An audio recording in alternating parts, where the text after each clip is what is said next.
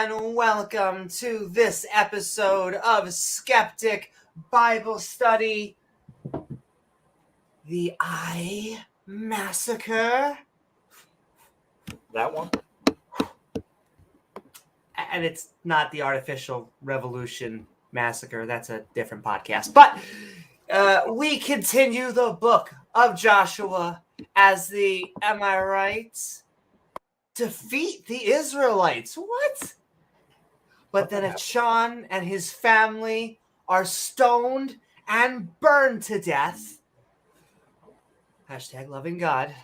But it's okay. We end on a happy note as God's chosen soldiers to commit the Ai Massacre.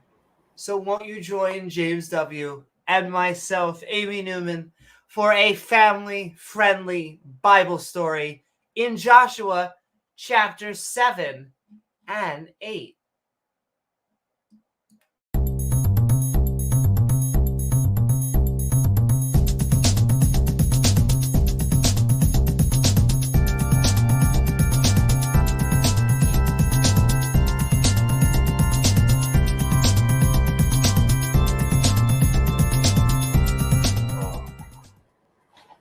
Well, you know, it's the kind of massacre you can bring the whole family to. It's one of those old-fashioned, just good, clean fun. Exactly. I like it to think that it's one that if you can't wash away the whole family, at least everyone is getting stoned and burned and possibly a sword through the chest. And so, you know, at least we got the Hollywood VFX going on. Oh, definitely, yeah. But please, if you don't mind, if you enjoy the show, don't forget to like, follow on Twitch, or subscribe, or YouTube from Gizmo, our producer. Exactly. We'll be very happy with this. Exactly. And I always point out he always looks happy when he's live. He definitely does. But we are also sending love out to you out there on the tubes, because when you hit that bell icon to all, it sends you reminders to see our premieres or join our live streams. Like, what is up? That's right, it does. Khaleesi, what is up? Woo, woo, woo. What is up? Ozzy Gold, Casey, Randy, and of course we have had our Atheist Challenger, which I am very happy, our Skeptic Challenger, Peebo, is in the studio, in chat, I should say, not in studio, but in chat, in that he has accepted the ultimated debate that we are going to be setting up. Bless him. That's right. So now we have both a Zelini and Mark debate about to happen. And we have a Peebo versus Ultimated debate going to happen, which means we are going to have many debate me bras coming forward. I see Big Bad Mama. See Peebo is out there. What is up? I've been Bad watching. Mama's been cranking out some content lately. I was about to say the same thing. It was always great to see live divorce papers on air that the Big Bad Mama caught. And I mean, there's no rift between them. Matt Pally just wants to go back home. I was going to say breakups are hard. You know, you're young. You think that he is going to treat you for the world. But then you find out secretly he, has Bible studies, off to the corner with other cute guys over here, and then you're like, James, what am I really doing in a cult-like complex which absorbs emotionally vulnerable people and then forces them into a servant-like labor, not unlike those seen in the Bible that we're about to be talking about? I don't know. Maybe Matt Powell's wife is getting jealous of Kent. Kent's getting all his time. I was going to say that might be. Yeah. It's hard being the third wheel, his wife. I know, and so I see that, and it breaks my heart. I almost didn't want to comment on it, but then we're gonna It push was forward. always going to happen. It was always going to happen. Well, we've seen this movie several times before. We know how it ends. We know what's going to happen. But exactly. Well, actually, I shouldn't say exactly. I say exactly to Ken. I will keep on saying it to Brett. Brett, you can. I hate to say it's not the winning side. There are no sides because, as people have pointed out, it's not about atheist or theist. It's more like, one did gravity experiments with his wives, and one doesn't. One gets science wrong pretty much all the time, like demonstrably so. And so, my call to anyone that wants to get absorbed into that brand of evangelicalism, because the more I was learning about Kent's, he believes that the moon meteors formed because of the Noah's flood event. All sorts of like. Do you think the moon formed because of that, or moon meteors? Because they think the craters on the moon are from the craters. That. Yeah, there you go. Thank you. I'm the sorry. Craters, because what I meant to say is the meteor impacts that would make craters. Thank you. Leo Feely called it the lunar bukkake theory. That is the word that the yes, Earth just exactly. shot all this shit out into space, and the moon just caught the broadside of it. It's dumb. That's why they were saying, they probably will find life on the moon, because a fish or a whale probably got in that water and got blasted up all that way. So how do I actually contact with Amy? Oh, and so I will say thank you, Peebo, for mentioning. All you need to do, we do have the Discord server in all of our descriptions down there, and we're going to keep on shilling it along with our channel members at the bottom. I'll say this, actually, because I do feel, I'll keep on saying it, maybe I am too naive, but like, it must suck to get flack from atheists and theists. It must suck to,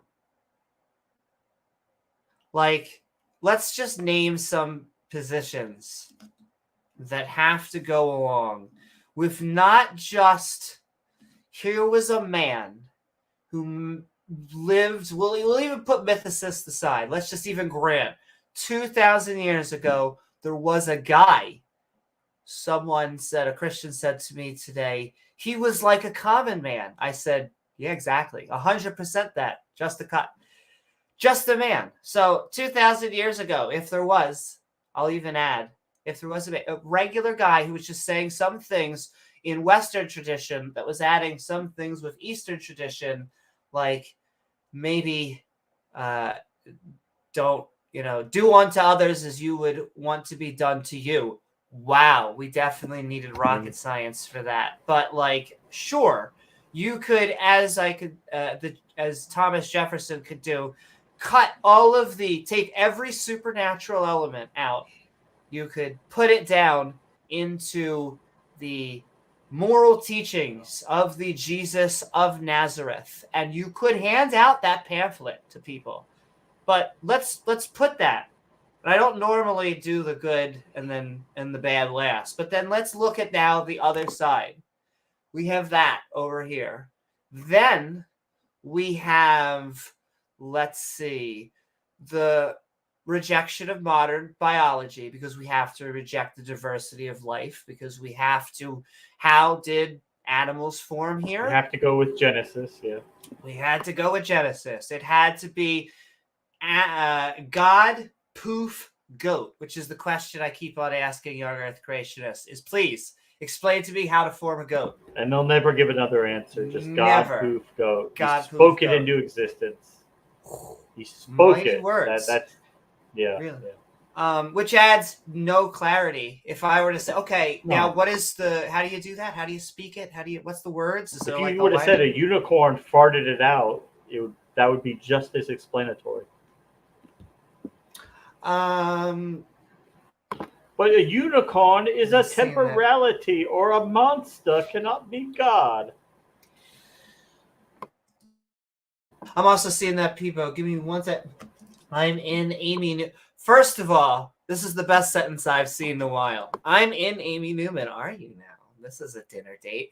But I can't post where or see anything. Well, it is the Skeptic and Ranting Discord. Though if you are in DMs, it should just be send IM. Maybe I have to accept the message. People's like, like they have changed the system to where you can't just, it's like you have to accept a message if it's not friend, but I'll accept you as friend. And what God and the poof goat. That's not biblical, Amy Newman.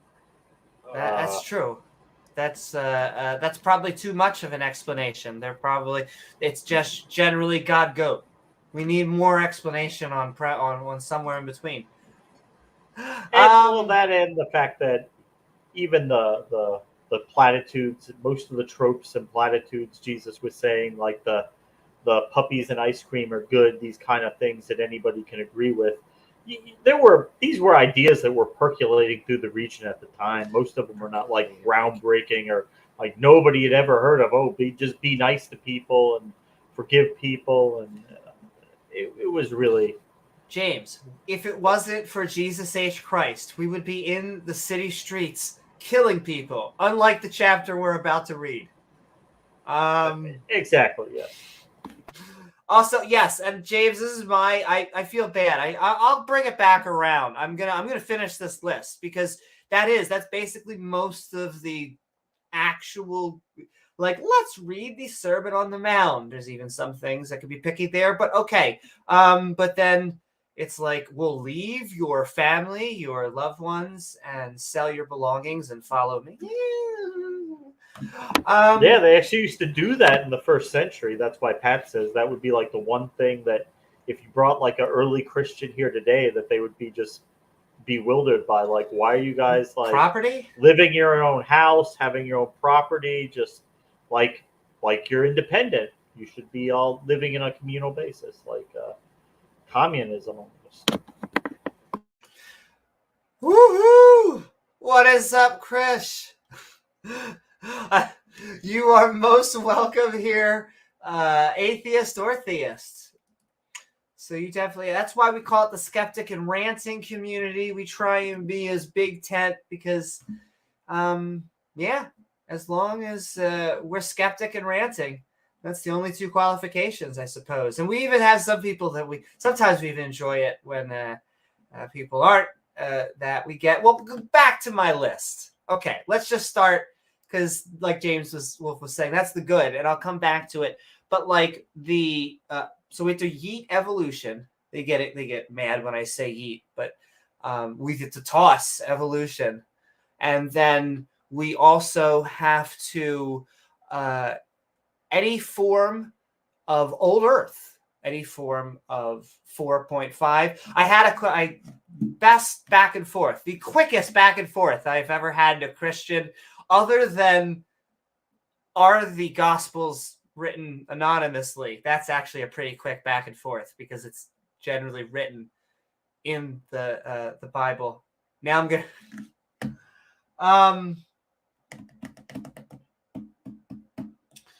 let me try and go. Oh, the age of the Earth. They're like, it's 6,000, and I'm like, that comes from, that's Bishop. And before I could even say Bishop Usher, they're like, no, it's not. It's biblical. Always been biblical. I'm like, great, let's get into it. Chapter, verse. It's like pause. Well, I mean, you have to extrapolate it, but it's a valid extrapolation if you take it to be absolute truth. But it doesn't quite say the date but. Well, here's how that works. What they did is they took one dude, and they're like, he was this old, and another dude, he was this old, and another dude here. But like, the Bible is very vague and oddly specific about some dudes. And so you have to like guesstimate. You're just pulling things out, and it's a little like, they hate this comparison, but it's exactly like doing like a Star Wars fanfic and just trying to work backwards. And so it is not biblical. Apparently, Usher thought he could get to it exactly, because he even got it to the time of day that the Earth was created. Well, I think it was a good example. Specifically at 9 a.m. You know, a lot of them will say the 5 days, the 6 days. Somehow a dude lived to 600, if not 900. And yet 969 was the oldest. Yeah. Whew. Methuselah. Okay. So old Earth, you have to take on all of these old age prophets, all of the horribleness that comes with them, not just the patriarchy, but like the horrible misogyny that comes with it. That's why they have to defend it, because they use that for the age. So they can't say it's a myth or it never happened, because they use that to date the Earth. So they've got to go with it and say it's valid. And almost no monogamy in all of this. Like almost none. Like there is occasional where they have the one wife, but it's lots and lots of well, the patriarchs were wealthy. They were taking multiple wives. They had lots of slaves, lots of wives. They were the aristocracy of the day. Woo-hoo. That is right. And also, what is up? Purple rhymes with orange. Tim, spooky bed hair. What is up? Mystique. What is up, everybody? If we haven't shouted them out, shout out to Mark Reid at youtube.com/MarkReidAtheism, who just hit the mark of the beast, 666. He actually crossed it in his stream. Satan got him over the bump. Stream? Yeah, yes, during the stream. But we now need to get him monetized. And so you should be heading over there, sending him love. I'm trying to think more shout outs that I can. There's a whole bunch. Purple Rhymes with Orange is another YouTube content creator. There's a whole bunch of fantastic people out there. Okay. Anyway, this is like a really... Oh, no, I never finished. I do. I want to finish this point. Let's build up. And it's normally... I really did want to have a shorter housekeeping, and yet I have to make this point because I have to make this point. If I give up on him, then fucking...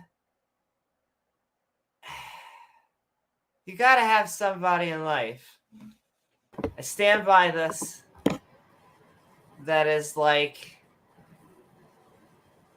And unless he gives me a real direct reason, I'll see this interview. I'll see this interview because I really don't forgive certain things because I hate to bounce around it. It's why we block Claire and PMARS and people. I'm not saying I'm blocking him, but what I tried to convey to to James is that James and I debate Kent Hovind, even though we think that he is not a very nice gentleman. And the reason we do that isn't because we support his message, but because we want to counter his message. And we think that he is an audience worthy of countering and worthy of debunking. And so if we ever give him airtime, an ounce of airtime, and if it is because for the express purpose of that, of trying to debunk, refuting him, to refute, and to reach out. And so I'm not blaming people who do content on popular apologists. That's our job. Like we do people that either or people that we think are just so out there that they're entertaining enough. But the point is that we're not trying to put them there to promote them. And so that is the giant difference. And I'm not saying who this person is. I'm not, because I don't know the outcome. Who knows? But I am saying that there are people worthy. It's not being of forgiveness. It's not saying of hate. We shouldn't hate. Hate is a poison that we is a poison that only kills the one who drinks it. Now I paraphrase that so horribly, but it's true. It was the only curse word that my mother would not let me say. She'd say, "You never hate people." And so, please, you don't have to the misogyny, the patriarchy, the absolute giants. They defend giants. They defend slavery. They defend. I'm trying to think of just all of this baggage. The genocides. Here's the horrific fact. Okay, Matt Powell and the Westbow Baptist Church, in my opinion, has the more Old Testament, at least accurate, however you want to phrase it, accurate representation of what the laws say. Right. Now, it's like in the Civil War, the slave owners were the ones who were being more true to what the Bible said. They had the better argument from a biblical standpoint. Indeed. Yes. Even though we're glad Civil War, that they lost. Yeah. Yes. Good guys were the people, in my opinion, fighting against slavery. The more biblically accurate people were the ones they pointed to their book that said, here's the laws. Take slaves from the nations around you. They're your property. You can inherit them. You can sell them. Okay. That's what it says. And once again, it's very clear. No homosexuality, no cross-dressing, no... it goes even into lesbianism. It targets all sorts of the LGBTQs in equal ways, and all of them almost end in horrible murder. In death, yeah. In death. And this is why they can't say that, oh, well, God didn't like slavery, but he just knew that the people were going to do it anyway, so he had to have rules for it, so they just weren't doing their own thing. I mean, to make it more humane, but, well, wait a minute, but God would have also known that there are going to be gay people. They are going to exist because he made human sexuality so that could happen. But he didn't say, well, I guess I should make rules for it. Whoopsie. So if they're going to do it anyway, no. He said, no, absolutely not. They shall surely be put to death. He gave no fucks. And so everything that James just said, but let's finish out the Old Testament, and I'll put my final note on the New Testament. As Christopher Hitchens, I think as Matt Dillahunty says, as many other atheists say, we could write a better 10 Commandments on a napkin. Don't rape. Don't own people as property. Is this really that hard? Oh, support your LGBTQ brothers and sisters. Look how easy this is. Look how much more of a moral system we're making. Wow. Oh, we can include the don't kill, don't steal. We took the two, the only ones that are actual laws. Yeah. There we go. And boom. I mean, you could say don't commit adultery. That's probably a good thing. Not that necessarily we want to be executing people for and it. That is why I framed it as the only one that's actual law. I mean, it's probably don't covet. I could take both ways. Right. I'm sorry, I didn't mean to cut you. But no, I agree with you. Yeah. It's there might be perhaps utility in some of them.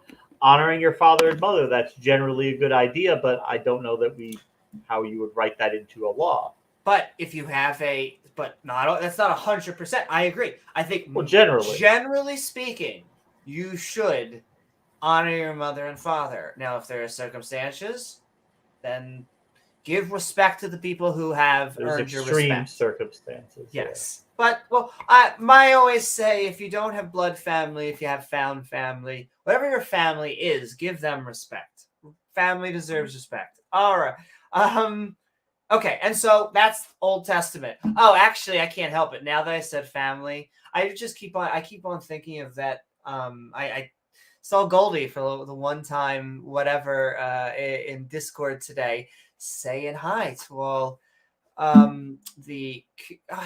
whatever the hell I would say conservative Christian, though he's not like it. It's so interesting how many flavors of conservative. Anyway, I'm gonna lose my point. Goldie in Discord. Yeah. You saw him in Discord. I'm trying to think that is it'll come back to me. Oh, family. Yeah. If you're not pro-family, if you are against other people's family, you are anti-family, or you're pro your family. That's how I slice that up. Because if you're pro-family, really just tribalism. Yes, you support. In my opinion, if you're pro-family, because I hate all these labels. I only use them to support the point, because sometimes I think you can get muddied down. But if you're truly pro-family, you're pro your family, you're pro other people's family, you're pro a healthy community. Yes, exactly. How small is your tribe type of thing. I like to think I have a big tribe. I like to think. That's why we keep on trying to throw out to skeptic and ranting. 2 things we all need to do more of in life: be skeptic and rant. But okay, so we've done the Old Testament, and I can't help it. I really do have to solidify this point to this person, because look how far away we are going away from the moral teachings of Jesus of Nazareth, of a single rabbi in the 1st century teaching maybe not to hurt your neighbor. Okay, so past giants and slavery and genocide. We are at and hating your neighbor. All of these different ways all the different ways to hate your neighbor. Child marriage, child marriage. Oh, exactly. How could we forget? James, you got to sell your daughter into slavery. You got to. She'll be a concubine. Has your daughter been raped? Oh, I know how you can get that value back. Let's set up a marriage. He knew how to use his foot the first time. Now he can break the wine glass with it. Mm-hmm. Mazel tov. Jesus H. Anyway, she's 13. He's 50. Whatever. It's not her choice. So we're not asking her what she thinks about it. We're getting paid. Another Christian walked into just a walking joke the other day. They were just like, "Do you know how unlikely it is for a frigging 30 to something year old man to be married and not have sex with his wife?" And I was just like, Joseph has entered chat. Well, sure. Okay. I mean, the idea is you shouldn't have prepubescent children as your wives. Maybe that's the moral of that story. Yes. Well, it always comes up when they criticize Aisha, which we should criticize for Aisha, but it's always like them it's always like the Muslim person going, it was 9 to 11, and they go, that's preposterous. It was like 12 to 16, and then the Christians go CCC, and we go, no, Mary was 12, and they go, no, Mary wasn't 12. She was actually 12 to 16. And I'm like, wow, where have I heard that apologetic from? Yeah. I guess still, though, certain states, a little iffy for the prophetess or the mother of. I don't think there's any states that they used to have some states that low as 12. I don't think it. Oh no, I was going 16. Below both 16 of them. Now. Oh no. If you go if you take the actual age that most scholars would, I think, agree with, which is 9 and 12, no states. Both of these Abrahamic religions try to sell it. They not try consistent with modern. They look for they're like, hey, do you notice that like on Bible or Quran.com, it says that it actually could have been. Here's like 20 different sources, and 3 of them say she could have been 16. Oh, that's funny. What are like the other? Like, what's the other sources? They're like, why even look at the other sources? They're silly, totally silly. Really? It says EDU at the end. They're EDU silly. Did specifically say she lost a doll in the desert or something? They had to go look for it, right? Like it did. It says like a little girl's doll, not like something I guess most teenagers would do, but yeah, something like an 8 or 9-year-old little girl would probably carry around. And once again, Joseph was an incel. He was an involuntary celibate married man. Though now that I say it, that doesn't make. Well, I mean, Joseph was probably. Well, I mean, I guess he could have been any age because they would marry 13, 12, 13 to any age. Well, but I guess according to the story, he probably would have been 14, 15. They were marrying off children all the time back then, don't you? Hey, know? I mean, it's like an auction. Whoever's got the most money. Hey. Okay. I think that clears. You got to get the most Testament. for this. Can't get the most for them, you know. Let's take the literal version of Jesus. The literal version, which is, you say it best, James. He sacrificed himself to act as a loophole to get around rules that he himself created. That's a paraphrasation of Matt Dillahunty's argument, yeah. But, yeah. Doesn't it make so much sense? Because this God, system did you think of? He made the rule that if any human committed a sin, that they would all have to go to hell forever.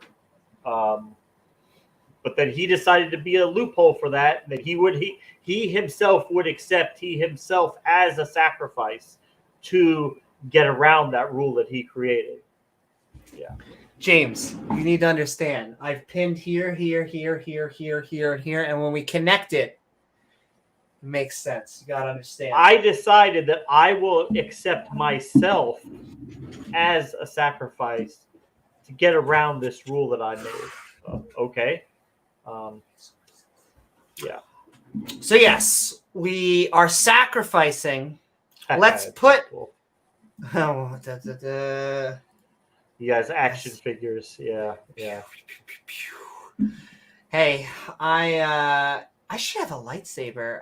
But I do have my Star Wars poster. That is, I need to hang up. Hold on. See now, just because you show that. Oh boy. The one with J.J. Abrams locked in a basement somewhere until the new movies are all done with.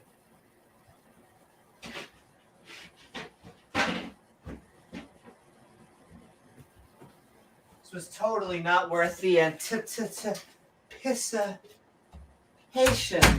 However, I just like this. Yeah, baby. Because wood. Gotta respect the wood, baby. All about the wood, huh?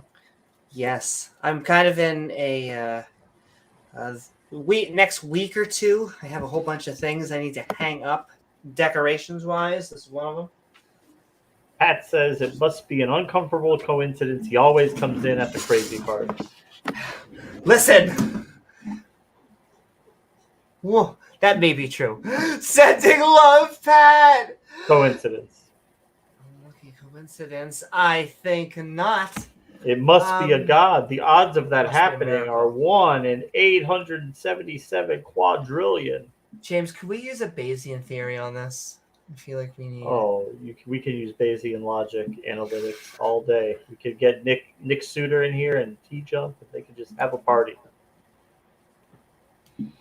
I love the original Star Wars for probably the reason why sometimes they think it's childish, and that I like the practical effects. I like the puppeteer work.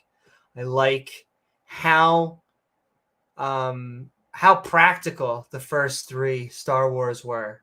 I am being a stereotypical. I like actually all of them. I'm okay with all of them. It's just because of my background in visual effects, I like practical effects. That's why all of this is not a green screen. Like, I'm like, no, everything here is real. I can touch it. I can feel it. That's what he or she said. You feel it? Where is the love? Sending so much love, Krish. Doom, doom, doom, doom. And I love Oreo ice cream. I could literally, I feel like I could pop out like so much props for weird reasons now because I have an Oreo ice cream somewhere. Yes, I love stop motion animation. I love the easy fangirl because you can see I have a lip piercing and a nose piercing, and so I actually had to sign. Emo. Well, I had to sign a contract that I have to like The Nightmare Before Christmas. I don't know why, but you just had to do it, and so, what's this? Like Edward Scissorhands. What's this? Dun, dun, dun, dun, dun, dun, dun. Well, I do love Johnny Depp. That's right. I am. Yes. Well, I will say that is the only thing that is CGI generated is myself. That is true. I am actually a chipmunk. Shape-shifting lizard. A shape-shifting shape. Yeah. Yes. Yeah. You could see she partially shifts sometimes during the stream. Same voice, but CGI. That's right. I am a maker. You know what I've thought about very randomly, which I don't. I've thought about having like an impromptu debate you streams where I do like 3D modeling. Like I see people play games, and like I have a really weird mentality where I believe, and this is not just me. I think I could demonstrate it, and so I want to do it. But I think that not any 2D. Any non-living object is easy to build in a 3D workspace. So I want to just have streams where I'll just like 3D model whatever you want as long as it's not living. I could make living things. Yes, it's all making sense. I have the attention span of a chipmunk, so that also like just numerous lines of evidence lining up. And sending love. The Christ dude was over on Tang Street. Sending love to another brother from another mother. Sending love not only to Mark Reid Atheism, not only to AJ and Peter and Randolph, but Oz. We should be sending love to Oz and Jenna, the fantastic Tang Gang. We at youtube.com/The Atheist Network Group. They are trying to make hashtag the world a better place by normalizing atheism. Now I'm just sending love to Pasta. Send love to the entire atheist community. We love you. We love them all. Send love to P-Town out there. I've been seeing him make rounds. I feel like he's been having some good interactions. I still, I'm biased. I think that the points that the atheists have been making towards him have been good, if you know him. But it always takes thick skin to go into the lion's den. Speaking of the lion's den, and this person I guess I'm doing this message for, I guess I should say it by name if you're going to be brave enough. I always joke I don't like passive-aggressive. I'm aggressive-aggressive. I've always been that way. That's why I view myself as the cuddly version of politically incorrectness. Because you'll know if I try and hold back, my body language just betrays me. So Brett Keane. Just give it to him, yeah. Brett Keane, please. I am giving you this list. I want to continue to be your friend. I know you say go on your stream. I've had a little bit of a trouble going on apologist and Dawa channels because I always feel the need to suddenly be recording it because I feel like I have a responsibility to the audience. But then sometimes I get people that are like, oh my God, you got to record everything. Can't I just have a freaking conversation with you? And so, yeah, I guess I got to parse that out.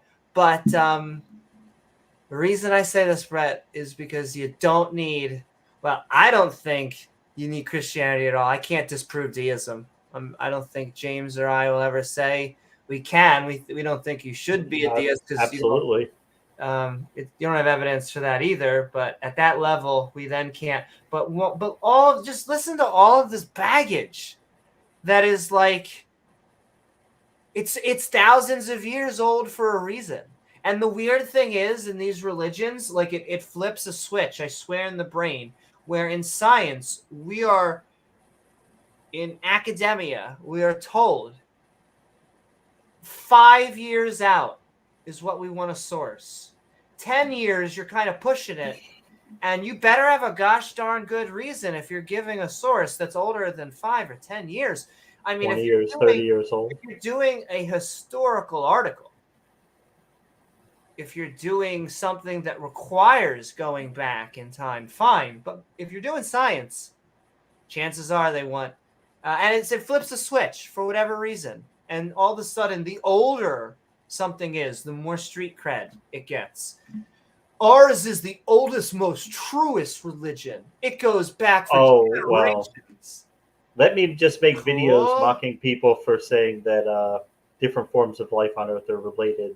And me, who doesn't have a degree in biology, doesn't really know anything about evolution, let me just hand wave it all away because I don't understand it.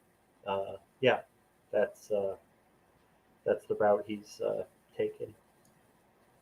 Also, what is up? Christ brings a sword. I get a feeling I know what religion Amy brings you a are. sword too. That's right, I do. It's right down here.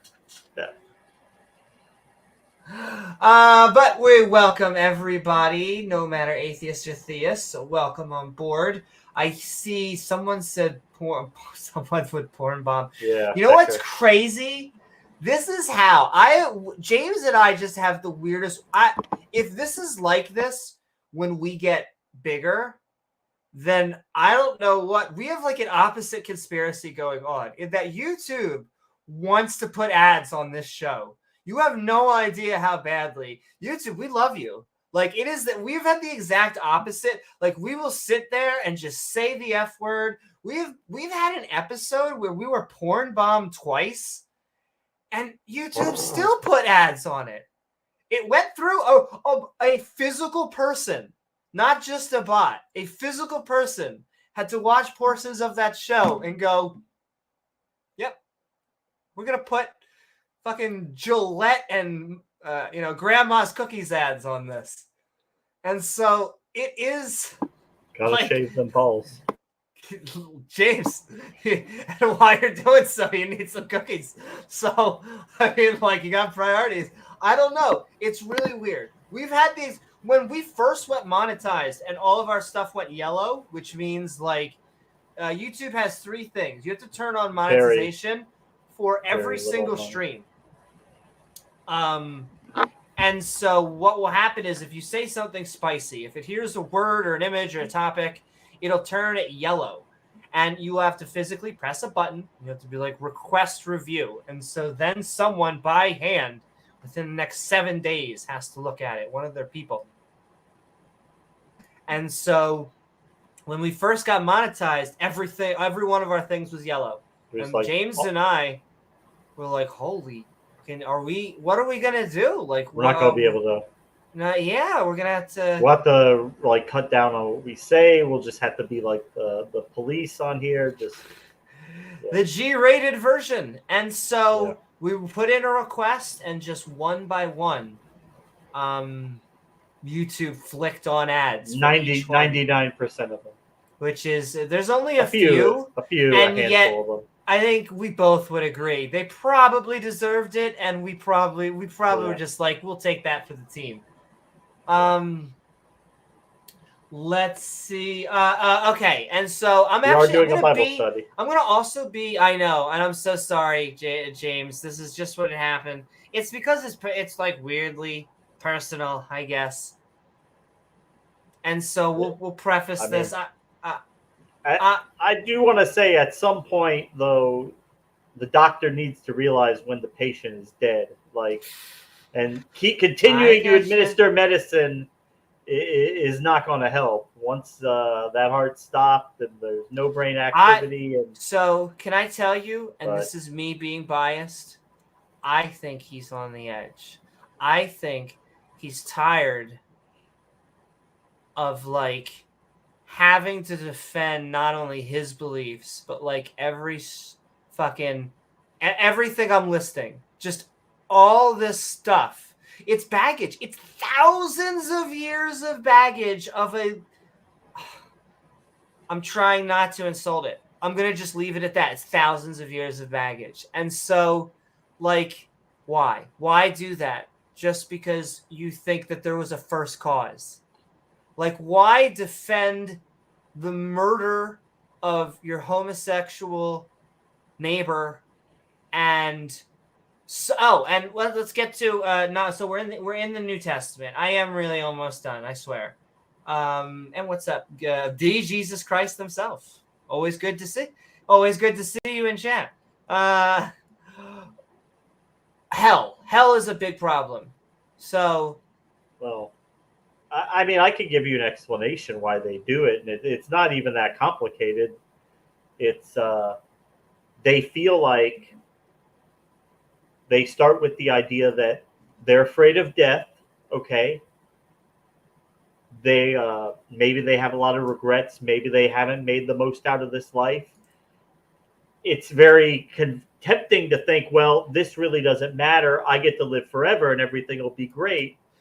But they kind of feel like in order for that idea, that fantasy, that delusion that they have to be realistic, they kind of just have to accept all that baggage, because it's kind of like if they just wave all that away and just take the little parts that they like, I think they would feel that's like cognitive dissonance. Well, I mean, how can I just, jettison 80% of it and just go with the one that I like because I want to pretend I don't have to die and that all my mistakes won't matter and I get to live forever and be happy. They feel like they're kind of just stuck with it. And if that's what they have to do, okay, if that's what I have to do to live forever, so I can live forever, billions of people have to burn forever in hell. People burning in hell. Billions of people, that's okay. They'll deal with it. Because, hey, at least it's not them burning, it's somebody else. And they had it coming anyway, and they had their chance, and I tried to warn them. They had it coming. They really only had Yahweh left to blame. Yeah. So, and that's actually parceled out in a few things. So there's the hell. There is the burning someone forever for a finite crime. And so we are now punishing someone. Best case scenario, you're burning the mustache German-speaking dictators of the world.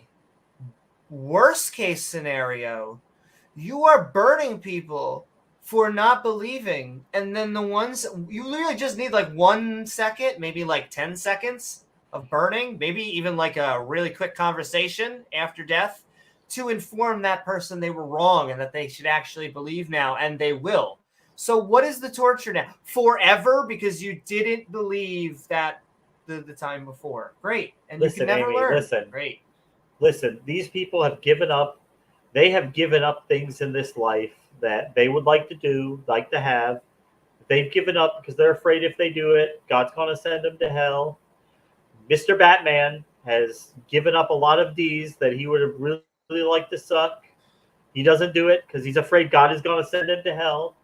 The last thing he wants is for somebody to go through life just being who they are, being happy, and then, after they die, then they know, and then it's okay. They get in. He's like, no, you on your way to hell. So speaking of giant dicks, Like, I know that there's no 100% genetic underpinning of why people are gay. It seems to be a mixture of both genetic and Most likely. environmental factors. However, it just happens to be that Mr. Batman has a gay son who he does not accept, who he has thrown out, who Does he he believes now? is going to hell. He does. He has a gay son. And it just so happens. Where did you hear that? Where did you hear? I've never heard that before. On just I've been listening to, for whatever reason, recently a few of Mr. Batman streams. Like his, it might have been in Tom Rabbit's Batman is the world's greatest detective video, his syllogism video, which is a meme argument that completely destroyed his foundational beliefs. Shout out to Tom Rabbit. What was it, the trans girl who killed herself, and then even after their parents refused to gender her as she, they kept referring to her as their son, and he this, he that, and after she committed suicide, basically because they wouldn't affirm her, they wouldn't allow her to be who she wanted to be, and because of religion, they thought that it's wrong to do that. God made you a boy, you're going to be a boy. So you should just suck it up and hate your life. If you don't like it, whatever. And they'll tell you that pick up your own cross. That's what Jesus said. If there's things that pick up your own cross and you got to bear your burden. If you know that's the hand you're dealt, deal with it. Also, I'm pretty sure this, if you would like to know what the syllogism goes, and I'm paraphrasing it, but this is it. God equals the square root of 1. What is up? It is premise number 1. Batman is the world's greatest detective. Premise number 2. In this specific episode, comic, Batman declares that he is in fact an atheist. Conclusion: Batman, the world's greatest detective, has concluded that there is no God.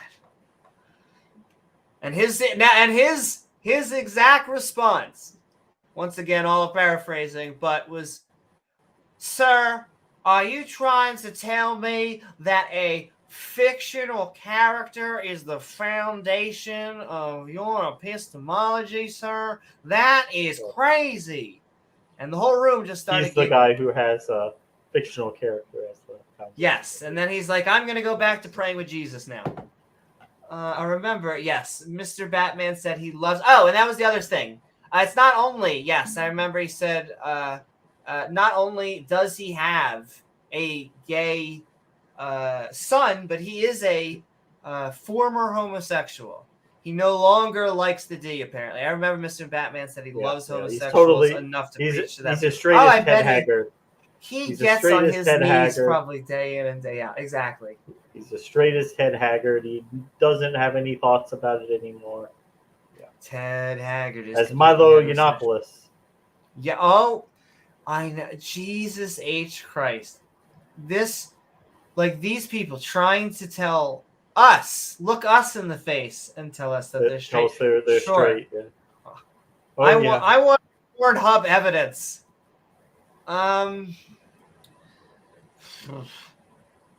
Very specifically of Milo Yiannopoulos and when he's looking up on Pornhub. Yeah. No, actually, I would not like probably what any of these guys in the closet are looking up. I would rather just see. Yes, I would. Batman. Mr. Batman is a furry. Yeah, yes, maybe. Batman is an atheist. Mr. Batman, his father, apparently is not. He's just in the closet. So okay, let's finish. That Batman showed up in chat. There we go. Batman, exactly. Batman, however, is an atheist.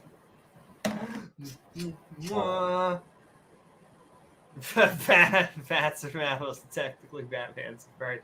Yo, I love. That's also my other new talking point. I feel like I don't have any gotchas. All of the things I point out are only gotchas because they're like I'm pulling from like middle school biology class. Like, hey kids, did you know we're all mammals? And they're like, of course we're mammals. Okay, why aren't we all apes? Yeah, we're not disgusting apes. You're calling me or worse, you're calling me a monkey?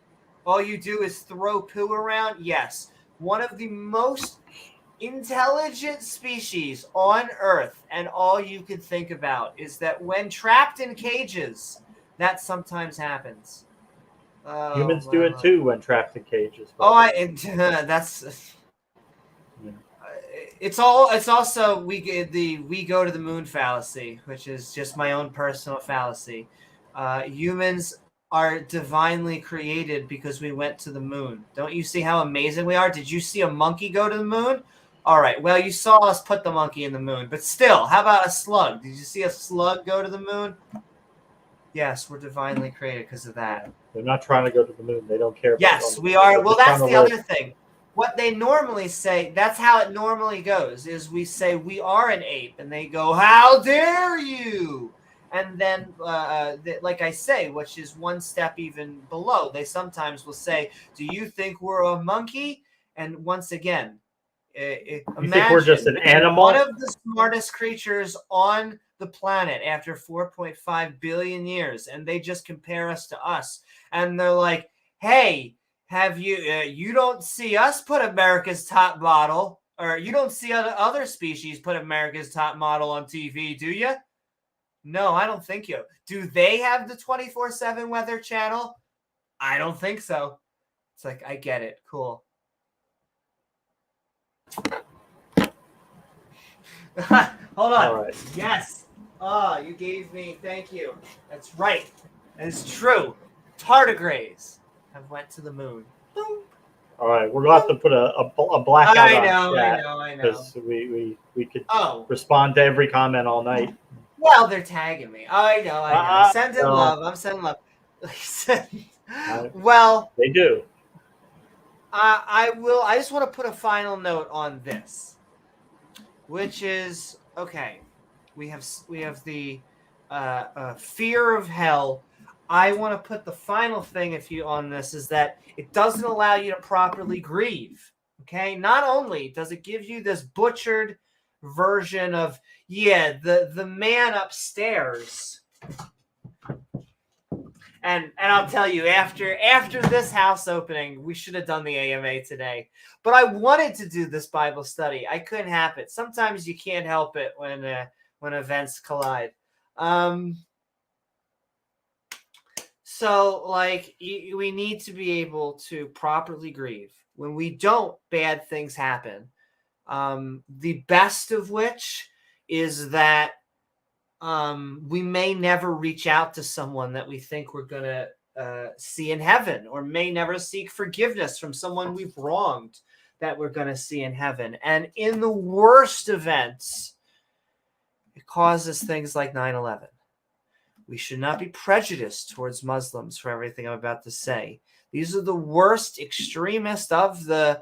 They are the hyper literalists. Good. Not only the hyper literalists, but Osama bin Laden wanted to send a message, and so the worst actually about it isn't that Osama bin Laden was an evil person. It had nothing. He had nothing to do with religion, but the leaders know what's going on. I never let those mothers off the hook.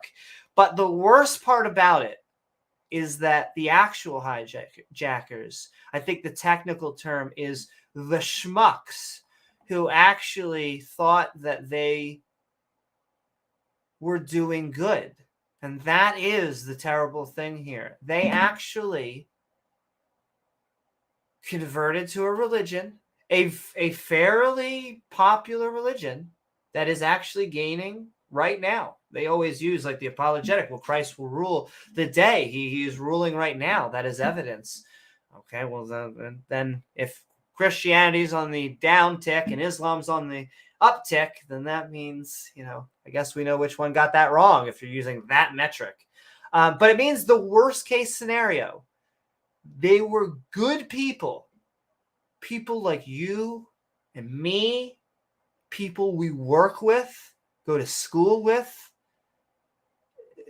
make bake sales with, decided that the best thing that they could do was get on a plane, take everyone hostage, kill themselves along with all of this, have no chance of any, there was no negotiation. That's what was also surprising in this event. I think most of the world was just used to hostage situations where they wanted something. They make demands, yeah. But what can you negotiate with? You're negotiating with God. What do you possibly have to offer them? Nothing. And so that is really like the worst case scenario, but it does happen. And so these good people not only threw a plane, not only did they kill everyone with them, but they killed thousands of people, just regular people, Jews, Christians, Muslims, non-believers, indiscriminatory, moms, dads, children's brothers, sisters. And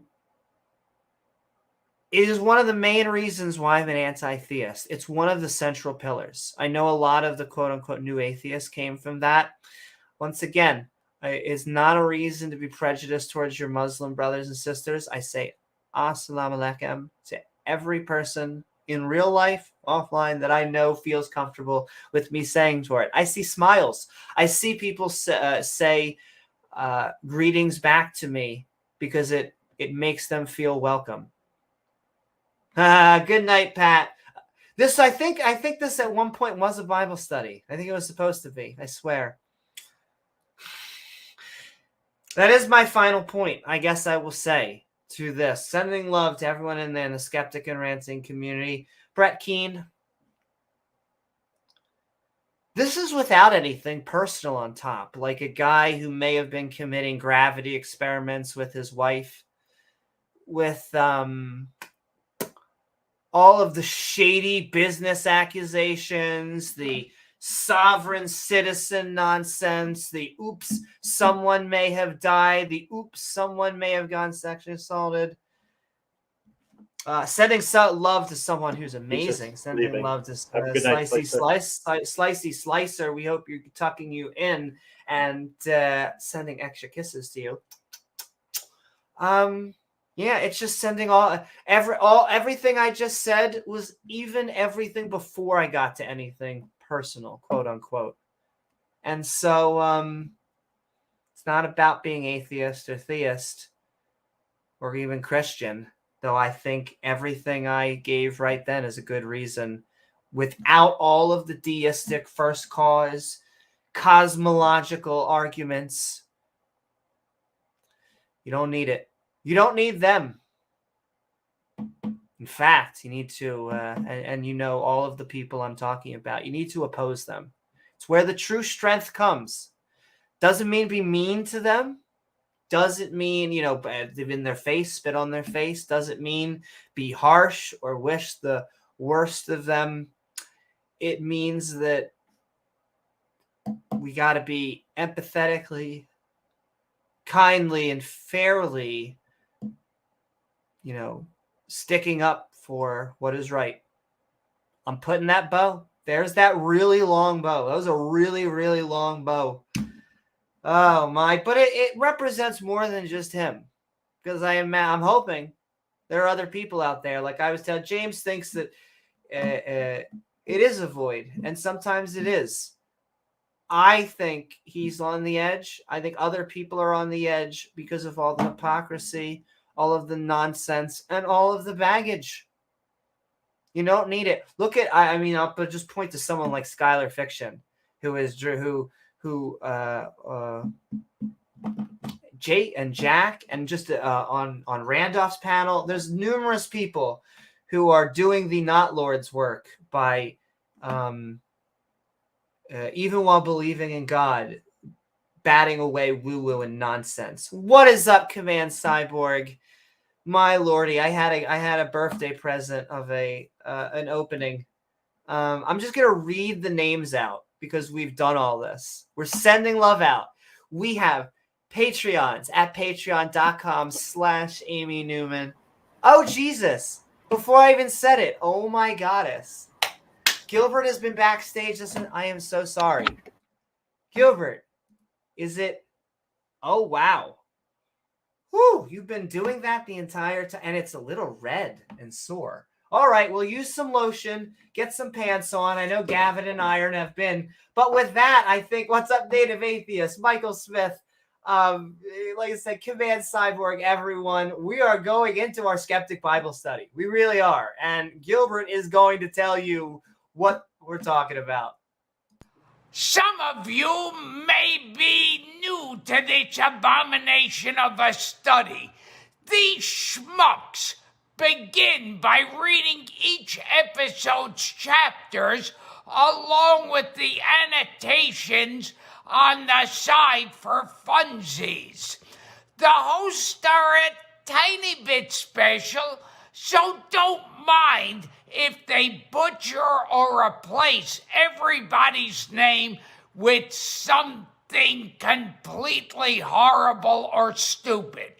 However, the gibberish that spews forth from their face holes will still be an attempt at reading this book from cover to cover, which I'm sure has tons of wisdom or an insight on whether we can or cannot put things up our butt. If you have time to waste screaming internet memes at random strangers, then join the Discord. Or scream at them personally at your YouTube, Facebook, and Twitch streams. Finally, don't forget to support these idiots doing more lame shenanigans at Amy Newman's Patreon page. All right, schmucks, back to you. Woo! Thank you so very much, Gilbert. Sorry about the long wait, but I hope you are settling in nicely for your night in hell. I feel like it's just a lovely time near the Lake of the Damned. And so thank you so very much. You can find our Patreon at patreon.com/Amy Newman, which helps us make even more fun content, as well as our evolving badge system right at the below. Take a drink.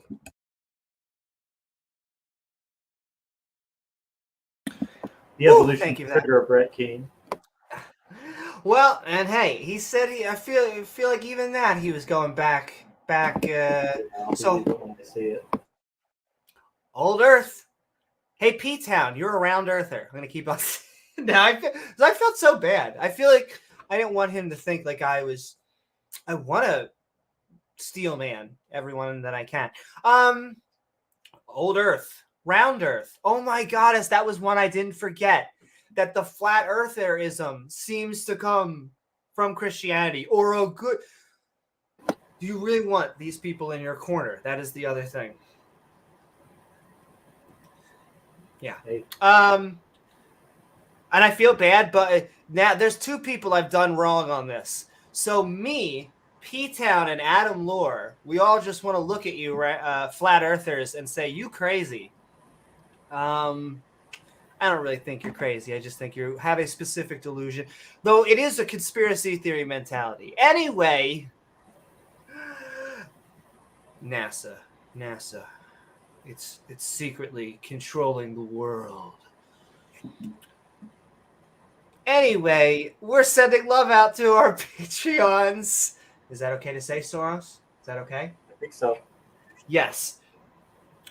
Or channel members, super chatters, sending love support out to Chris Disciple, From the Skeptic and Ranting community, sending love to Dale Pastel. We're looking for a little bit of empirical evidence. Sending love to James Wolfe, because we howl at the moon on these late night podcasts. Sending love to Rachel Holland, because, well, we only do the slavery with the pink fuzzy cuffs, not like the taking people from around the nations.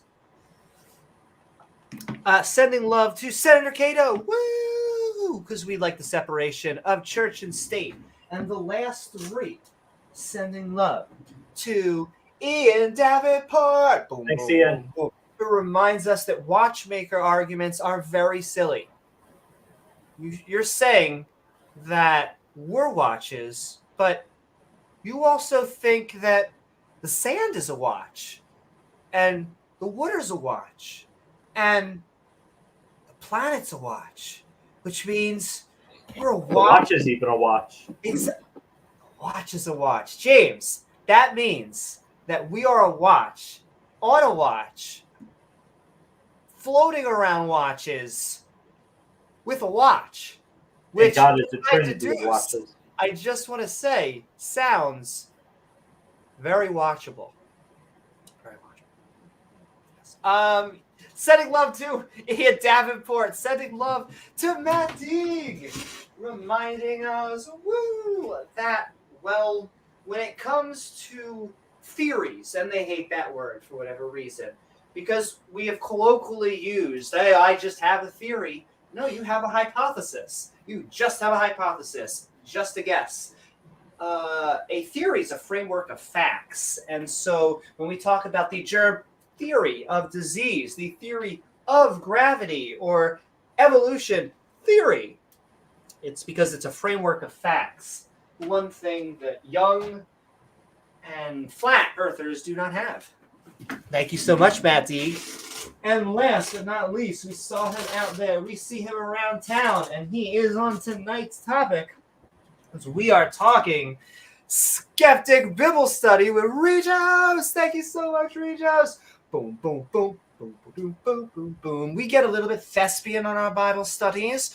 Do you mind if you pass the coffee and then slaughter an entire town? Huh? Yes. And God said to do it, so hey. Exactly. They had it coming. Yes, thank you so much, Regos. With that, we're going back to back, because during our Skeptic Bible Study, we try to greet everyone on screen. However, we're looking to pour some water on this dry text. Water. Some water. So if you want your specific thoughts, questions, or one-liners read out loud, it does help.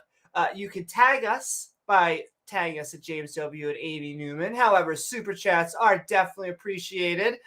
And after the chapters are done, we'll be switching into the open mic, so you can tell us face-to-face about the wisdom that might have been subsumed.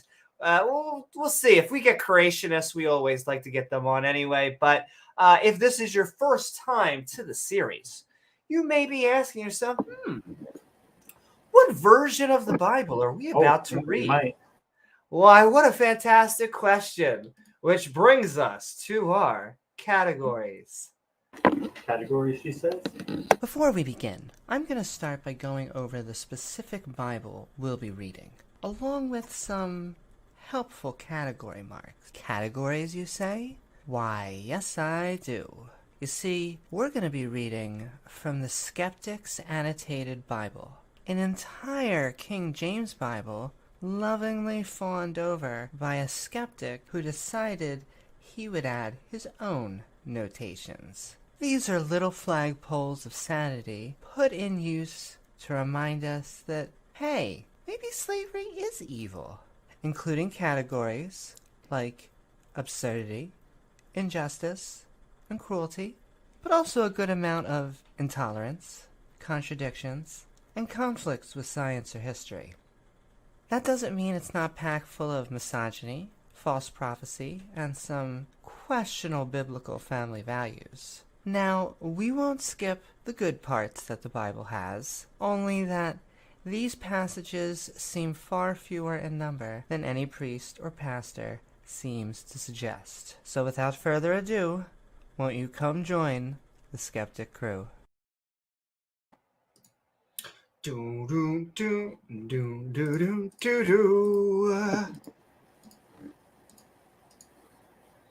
With that, welcome everybody to this episode of our Skeptic Bible Study. On the previous episode, the Jericho Massacre. Like I was saying to James, 2 massacres back to back. I mean, who doesn't say the Bible doesn't love the hits? I know, right?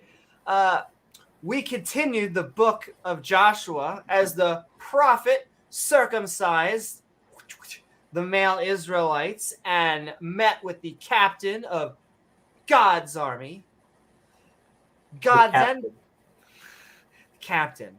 One and only. He was a sea captain. He had a little pipe. He then planned to accomplish the massacre of the people of Jericho for a morally objective genocide in Joshua chapters 5 and 6. In this episode, the Ai Massacre. I'm sorry, it's the I because it's not technically computers. That's definitely the Terminator. We continue the book of Joshua as the... Am I right? Huh? Anybody? No? Defeat the Israelites. Mishmalites. Achan and his family are stoned. Oh my. And then burnt to death. Oh, but don't worry. We're going to end on a happy note. Exactly. Just because he's hashtag the loving God.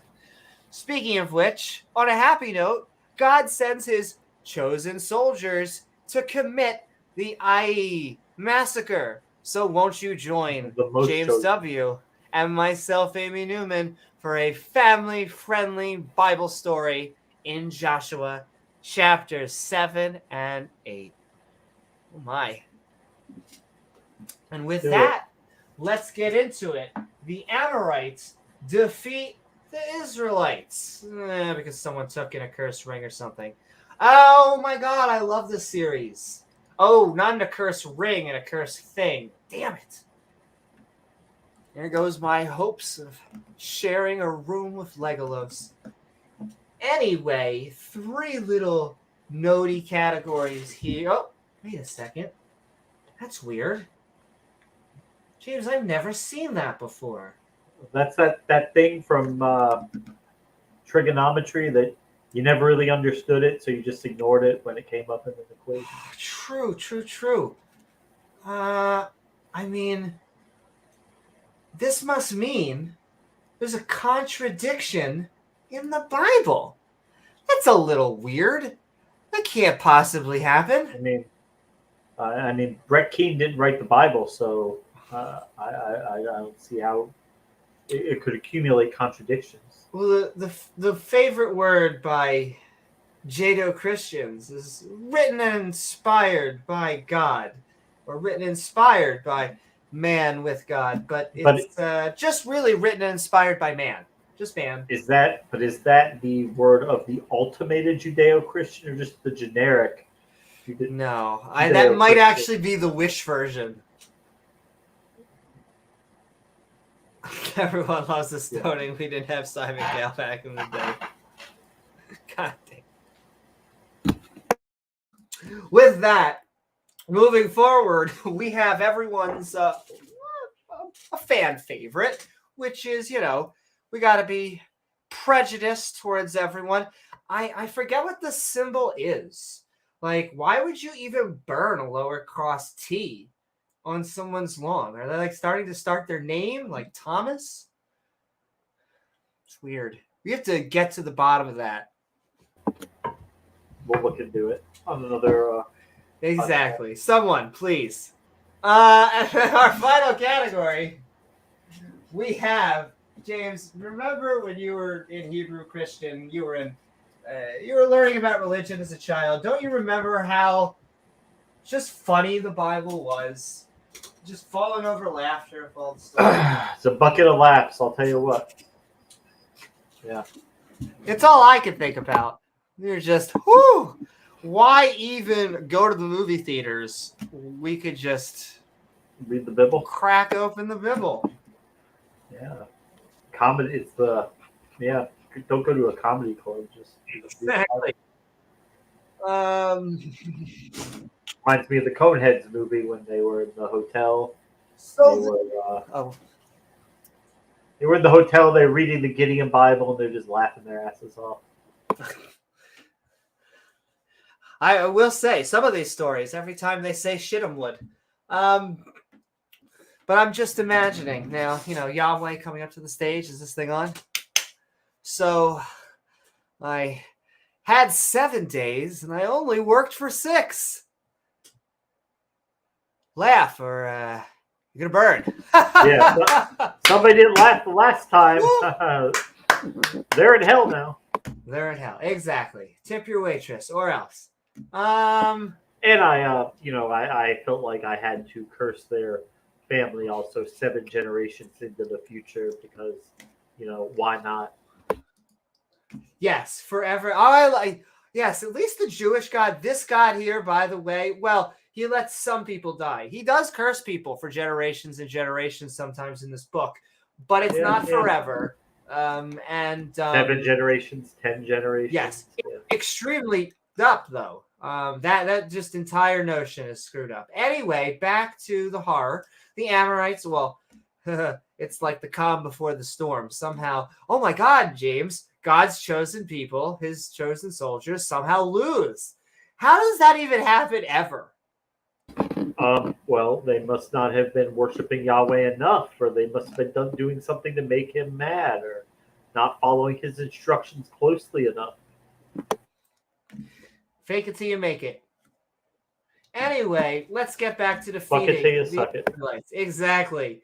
But the children of the corn, spooky, of Israel Shishmael committed a trespass right into my butthole. Wait, no, into the accursed thing. All right. Do you know what a MacGuffin is? A MacGuffin in film I have an idea. is an object that the character just goes for, and it's mainly a plot device.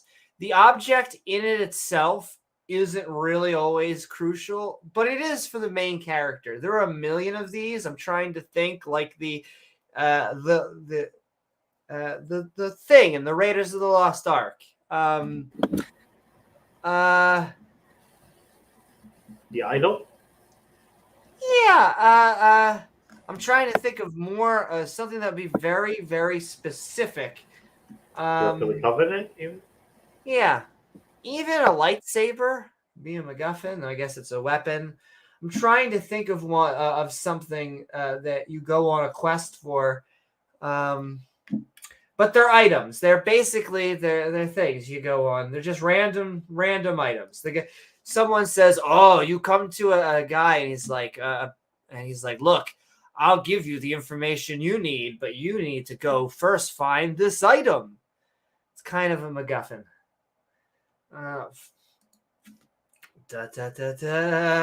See, now I have to. That is not even. We're gonna. No. Hold on. Holding on. You hear me typing. That is really the best. I hate to talk MacGuffin. I can't spell. That's all this is proving. MacGuffin. Here we go. In fiction, a MacGuffin is an object, device, or event that is necessary to the plot and the motivation of the characters, but is insignificant, unimportant, or irrelevant in itself. Oh, I was going to the stones in the Infinity Stones in Marvel is one. The term was originated from Angus Geffel for a film adopted by Alfred Hitchcock. Thank you, Watchy, telling me to breathe. That is amazing. Hold on. Am I doing it? Am I alive?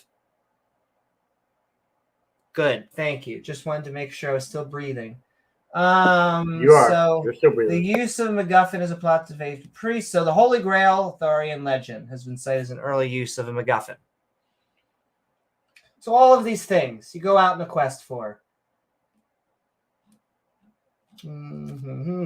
George Lucas.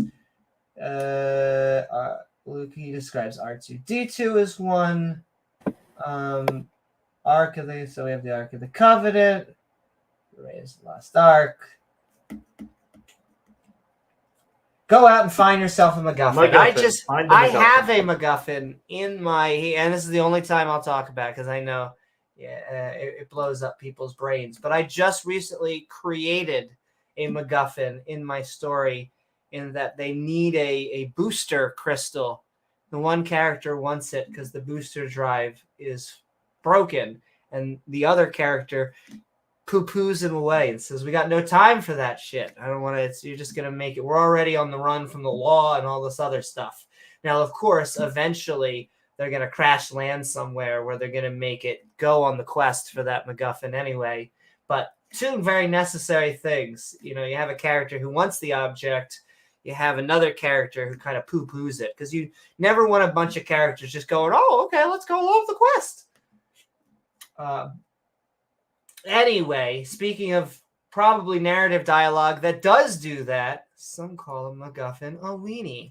Oh, I call that what Iron Horse and Gavin are working downstairs on the girl deck. What are we talking about? No. The children of the corn of Israel.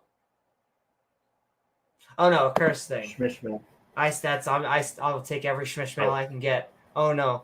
For a 4chan. Oh no, they were on 4chan? No, we know what the accursed thing was now.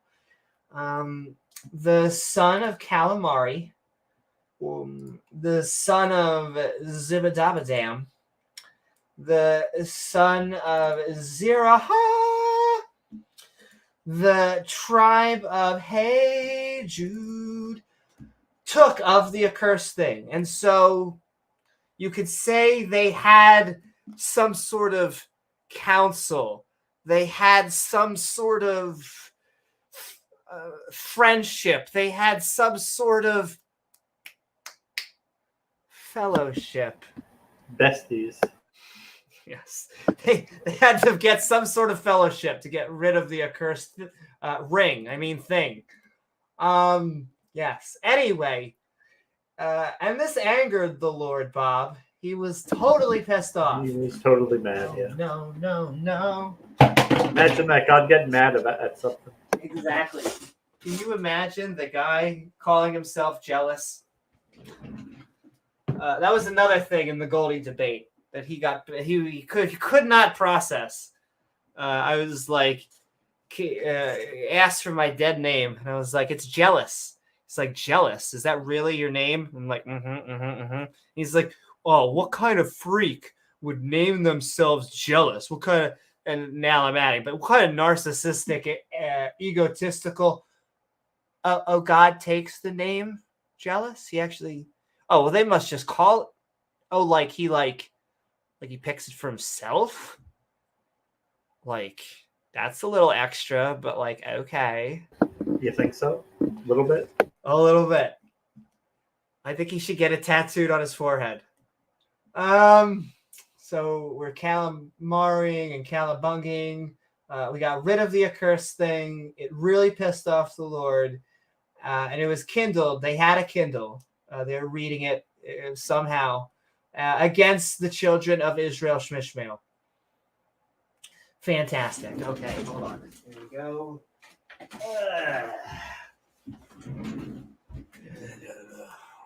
Okay, fantastic. Oh, wow. That's weird. It's just a bunch of, like, angry hate emojis from God. Well, that can't be good.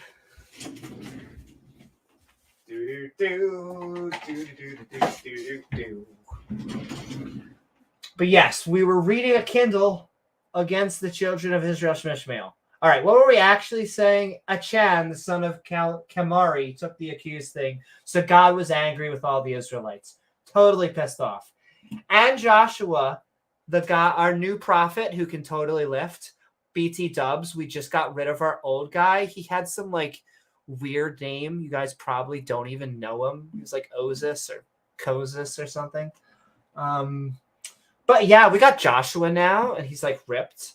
He sent men from the game Jericho to Ai.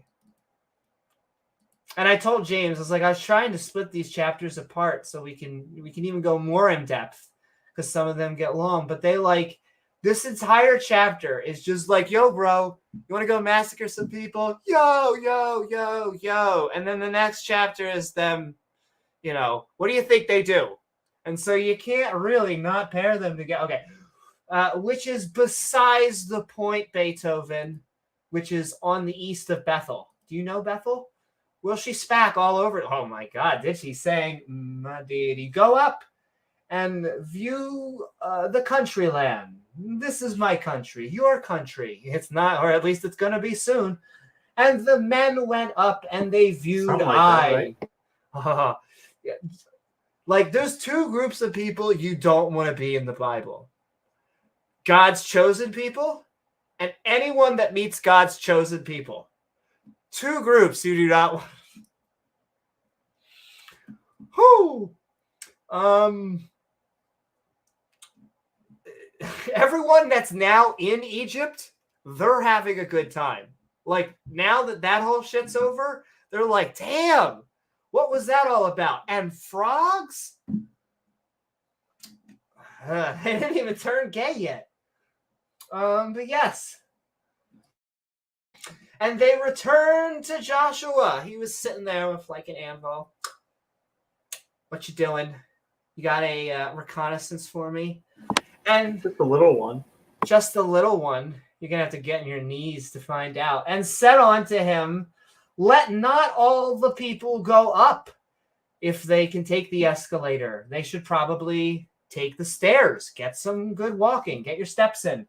But let 2 or 3, oh my, okay, just building an army, But let about 2 or 3,000 men go up to, if you could smite this random group of people here, that would be like cool, if you don't mind.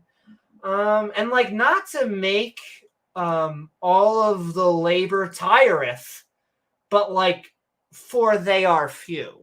You know what I mean? So when the men returned, they said to Joshua, you don't need to send all of the soldiers to Ai.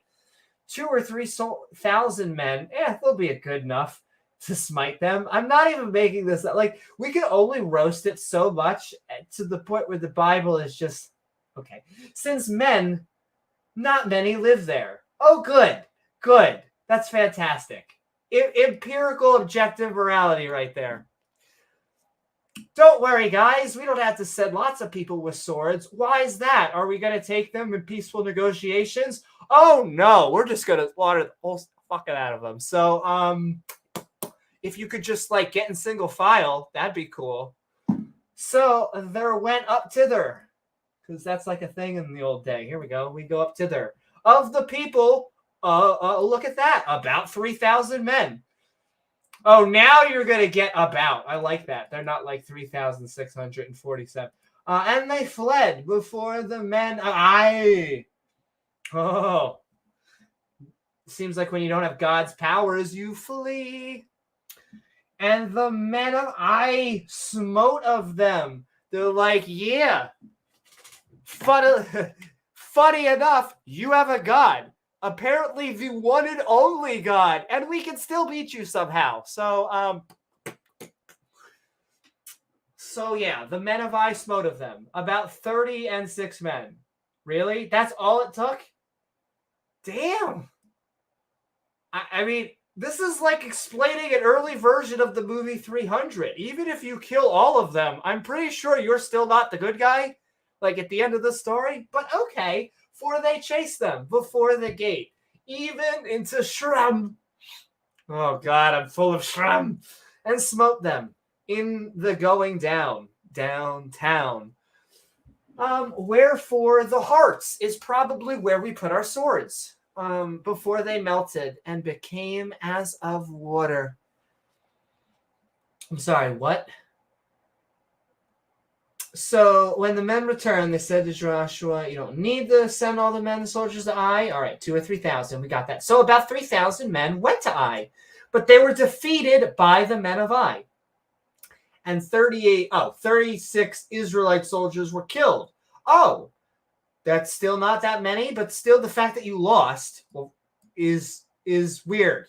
You still got repelled by just normal people. Just Bob, Joe, and probably Sarah with her potatoes over there. These melted the hearts of the Israelites.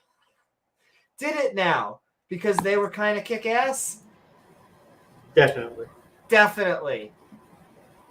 And Joshua, who once again, hold on.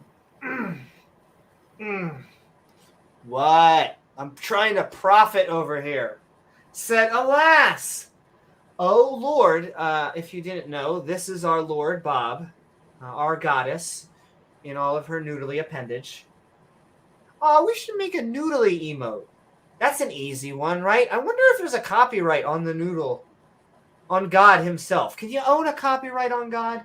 "Wherefore hast thou all brought these people over the Jordan Peterson River?" And he was like, "Clean your room," to deliver us into the hand. And argued over truth for 2 hours. But we forgive you. It's okay. "Amorites." Yeah. "To destroy us." Oh, will you destroy us, Daddy? Or should I say Dada? "Would do God." God damn it. "Said we had content. We deliver the best content. Only the best. And we dwelt on the other side of the Jordan Peterson River wearing our Michael Jordans." Indeed. The sparkly ones, right? Yes. Yo, this has nothing to do with Michael Jordan. Can I just have I have to spoil this movie. It's not a great movie, but the only point about this movie is to spoil it, okay? Which is the movie. They made a remake of the movie House Party. Okay, so if you don't want to spoil for the House Party movie, I guess but there is a point, okay?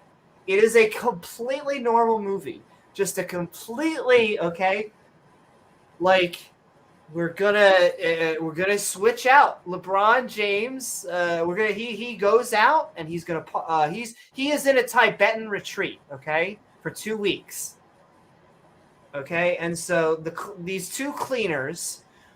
One guy who is it's the classic one guy kind of like is on the edge of having like all his shit together. He's about to make it and break it into bigger things. But then his friend, who's kind of like loose and very like open-minded, is kind of like he's holding him back. But at the same time, he's a cool guy and he's always got his back. And so they're going to throw the party in LeBron James's house, okay? Okay, and for the vast majority of the movie, it's just funny hijinks about them throwing a party in a rich person's house. Okay, are you ready for this spoiler? Because you're not ready. You could not guess this if I gave you money. If I held like people that you and I care hostage. You could not guess what is about to come out of my mouth, okay? Are you ready? So, and actually, I have to.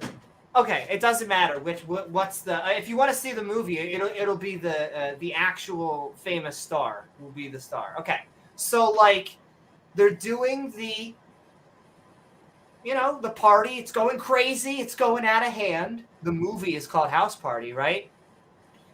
LeBron is out. He has a virtual hologram of himself, complimenting himself and all these types of things. They're doing hijinks in like a big suit because he's so tall. And, but then these group of villains, these guys decide they're going to steal his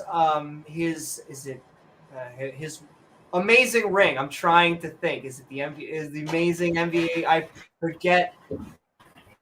Whatever ring it is, it's this amazing ring that they give you if you win whatever the hell it is. And so the championship. I'm trying to help you. Yeah. The championship ring. Thank you. Yeah. And so you would think after these clowns, these guys, they're like low convict kind of guys. They're like, we're going to steal this ring and we're going to have it. And they break in and they go out. The rest of the movie is going to be them going to go track down the ring, right? Definitely. That'd be the most logical conclusion, right? Oh, now, yeah. I have to, and you're going to hear me type. Because I have to know this person's name. Kid Cudi. His name is Kid Cudi. Kid Cudi, who is just a flamboyant, singer from, the 90s. Sounds like Kurt Cobain. Yes, he is. I'm trying. Kid Cudi is this gentleman right here.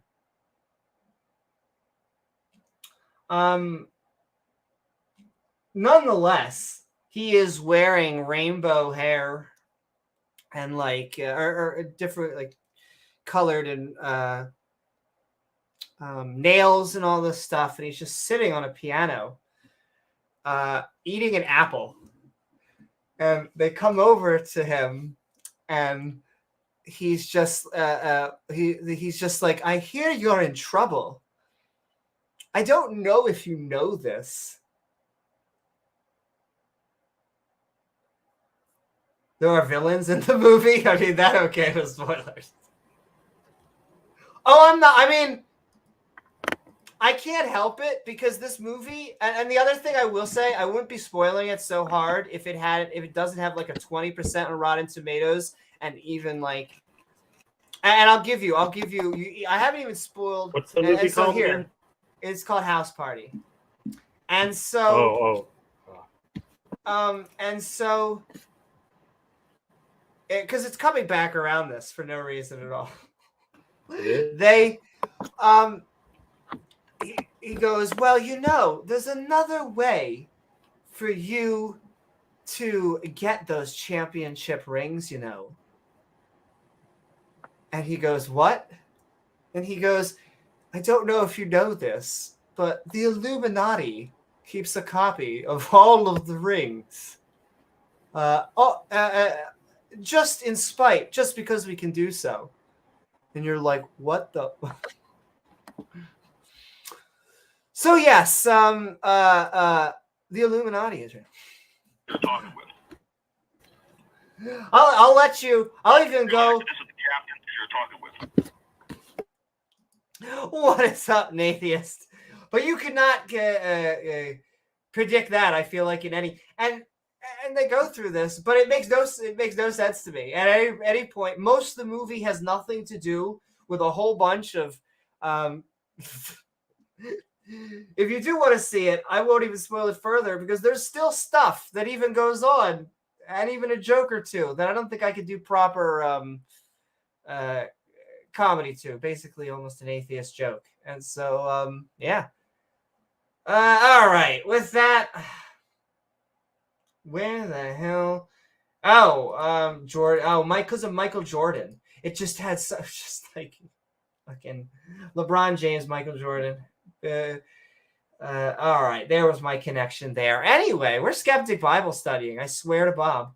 And we're going right back into Joshua chapter 7. We're setting up for a massacre, which is kind of weird.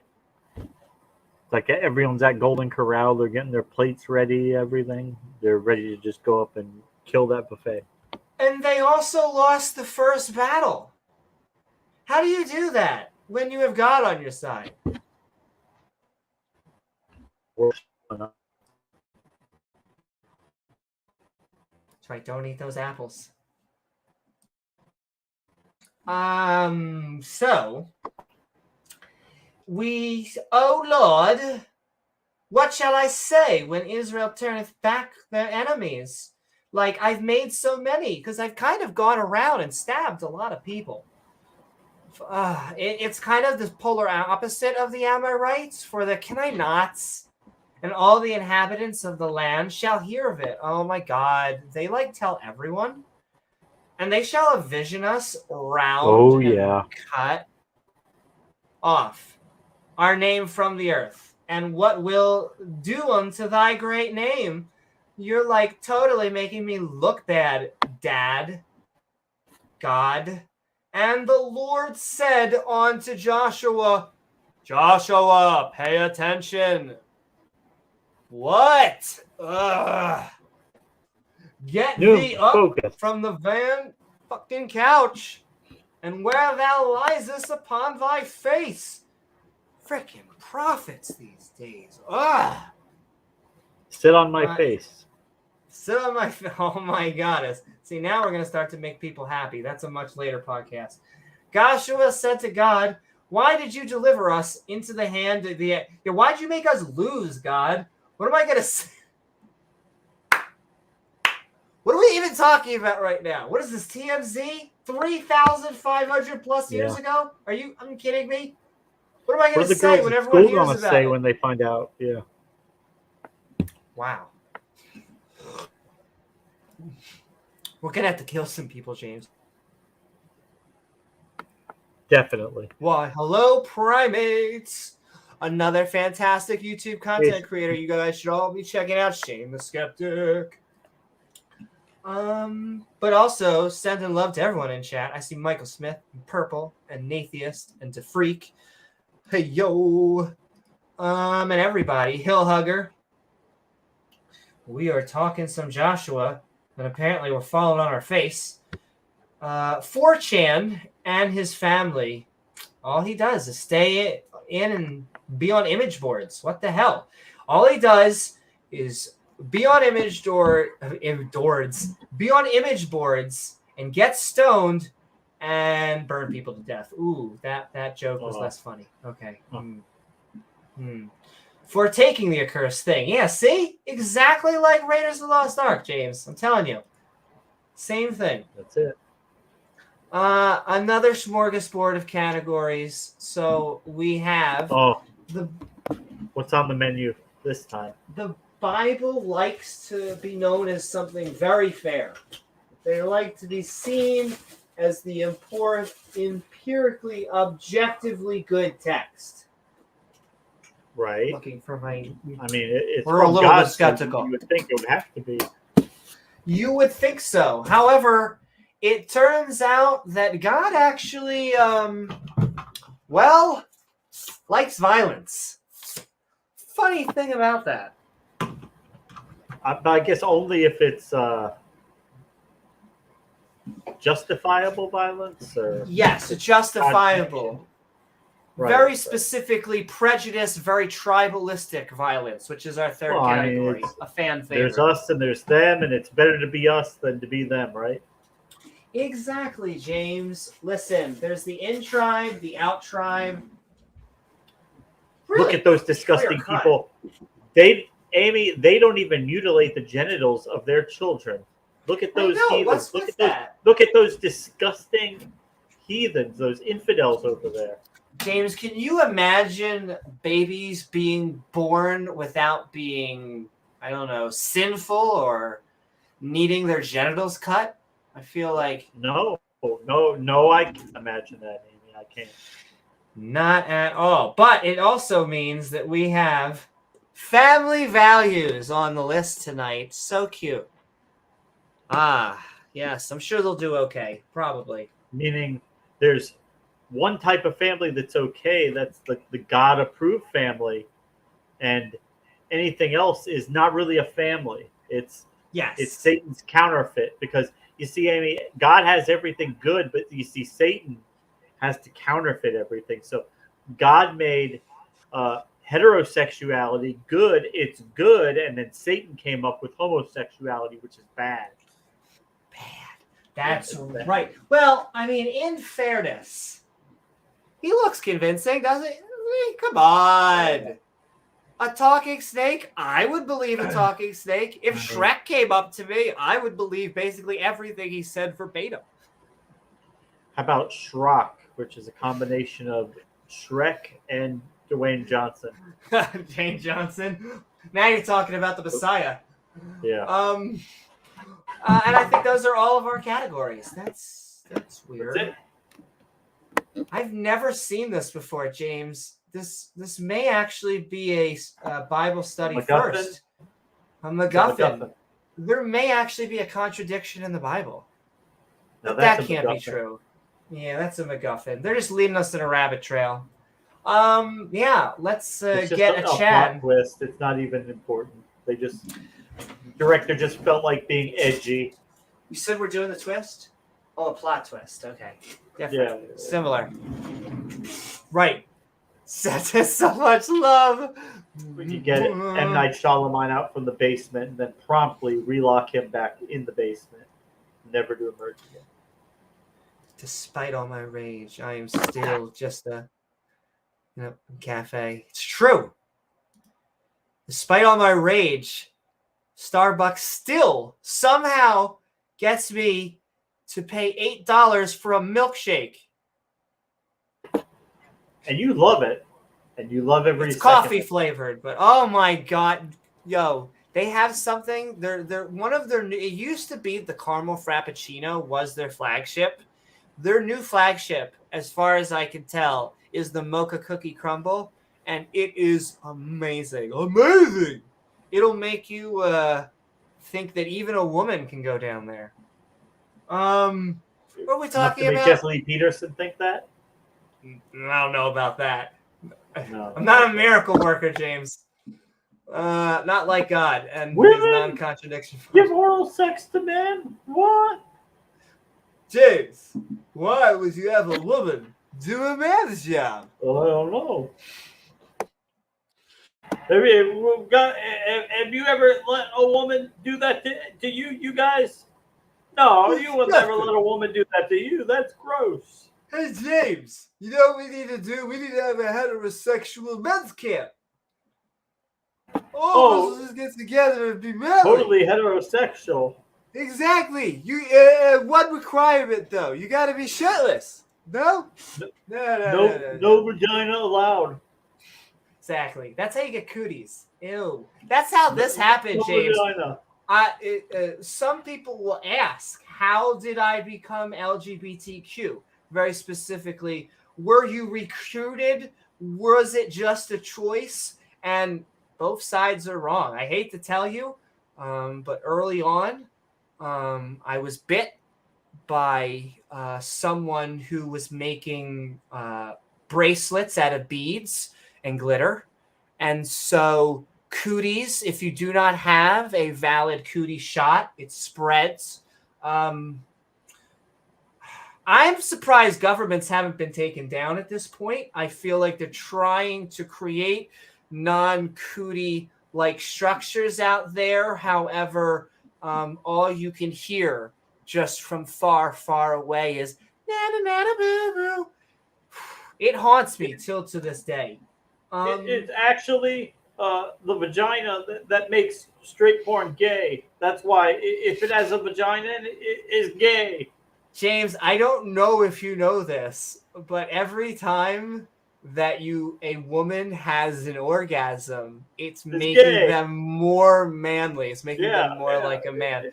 By the way, if you think that we're straw manning any of these comments that come out of our lips, these are almost verbatim. Almost verbatim. We couldn't. We wish we could make this stuff up. Anyway, let's get back to the just as crazy. Because someone's been a bad boy. Someone is sinneth all over. It's true. It's also, by the way, I'm just going to put it out there. It's actually not gay if the balls touch. Just putting a PSA out there. Israel has been a naughty, naughty boy. And they have also transgressed my covenant. Were they wearing like a brown hat and like a leather jacket and had a whip? which I commanded them. Oh my, Daddy. For they have even taken for the accursed thing. And then their face melted off.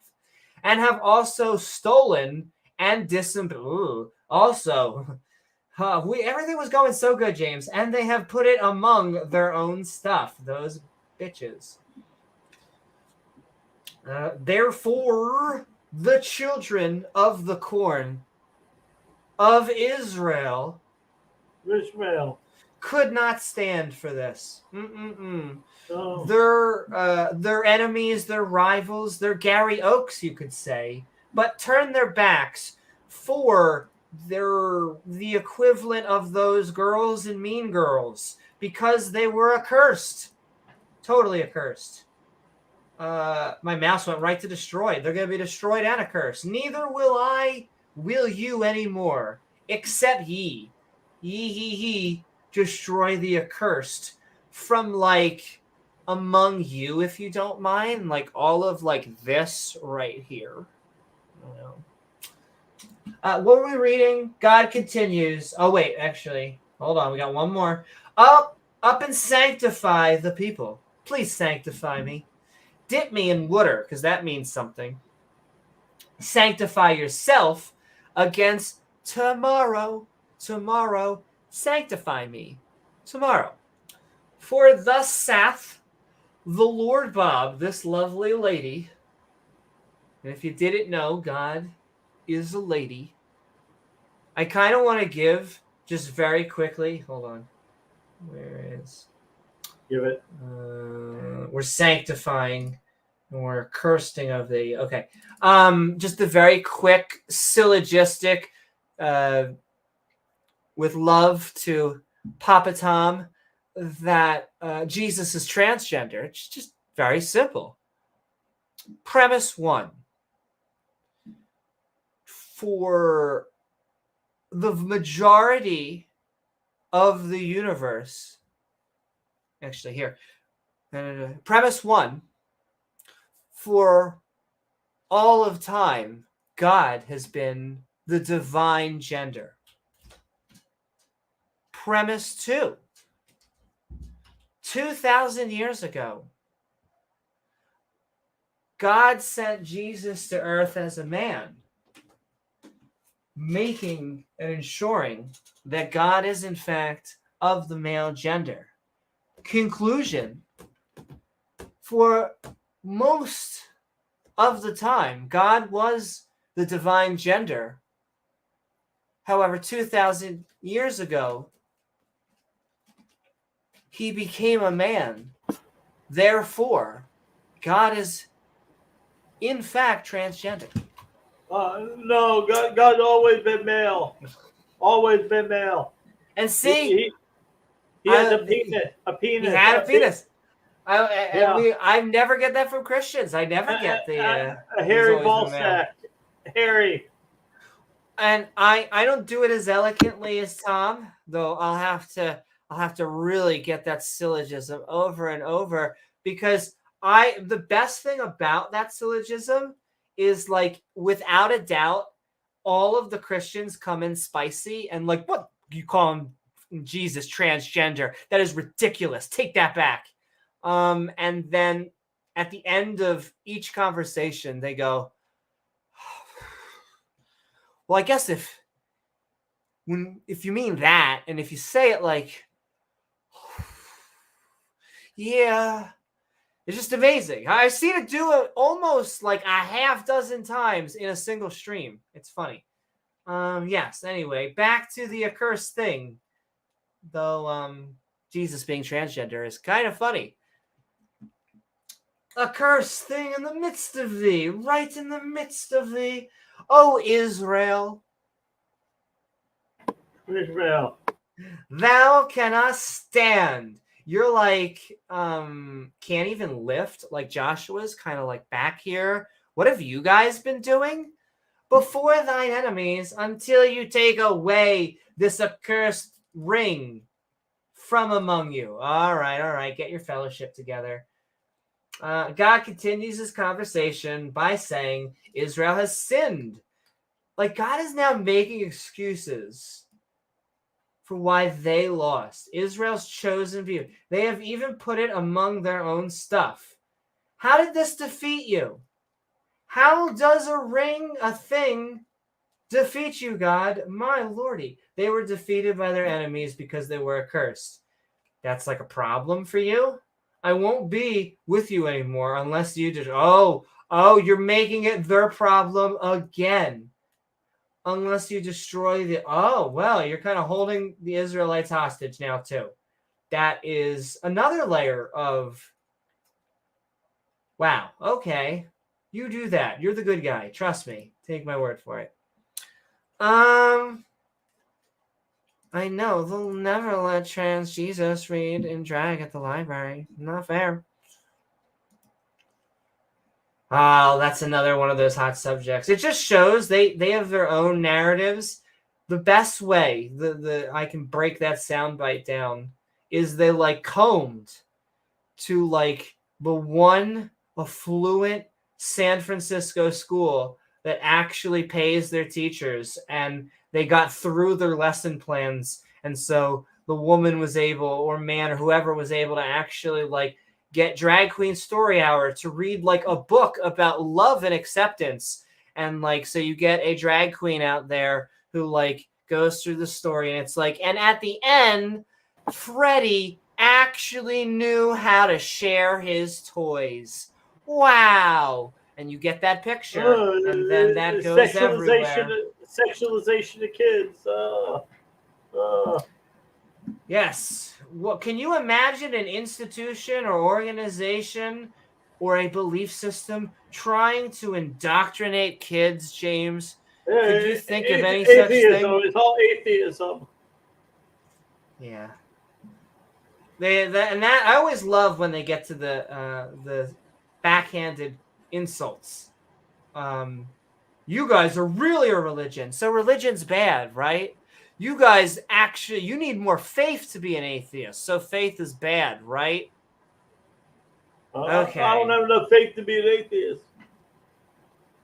Sure. Oh, I'm sorry. Don't want to make any too improper gestures when I'm trying to just keep all of these pots, all of the dishes floating at once. Anyway, let's get to some good old-fashioned tribalism. I'm about to come. Hold on. Well, Yeah. Can I tell you what gets it for me? It's not even the sexual relationship that one of these theists says they have with God.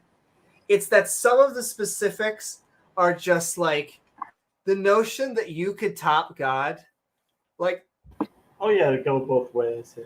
Like, does God have a kinks list? Like, is God in fact, I'm fucking God right now. But I mean, if that's true, can we sissify God? God is a male. He's into being topped. Can I force feminize God? Do it. I mean, do it anyway. Why not, right? Yeah, just do it. Femboy God. Femboy I don't God. know. I never asked. They'd probably say no. He is God. Just do it. The question we have to ask is, do we want to ask? I always do, but most people. But do we? Oh my! Right, purple rhyme with or 13-year-old girl get married. That's okay in the Bible. Oh, okay. I know exactly. Okay if they're married a 65-year-old man. That's okay the too. The same people who maybe a 500-year-old man. Yeah, maybe 600. Why 900? Yeah. Respect your elders. The same people who scream, someone, save the women and children. They don't give up about women or children. They not only don't give up about them, it's worse than that. Why not sell your daughter into slavery? Why not? I'm sure he'll treat her well. He could be a concubine for a rich guy. Good. Exactly. You're basically turning your daughter into a cum dumpster for some rich old guy who, It is a little bit. I mean, hey. I was reading, I see I see at least Michael Smith sending us love. I'm sending that love right back. Okay, here we go. In the morning, therefore, ye shall brought up according to your tribes in the morning, and it shall be that the tribe which the Lord taketh shall come according to the families. That didn't rhyme as well as it should have. Thereof. And the family, okay, which the Lord shall take. The Lord Bob, this lovely lady, once again, who triggers them, shall take shall. Paid by the word, James. They're paid by the word. Definitely. Come by the households, if you know what I mean. Bring a lemon and a lime with some tequila. And the household which the Lord Bob shall take shall come, man by man. All right, now we're starting to... Man by man. All right. All right, let's get to it. And the household which the Lord Bob came. Okay. Tomorrow morning, gather all the tribes together, I'm sure, for the bakery sale. I'll identify the accursed person's tribe. Your God. Just this is why it is a MacGuffin. Do you understand what I mean? He could fucking remove it. He's giving them a quest. This has no reason to exist. None. Zero. Zilch. Nada, if you need more synonyms.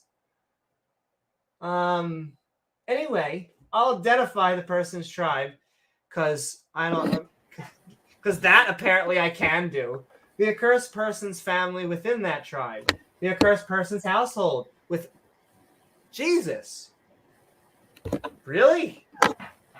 Just Purple rhymes with orange. He makes a good point. He says about 13 and 14-year-olds that they're allowed to get married in some states with the parents' approval. I think it's like eight states where there is no really? technical. I mean, practical, but not maybe technical. I mean, that's from this idea that, well, if something happens and your 13-year-old daughter ends up in it, it would be horrible for that baby to be born if they're not married. So even if it's not good, you just rush into that marriage because, well, I mean, that's the right thing to do, right? We have this idea that parents being married at the time of the birth is just so important for society and everything, and it is what it is, and that you just get married. It's just what you do. Yeah, I'm really that this will be. I think I fought against saying it once. I forget why, but a spoiler for my own book. But the pilot, she just seems like a normal, lay, friendly person, but she's actually royalty who fled to escape an arranged marriage. And so she wants to be a normal person, but she's trying to basically escape all of this institution and I guess the butchered version of tradition. And so, yeah, it is a horrific, horrible idea. Your children are not your property. You should be stewards. Doesn't mean it's the right thing to do is always black and white or easy. It's not. There are moral dilemmas. There are moral quandaries and whatever. That's because morality is not objective. It's more subjective. But yeah. Native atheists, no. I mean, I do all my content on this channel as of now. I sometimes I think about maybe doing something, but I mean, between this and working, I just don't really have a lot of time to. I will say one day I would. Oh, I didn't mean to overtalk you. It was lagging. No, you're good. I wasn't saying anything. Well, no, I just want to. I want to amplify James's voice one day, and I would like to. Early on, because I think it was just my comedy channel. I had a personal channel, and then I had my own. And James and I just vibed on a debate. It feels like once we get going, we could, I guess, literally talk for hours. And so we kind of have like a joint mission statement on just this whole skeptic and ranting, both trying to get a place for people who are skeptic and who need a place to talk. And then I think we both have the dream one day, our cards on the table. In fact, I wanted to say this before I put the bow down. But one day we hope that ad revenue will become the main driver, because all of our stuff has ads. Even with all of our stuff having ads, you only make maybe $1 or $2, if that, on a video at the level we're at. However, I think for like a month, our ad revenue might be like $15 from ads. That's including YouTube premium fee revenue, which is a little bit different because they don't watch. However, we're not complaining. That's what it's supposed to be. That's the normal. It's hard to find good information out there, so I always like to be the person to actually give it, because I think that's a fairly people want to know kind of thing.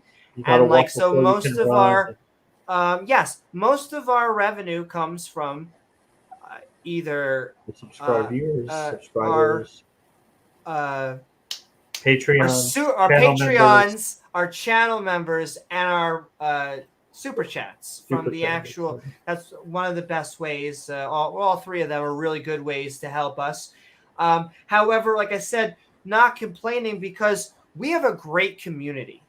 We have one of the best, and I feel like we actually can empirically say this. I'm not just patting ourselves or you guys and gals on the back. Like, statistically, for our viewership, our subscriber base, we have a fairly good turnout, and it's because I think we like having fun. We like being open-minded. It's the kind of the attitude we like to bring. I hope I bring, along with Gizmo, maybe a portal for people to be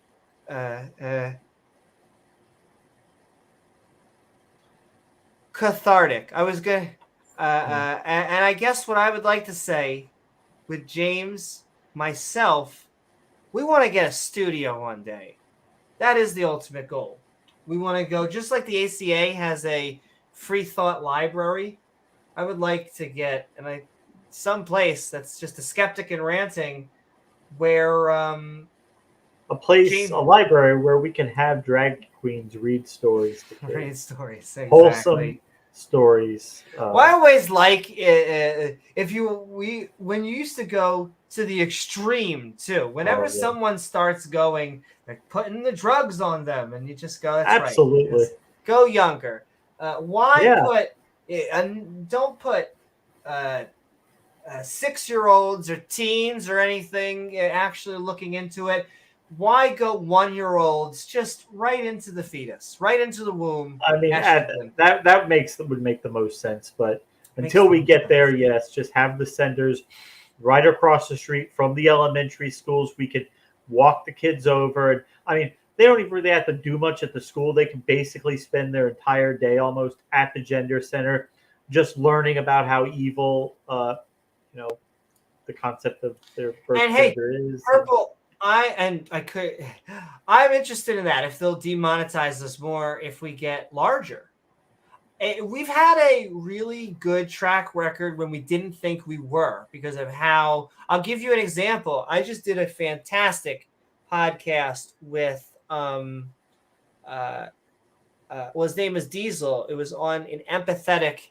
His entire channel is empathetic themed. I'm gonna. I should ask him if I can upload that eventually. And he every time, I think it was also because he said his dad watched it, but every time I use the word "but," he's like, "Watch the language." And I was like, "Oh," but it was kind of cute and wholesome at the same time because he had a good sense of humor. Yeah. He was a really good guy. I had a great conversation with him. He wanted to have just an hour. He said we're just gonna have an hour conversation. We did 2, so we'll probably do it again. So sending love out to you, Diesel. And all right, we're jumping into it because we're reading Joshua chapter 7. And we're reading all the wisdom. We're about to get to a massacre. Apparently, there's foreplay to murder. He gets a little bit Dexter-ish, but without like the underlying just killing bad people. No code, and it shall be that I will not let you pass, and that he taketh, and he can bring you back into. Oh no, it's not taking us into the land of Egypt. It's that accursed ring. Shall be burnt with fire. Oh my God, it is Mordor, and all that he hath. Oh my God, is this going to be a 3-hour-long movie? I'm into it because he hath transgressed. You have transgressed against the covenant, the ark of the covenant of the Lord God, because he hath wrought all of this folly. And also Foley, if you're into sound making. That is an actual term of collecting sound effects when you make Foley. Good example in Monty Python when you're just doing the coconuts. In Israel. In Israel. That's his team. Mishmael. So Joshua, who was over there lifting, rose up early, and he's like, all right, I'm going to get my protein mix. He got his morning wood going. Got every morning, early in the morning, and brought it right and forth of Israel Shmishmael, and was like, behold. And Jesse Lee Peters is like, let me take care of that for you. I got exactly. you. Oh, I know what to I do got with that. Gotcha. I know what to do with that. We can solve that problem. The covenant of the Lord, and because he hath wrought folly in all of Israel. Wrought folly. So he woke up early and brought Israel by the tribes. And in front of the tribe of Hey Jude was taken. And he brought the family of Hey Jude. And he took the family of Zerites. Everyone gets a Zerites, right? And he brought the family of Zerites, who I'm fairly sure are related to Amorites. Distantly related. Man by man, hole by hole. Man by man. See? Right there. Man by man. And Zabadi Badabadi Badabadi was taken. Not Zabadi Badabadi. And brought his household man by man. What was he bringing? You got a man? And it's raining men. It's raining men, except they're dying, so it's not quite as sexy. Or they're about to be anyway. And 4chan, and the son of Calamari, and the son of Zabada Babada, the son of Zarahaha, and the tribe of Hey Jude was taken. Where are they now? So the next morning, Joshua gathered all the tribes of Israel, every single one of them. God identified the tribe, Judah, the family, Zerites, and the household of Zabda. And finally, the man who took the accursed. We're marking people to die. It took me a second. This is a kill list. Don't you remember Pearl Harbor when they had to mark the guys with the lipstick? Yeah, basically the same thing. Like, this is Death Note. I know you don't like anime, James, but like, this is just. Not that I don't like it. I've just never seen much of it. Yeah. Gotta watch. There's a very manly show out there called Sailor Moon. No, that might not be the one. I can watch that with Will Kincaid. That's right. I think Will said he's coming back. I'm not sure if Chuck E. Cheese will allow the other one. Damn. Excited for a moment. All right. So then Joshua Yeah, what do you want? Said to 4chan, my son, please, my son, do your homework. Get out of bed. Do something. Give, I pray thee. You're I'll 43. It's time to get a job. Exactly. Do something with your life. My son, live, laugh, pray. The Lord became a Karen really quickly. And Me, the Ben, Lord suck. Bob. Oh my, now we're talking. The Lord Bob gave this right here, this lovely lady of Israel. Mishmael. Make a confession unto him. Make an honest man out of him. And tell me now what thou hast done. Hide it not from me, or I'm going to find that shit out anyway. Yeah, so a hit list, and then Joshua said to it, We can recover that Grindr account. We'll find it. Exactly. What's up, Princess Vegeta? We'll get it.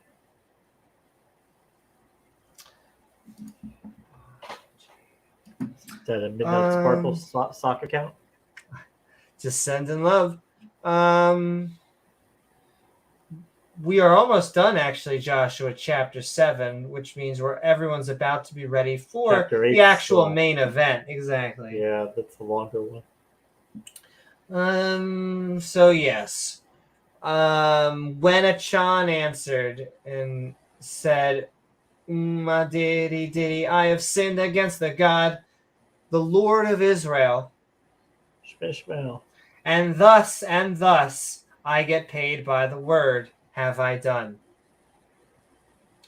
When I saw among the spoils, and speaking of spoils, sending actually love, $5 super chat, so much love from Hillhugger. Aussie dollars.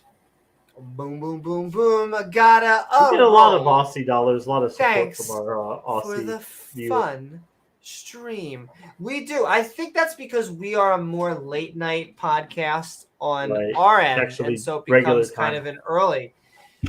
I was thinking about just the Aussie accent just the other day because of how terrible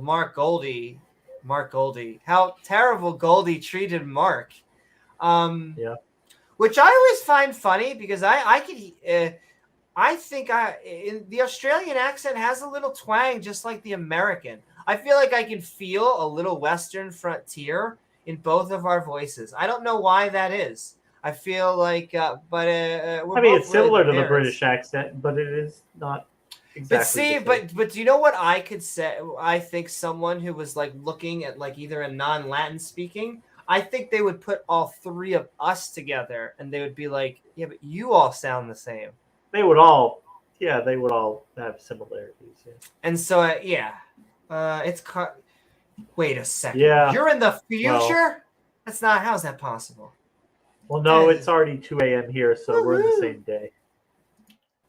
And so, one more time, I really am sending love to you, Hillhugger.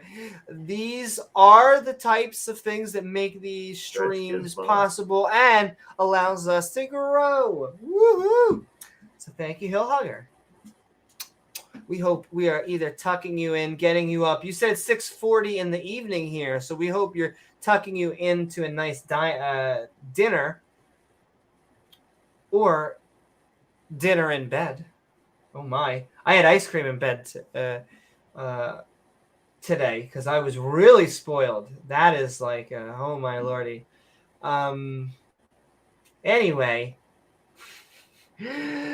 Joshua, what are we sending? And Joshua, all right. They sent his messengers. They were like hitting him up in his DMs. They were like, bung, bung, bung, bung. He's like, all right. Blowing up his phone. Sucking so many femboys. What is up? And they ran right onto the tent while he had a tent. And behold, oh TP. my.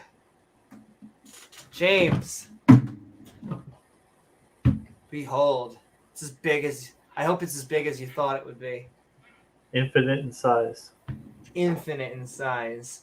And they had a silver ring either around it or under it or something. Something like that.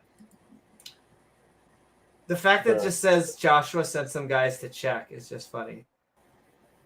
I just need you They found it under the tent. Yeah, they did. They found it. Found it right under. Reach under. You'll find it. Take my word for it. And they took them out in the midst of the tent. They were hot and hearty. Boys, it's just us out here in the desert. What are we going to do? And brought them onto Joshua. It's just, we got some like femboys over here, and they've been like, bending over. What's up, Gizmo? It goes from this channel, if nothing, could not be blamed from going from sexy to wholesome and to back again, into irreverence and then back again. Definitely. And Joshua, as he was talking unto all of the children of the corn of Israel, Shmishmael, and laid them out before the Lord Bob. The Lord Bob was like, what the fuck are you all doing? This is the best I could do? Oh my God. And they call me all powerful? Sure they do. Oh, and here we come up to the end of Joshua 7. And Joshua, it's going to get hot. Our main man, hot and steamy. And all of Israel Shmishmael was with him. Wow, that's funny. I just realized it took me a second. Okay, I get the story. This entire chapter is God told them to invade a country. They took 3,000 people. They lost, including 36 or 30-something deaths. And now they have to regroup and go again. This entire chapter. What the... Why does this exist, James? No one reads this. Somebody thought it was a good idea to write it, I guess, at the time. That's a great question, Michael Smith. I think both of us are both. We are both agnostic and atheist. We parse that out probably a few different ways, but there is atheist and theist, there's agnostic and gnostic. And I'll give you a good example. We get people who will tell us all the time they know a God exists. Because interestingly enough, we always get told we are arrogant if we say we know a God doesn't exist. It's almost a spicy, even in atheist community, it comes with a little bit of a burden, and you gotta, it's almost like the sunglasses version. I like to think that atheist community. Yeah, wear those sunglasses as well. However, it's common, as I squeak, to be a Gnostic theist and take no repercussion within any circles. And send in love. If you just wear one label by BT Dubs, I am the exact opposite. Excuse me, sponsored by Salty Sugar Water. I'm the exact opposite of you should be this. I am this. Let's join this. If you have your label and you're comfortable with it and you can defend it, for you, yeah. Do it. Because all we're really trying to get, in my opinion, is get people either to the deist line or over it. If you are on the deist line or over it, we've done our job. Well, I would just... So if you ask me whether I'm atheist or agnostic, yeah, technically, it's both. I guess it depends how you parse that out. But I guess I think we usually use the term atheist because in the colloquial sense, I think that means we lean more towards there not being a God. Even though we're not dogmatic about it, we don't say there absolutely is not. But if you had to choose a one word, I would go with atheist. I am an atheist. Yeah. I don't believe that gods exist. Right. However, I think we all get more specific and more pedantic as we get questioned by other people in our community, both atheists and theists. As the details of that become a little bit more nuanced and diverge a little bit. Or should I say as agnostic and theist? You can be an atheist as long as you do not have. It's funny you say that, Rebel. That a God exists. It's not just it's not ironic. It's a coincidence that We're He just says on it again. exactly the opposite sides. I think deism is silly. The basic premise to me of deism is that there is a mind without a body or a brain. Not only is there a mind without a body or a brain, it's the cause of a physical law, something we have no experiential. That's not how, no laws in the actual world. So it would not only be the first mind without a brain, without a body, it'd be the first mind that creates physical laws. Not only would it be one that creates physical laws, because you could be like, there's a gravity, because I know you don't believe in gravity. There could be a gravity one. It could be. Yeah, you're trying to reason with somebody who doesn't believe in gravity. You would need to be a brain without a body. We are, Mark. We're bibbling. Makes laws and who transcends time and space. Well, that right there. We're bibbling, but Amy's trying to teach Rebel some common sense, but that's proving to be now see a very heavy lift. I think that is what most skeptics and atheists, pagans, agnostics will say. I know when most people hear that, they say, "Oh, they don't need to teach me. I need to teach them." It's like, I hate to be the bearer of bad news. And, I'm sure I have a lot to learn from everyone. Everyone has something they can learn from everyone. I just find atheists seem to know the Bible and religion and theology better than many theists. If somebody's telling you that the world is flat, you can pretty much discount just about doesn't mean they're wrong about everything, but that is not the person you want to take anything for. Indeed. That's question one. That's the open book test. That's the easy. That's like the first question on Who Wants to Be a Millionaire. It's so easy. It's ha ha ha ha. What is the opposite of north on the direction on the compass? It's easy, right? But yeah, if you can't even get to the shape of the earth, then you have a little bit of a problem.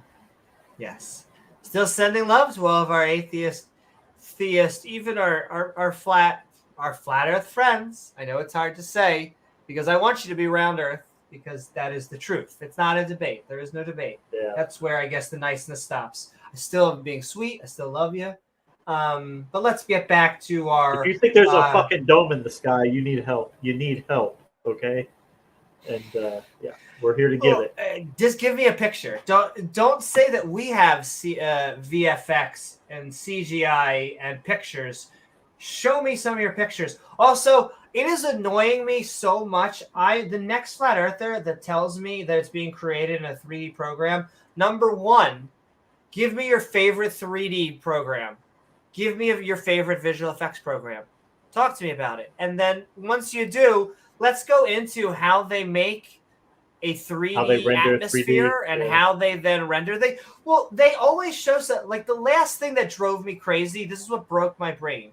They tried to use an example of like the sun going underneath, disappearing, having like a green refraction, and then kind of like dotting up and going back down again. Like it disappeared and became a particle effect. Like, do you know how hard it would be to that up in a 3D program? Like, you would have to create that.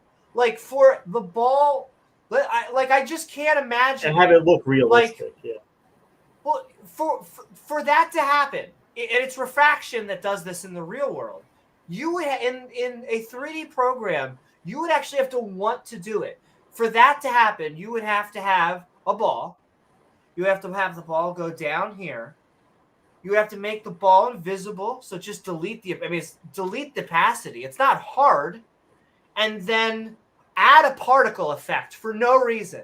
For literally no reason, you add a particle effect. And then after you get rid of the particle effect, you make the ball reappear again. What in 3D animator is this? They wanted to give proof that it wasn't real?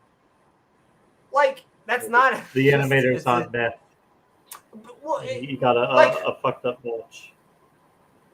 I just don't think they understand. Well, clearly they don't understand physics, but they don't understand physics engines. Like when you simulate physics, you're creating environments that you are then working in that simulated world.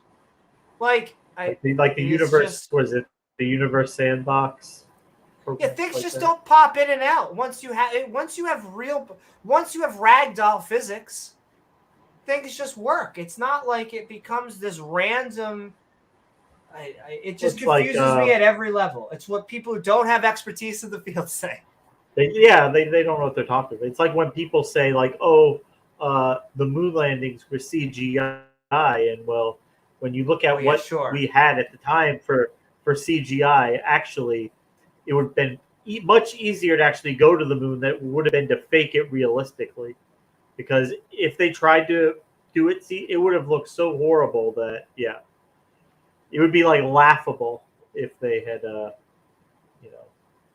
would be obvious. You're on mute. It would mean one of two things. Either it is a natural phenomena, or someone didn't just f up, they made it so they had to spend time and energy making that happen so that lay people would think that it's just a regular fuck up. Like it is fractally wrong. Fractally wrong. Wrong on every level. Yes. Let's get back to the murder. We're about to get into it. All right. So Joshua's sitting there with his Israel. Shmishmael. And took 4chan and the son of Zerzababada and the silver ring that he has around his you-know-where and the garments, very silken, lovely garments. Once again, femboys can wear what they want. And the wedgie of gold. And his sons and daughters were really spoiled. They had oxen and his asses and his sheep and his tent, which is how you get sons and daughters. And that's all he had. Are we talking about fucking sheep? I sure hope not. This is the Goat Herder's Guide to the Galaxy, so maybe. And they brought onto them Hidden Valley Ranch of Anchor. Good, of Anchor. Cool. What are we just... we might as well just get to it before I go to the annotations. And Joshua said... Like, what even thou has troubled us? You guys couldn't even, like, take one little town? We did this last chapter with trumpets. Once again, a real thing. Not even a fedora. The Lord Bob, this lovely lady, shall trouble thee this day, and all of Israel will get really stoned. Oh, no. Oh, no, they're going to stone him with stones. Damn it. Thought it was about to be legalized in the Old Testament. Ha ha ha. Yahweh trolled you. He did. And burned them with fire. He trolled them a little bit harder. After they had stuff. Okay. Burn them anyway. Understand this. They killed them with stones. And then he had burned them with fire after they had stoned them with stones. Like, this is why there's 3 types of fundamentalists. Okay? There are the metaphorical Christians and Jews and Muslims who see this as poetry, stories, ways of just passing culture. There are the fundamentalists who take most of what is said as a literal interpretation of the text. And then there are the people who read this completely literally. And they're called atheists. And when you read it literally, my gosh, does it just seem horrible. Does all of the not goodness. Hey, James, when someone says all benevolent, do you think that means benevolent at all? Do you think so? Well, Yeah, like clearly, like Yahweh, he had them turned inside out, and then he exploded them. Like, yeah. Yeah, I think that's how you make sure that you are the most loving God. You just basically make basically a stoned people And then the catch enemies, my fire. enemies, I turned This them is a inside weed out, joke and then over and they over. exploded. And then I What sent the fuck? alligators to eat up the bits of their bodies. This is a Saw movie, and they raised over Yeah. him a great heap of stones Saw onto movie. this day. Wow. God is Jigsaw. And he is. Would you like to play a game? You'd like to be my chosen Hey. people. Hey, you're gonna be, if you're selling rocks in that area, you're gonna be business is gonna be good.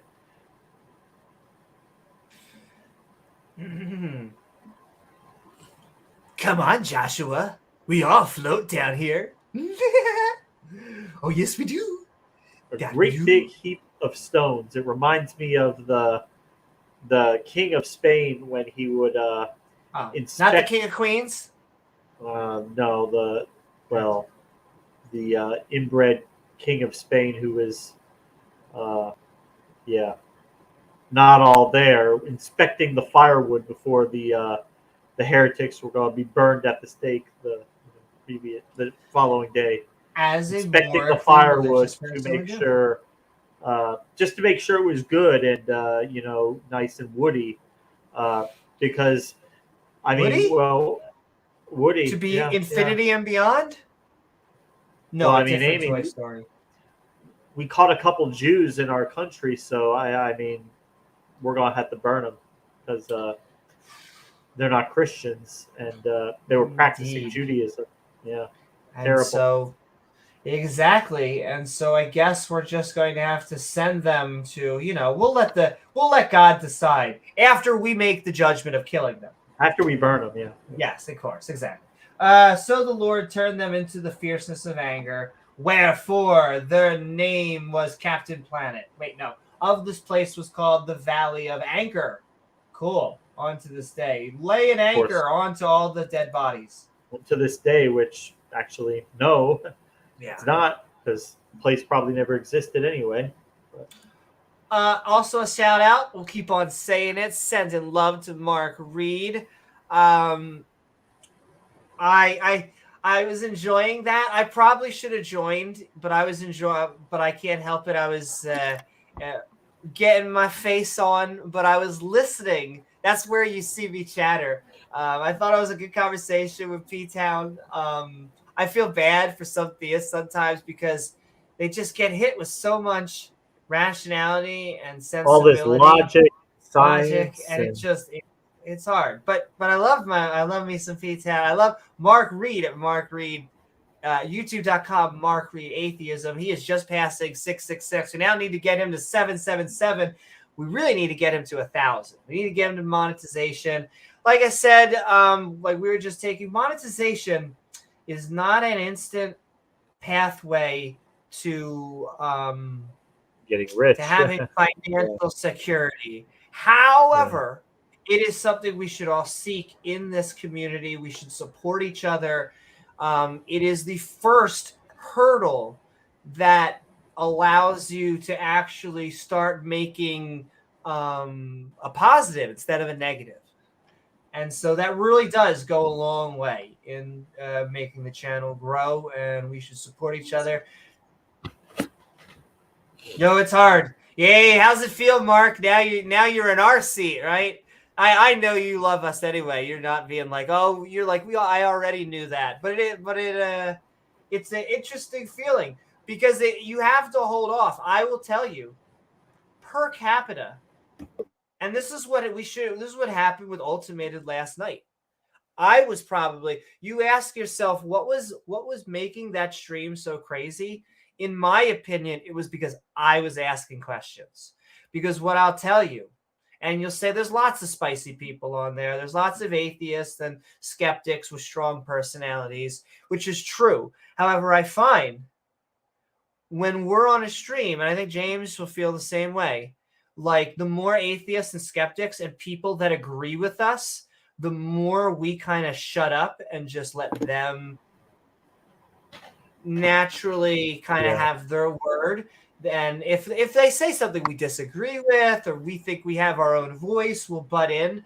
But it's almost like we become this weird rock that, like, if it almost feels like at a certain point, if you were to attack the theist, then they go, oh well shit, I got no one on my side on here, not There's even no the moderator, referee. even though we're not moderators, we are the atheists. We're just, but I've noticed that's how it goes. That's how you have productive conversations, is you look out for the person with maybe the minority view. Get a 700 club type stream. That's 100% right. I will say we did our 700 video. Hey, I think was Duchess. called the 700s. What is up, Duchess of Clutches? And we need to get Mark past that too, sir. What is that? Soros, yes. Sending so much love out there. Just this last thing. I'm gonna do this last. The annotations, and then we're going to, I'm going to be right back for 1 second, and we're going to read a massacre. They brought things to Joshua and laid them in front of God. Joshua took Achan, his sons and daughters, animals, and all that he had burned them with fire after they had stoned them with stones. They put up a heap of stones to mark the place, and God turned them from fierceness of his anger. That'll end well. I feel like this is going well. This is a good place. It's heading in the right direction. God's getting better. Oh, my dog. Ricky Gervais often says he doesn't believe in God, but he does believe in dogs, and he thinks that dogs are way better. And all right. They absolutely are. With that, we're about to move on to the next chapter, the actual massacre. I'm going to be right back for 1 second. Yeah. And then we're going to watch a bunch of people get murdered, apparently, because it's biblically moral. Get ready. And James, I mean, I have to ask, these are the types of morals that God would have known, the ethical challenges and dilemmas that he would know thousands of years later would be challenged by two schmucks. So what's going on? Right. I guess you could say this is where where I like to say God he just doesn't he gives no fucks. He just doesn't care what we think of him, or anything. He just does whatever the fuck he wants to do. If it looks bad, it looks good, whatever. He just doesn't care. If it causes people not to believe in him or whatever, he really doesn't care. But yeah, good to see you out there, Mark. Got a debate coming up with Mark on Tang in about a week from now, so that'll be a lot of fun. It'll be quite the challenge because Mark is a very good debater, but it'll be a lot of fun. Shout out to Oz and Tank for having that debate event coming up. It's going to be a lot of fun, yeah. We love us a good debate. And I am debating Mark, yeah, Duchess. It's time, yeah. Definitely, Mark, will be master debating together. Yes, on Tang. It'll be a lot of fun. Had to find something we actually don't agree on because I probably agree with Mark on 95% of things. So, but we did, and yeah, it'll be a lot of fun. How's everybody doing today? We had NFL football in America today. So we got the Super Bowl coming up in 2 weeks. It will be Philadelphia versus Kansas City. They're been the two powerhouse teams all year. So it'll be a good game. I'll tell you what. Philadelphia is having a great year. But yeah, go sports. Yeah. Well,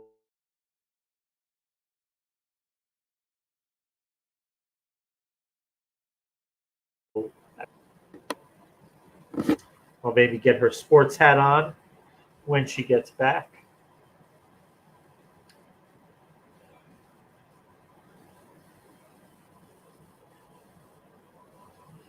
Oh, I like some NHL now. That there's nothing wrong with watching a good hockey game.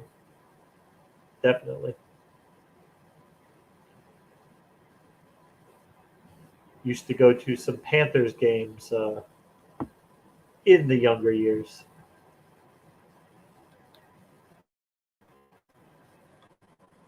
Well, my Duchess, I think she's Canadian. Yeah, he's big up there.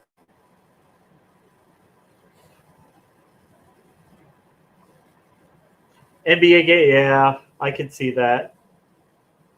I definitely could see that. And the NBA just seems to really milk their playoffs. It's really it's really overkill how long they do. They do like 2 months of playoffs. It's like it's enough.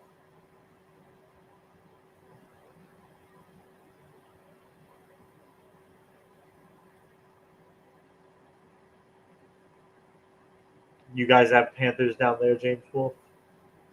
Penrith Panthers? We got the Florida Panthers, are our hockey team.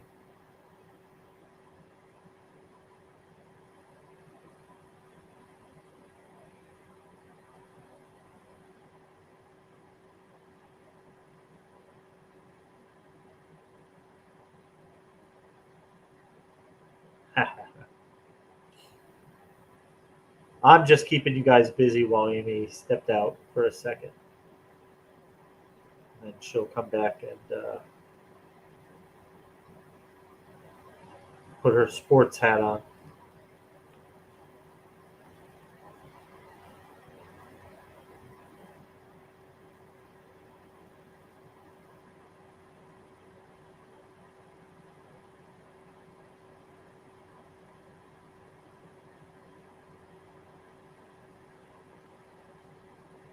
All right. Oh, there she goes. Ready, go team.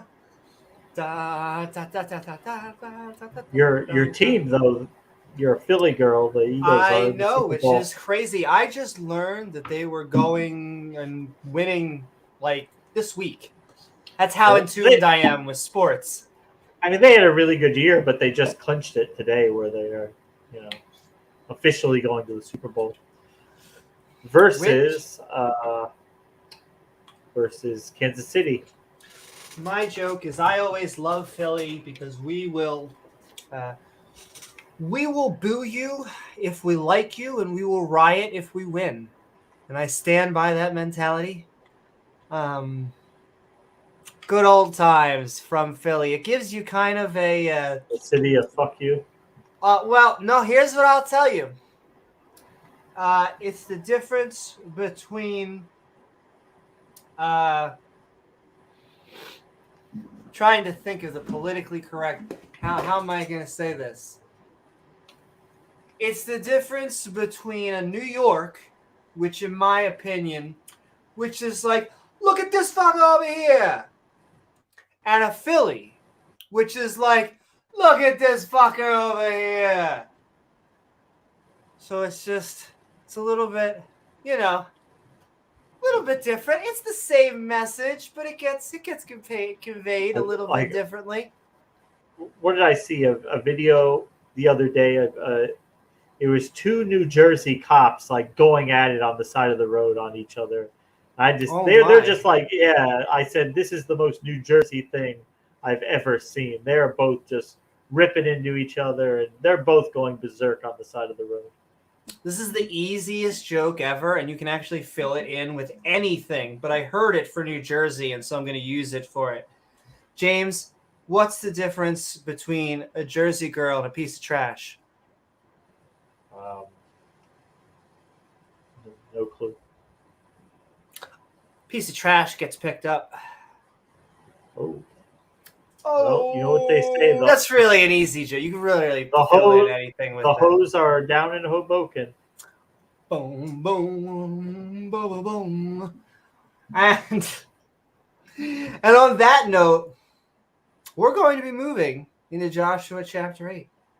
It's about to get real. It's about to get real. I'm going to take a sip. Burn though. the shit down.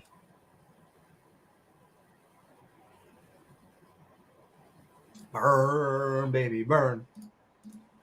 Just go in Any front. parallels between sporting clubs and religion / cults? Oh. Yes, I always say. Amy.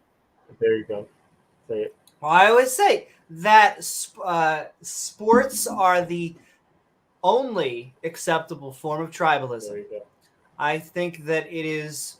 Lets us get out You some know- certain emotions and feelings, but in a less destructive way. Oftentimes, it's just picked on where you were born from. Like, I'm born of a suburb of Philly, therefore I like all of the Philly's towns. But then I have someone here that lives here that is, Browns, who's here.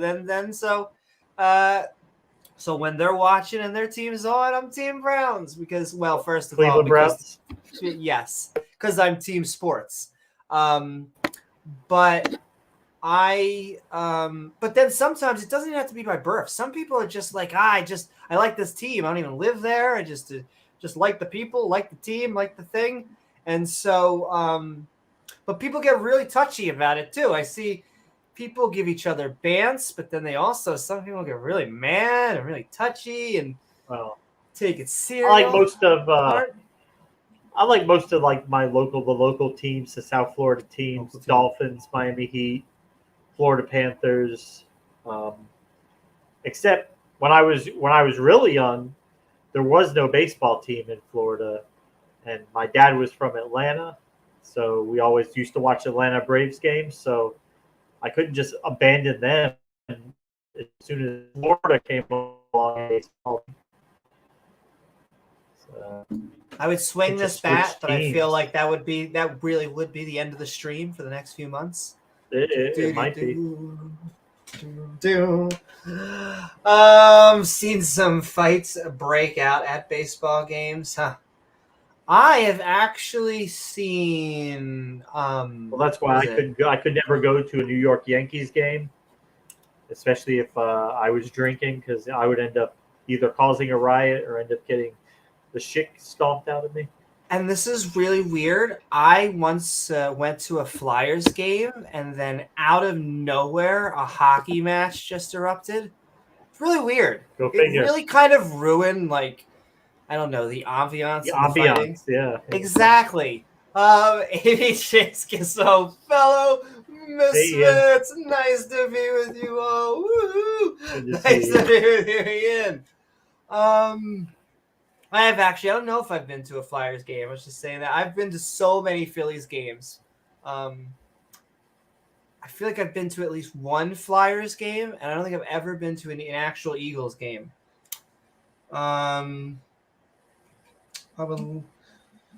All of the foosball, the sports ball games, and with that, we are going into it. This is just to get everybody warmed up for the Warmed up, James. main event. That was a baseball bat.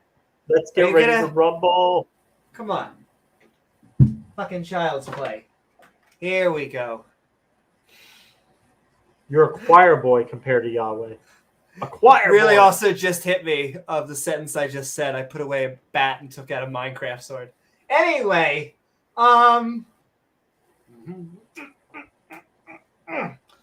whew. Anyway, we're going up against a massacre because we're reading the book of Joshua, chapter 8.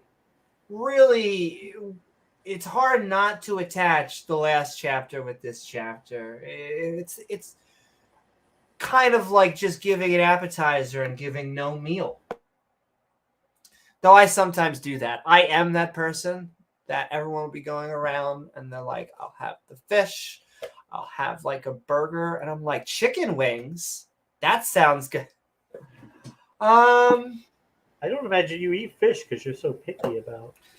Oh my goddess. You are I resemble that comment. I fucking resemble that comment. You do like fish though? No, I do. I need to eat more Oh. fat. I need to eat. I did everything healthy. I look like someone who eats nothing but fish and salads. You But eat sushi? I don't. I would like to try it. You've never tried sushi? Never had sushi. Wow. I'd be open for it though. I need to.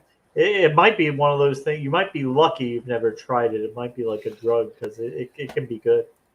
I feel like if you were to open my innards, it would be like a good chunk McDonald's. There'd be like a whole Nutella category over here for no reason. It would not be good. What kind of ice cream were you slurping in bed? Oh my goddess. So this is terrible. But like where I come from, there's like a Sam's Club, like a Costco, and they sold like chocolate frozen yogurt, and they didn't have like the brownie sundae that they had. They sell like even their fast food. I'm the only person who goes to like a bulk store, and will be like, I want a hot dog. Maybe I just want some in my house.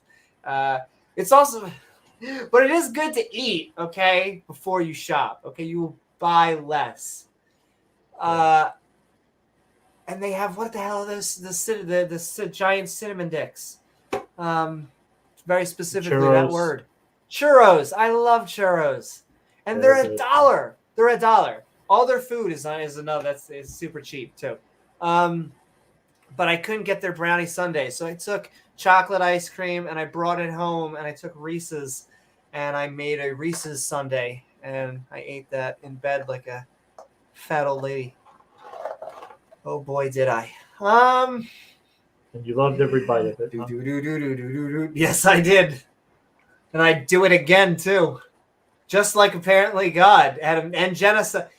This is at least off the top of my head. Loves sushi too. I was gonna say the third genocide. Do you? Oh, got a lot of okay. We're all gonna have to meet one day and get sushi. Atheist. He says it's fire. He had some for dinner.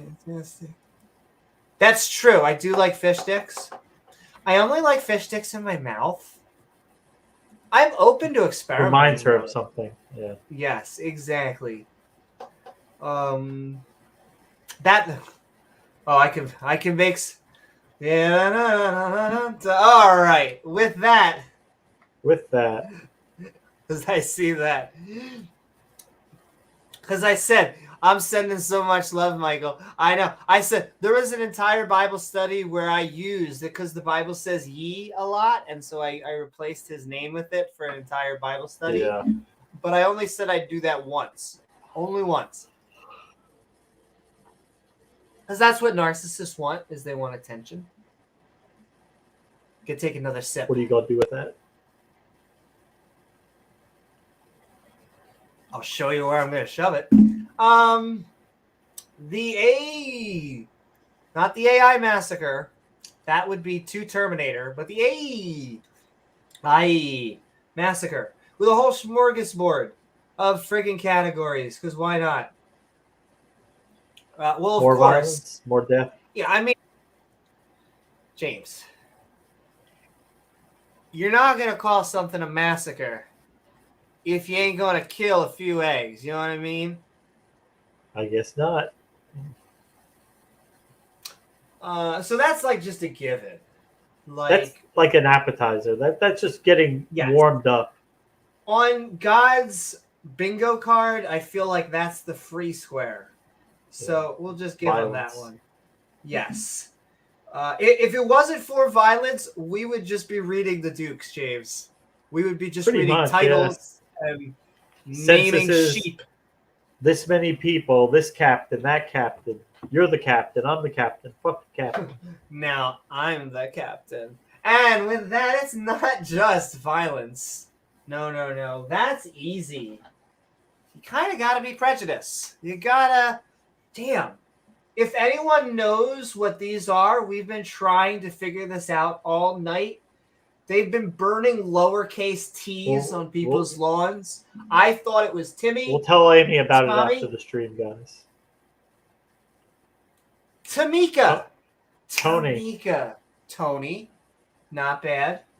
Maybe they're a Marvel. You never Troy. know. I'm a big fan of Iron Man. Exactly.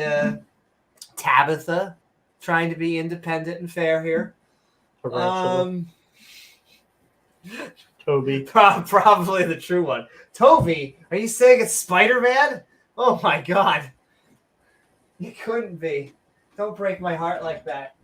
But of course, more family values. I mean, that if there's one thing we know that Christians like to preach, the same people who put these trying to find Timothy. I don't know if they'll find them, but they preach family values. Definitely. Good for them. Tifilus. As I sometimes say, titifus. Yes, sure. Larry Tipton, Caribbean Cruise Lines. Exactly. I'm a performer, so I'm naturally an attention whore. Well, I'm glad I didn't show that. Setting love, Nathius. Titifus. I mean, look, and I am the same way too. I'll be honest with you. I like talking and gabbing. I would say my only difference is I like when I can get my mouth to shut up. I really do like what others have to say. They're trying to support flaming transgender. Oh my God. It all makes sense now. These are secretly people going door to door trying to show their support for the transgender community. Holy moly. It all makes sense. Such amazing human beings. Oh, I know. Yo, this is my new. Thank you, the true God out there, Tom Rabbit. Some of these arguments lately, they have been fire. I've been trying to think. I'm trying to think of another one. The Batman one, amazing. The Jesus was trans one, amazing. The Christianity does not contradict you being a brain in a vat, amazing. Like, I don't know. There's been just subtle. If there's one thing I have learned from hanging around with probably the worst branch of apologetics, which is presuppositionalist, is it creates sort of the funniest, most satisfying, syllogistically valid and sound arguments I have ever seen. It's amazing. Truly amazing. I mean, he is the world's greatest detective. I mean, I would trust my hands in Batman. I would let him take the wheel any day of the week. But yes, not just family values. We, of course, have this one right here. Laughter. Yeah. And I always like to remind, the Bible is just filled with yucks. As in, like, lots of yucky things going on. But it kind of makes us laugh because of how horrible it is. Ooh, that's the interesting. As long as the rain went for 247 days, Hawaii.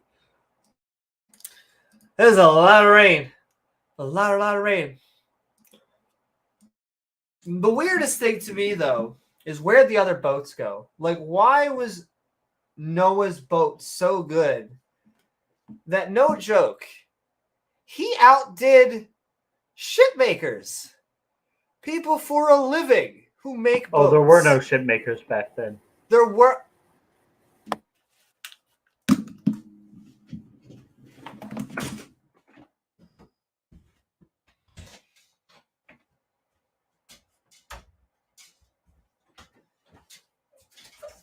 There were no shit makers.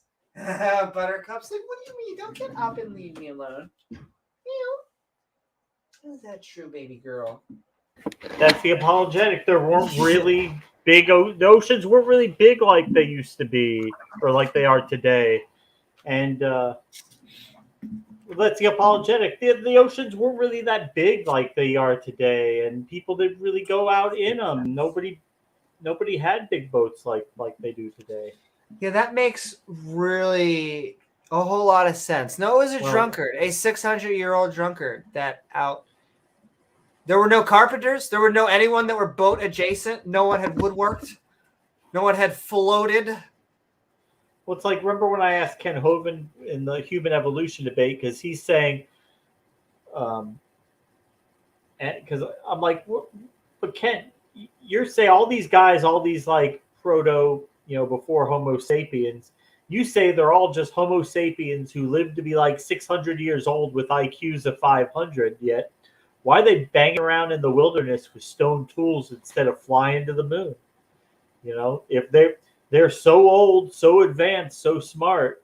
He's like, well, I mean, maybe they figured out there's no reason to go to the moon. Why would you want to go to the moon? It's a useless piece of rock in the sky. It's stupid. Yeah. They're much more important things to do, like worship Yahweh.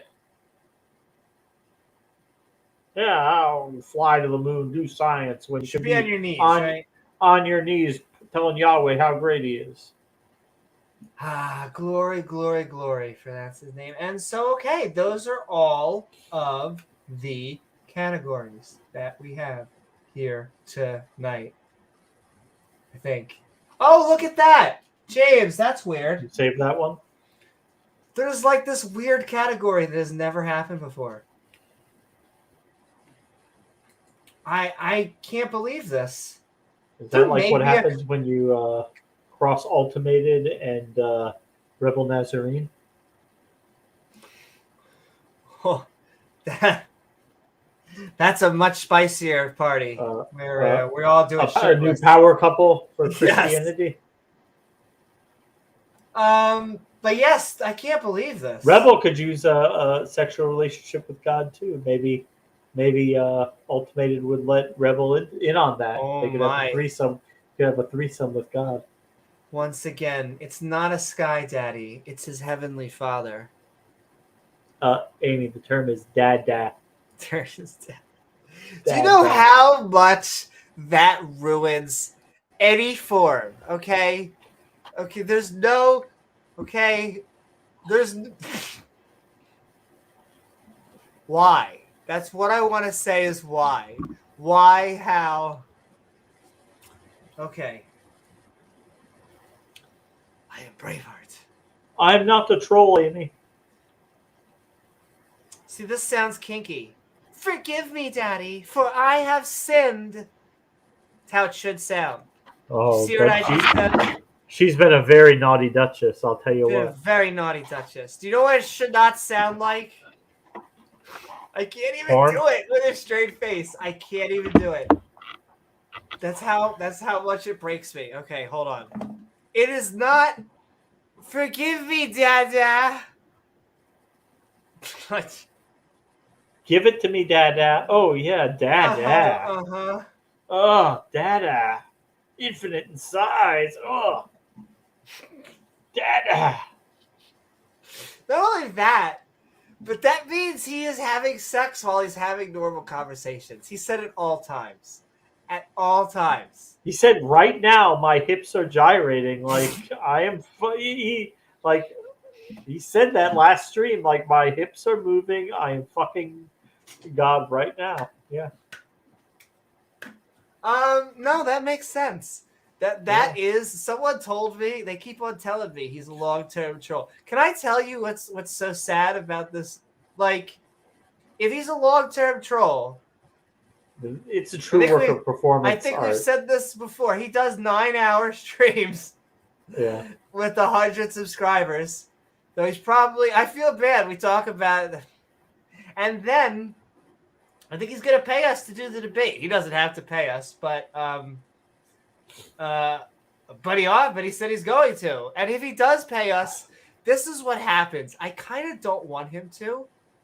Because if he does, that's like somehow a notch in my brain that he's more real. Like we work for him. No, I'll take his money. No, that's not it. That is not. It's much larger than that. It's about a hope for humanity. Like, I really want him to be a troll. I want him to be a Poe. I know. Well, that's why, like we say, we're trying to break him. We are trying to get him to break character. Like, but it's so weird. Every time you see that like a little tiny crack in his, like where he kind of chuckles a little bit under his breath, but he closes it right back up and continues on, like without even like without a hitch. Like I can't. So I'll just say this.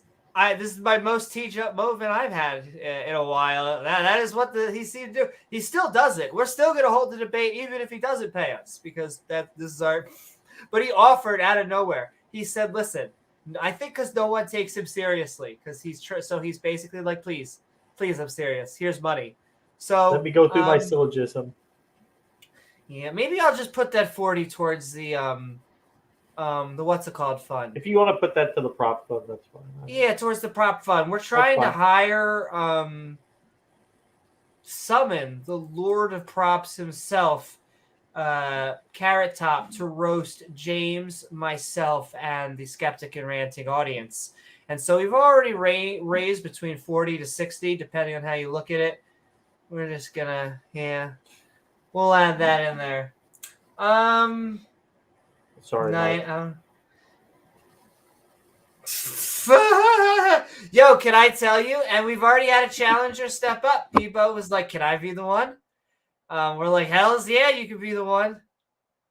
Oh my gosh, we've been trying. Mark tangled with him last time, right? Yeah.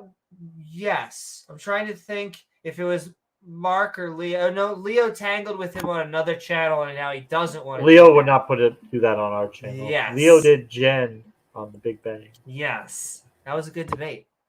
It was a good debate. What if he's trying to start a sex cult? Oh yeah, well, or as some call it, a cult, or as we call it, religion. Ken Hovind sex cult. But yeah, if you're looking for a debate, especially if you are a theist, or here's two ways you can really help us out. If you are either a theist or you have an opinion that you think is semi-controversial, and or you think that we can find an easy way to match you up with someone. Because we have lots of atheists, agnostics, pagans, and skeptics. All of those categories we're good on. Though we love you, we'll keep on getting more of. But if you are a theist, because we'll probably need more, but those seem to come easy. That's what she said. It seems like the young Earth creationists are a little scared.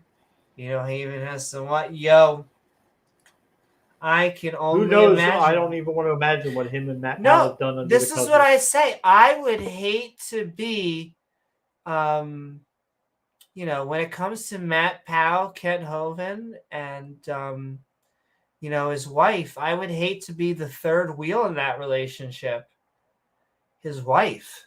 But no, enough about.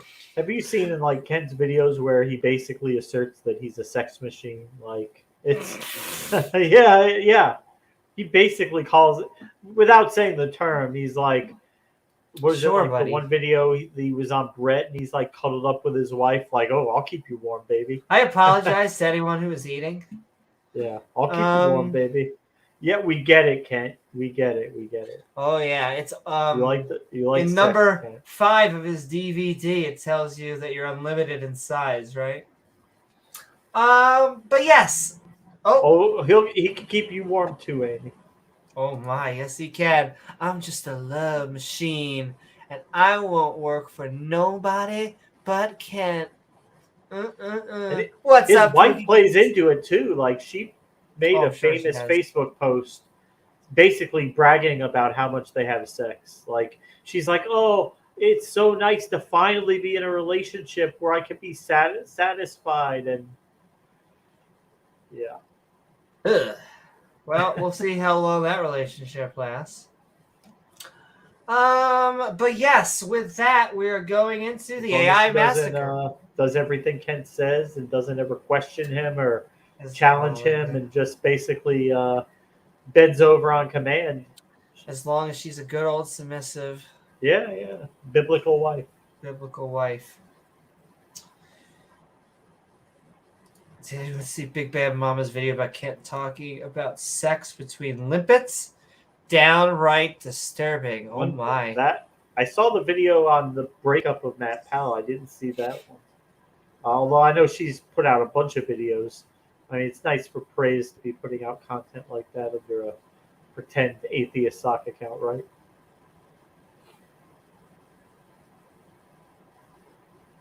Yes, that was a long yes, but I wanted to show the moon's crack. All right. I mean, they do point. Don't they point to like a little like X in the moon soil and say, "Oh, look, that's the crack." Yeah, well, they point to some sort of line and some sort of fissure, and they go, "There you go, it's the crack." It's not even It's very like big. But the claim was the moon was cut in half, not the moon was like chipped into. Is that a miracle? But sure. But enough about the trilogy, because we could get into Islam and Mormonism, which for whatever reason like to. James, profits make profits. Did you know that? It certainly pays. Certainly pays. What did I told you? Kimball, he did a 24-hour live stream. Well, this morning we called the Joel Osteen prayer line, and he did a couple calls to that line, and every time they always ask, "Oh, would you like to make a donation today? Would you like?" Yeah, it's prayer, but while you're there, he didn't give Joel Osteen any donations. No. I also just point in that tides go in, tides go out. You can't explain that. Just want to point that out. Also, magnets. How do they work? Magic. This is why I consider us a science podcast, James. We ask the hard questions. Yeah, let's get into this murdering business. Enough of this dilly-dally. Do We it got to people us. to kill. Do. The Massacre. And the Lord Bob. This person that definitely exists. Uh-oh, Bob. Your eyes are a little... Barbaretta. Her That formal lovely laugh name. there. Yes, she's normally in a noodlier dress, but she's dressed down tonight. Said on to Joshua, "What? Like, what do you even want? You totally treated Moses way better than me. Fear not, neither be thou dismayed. I'm here to save you, young princess. Take all the people of war." It's less metal when you're actually killing people, though. But Sounds with like a Linkin Park song. I don't know why I am killing these random people, but I do it anyway. And arise, go up to the See? Do you see what I see? Stab. I have given into thy hand some lotion. Your hands are dry, if you know what I mean. And the king of and his people, wonderful people, some of the best people, and his city, and his land, and his PlayStation. Then thou shalt do to Ai what you did to your mother. No. And her king. And thou didst. Oh my, you didst them? Did you didst them all over? Don't didst the king. On to the Jericho. Scary game. And her king. You're my king. Only the spoil thereof, or as they call in olden times, thy sugar daddy, and the cattle thereof, shall ye take for a prey Unto yourselves, for you are the good guys of the story. Take my word for it. Lay thee an ambush for the city behind it. What? God said to Joshua, go up to Ai. See, I've given you into the hand of I've given into your hand the king of Ai, its people, city, and land. And you'll do to Ai like you did to the Jericho. Oh, BT dubs. We're not just covering 2 genocides. Like, I really do just have to emphasize how, like, we could just go back, like, 1 chapter, and we have the chapter we just did, and 1 more chapter, and we literally have another massacre. Like, another time where God just absolutely kills people.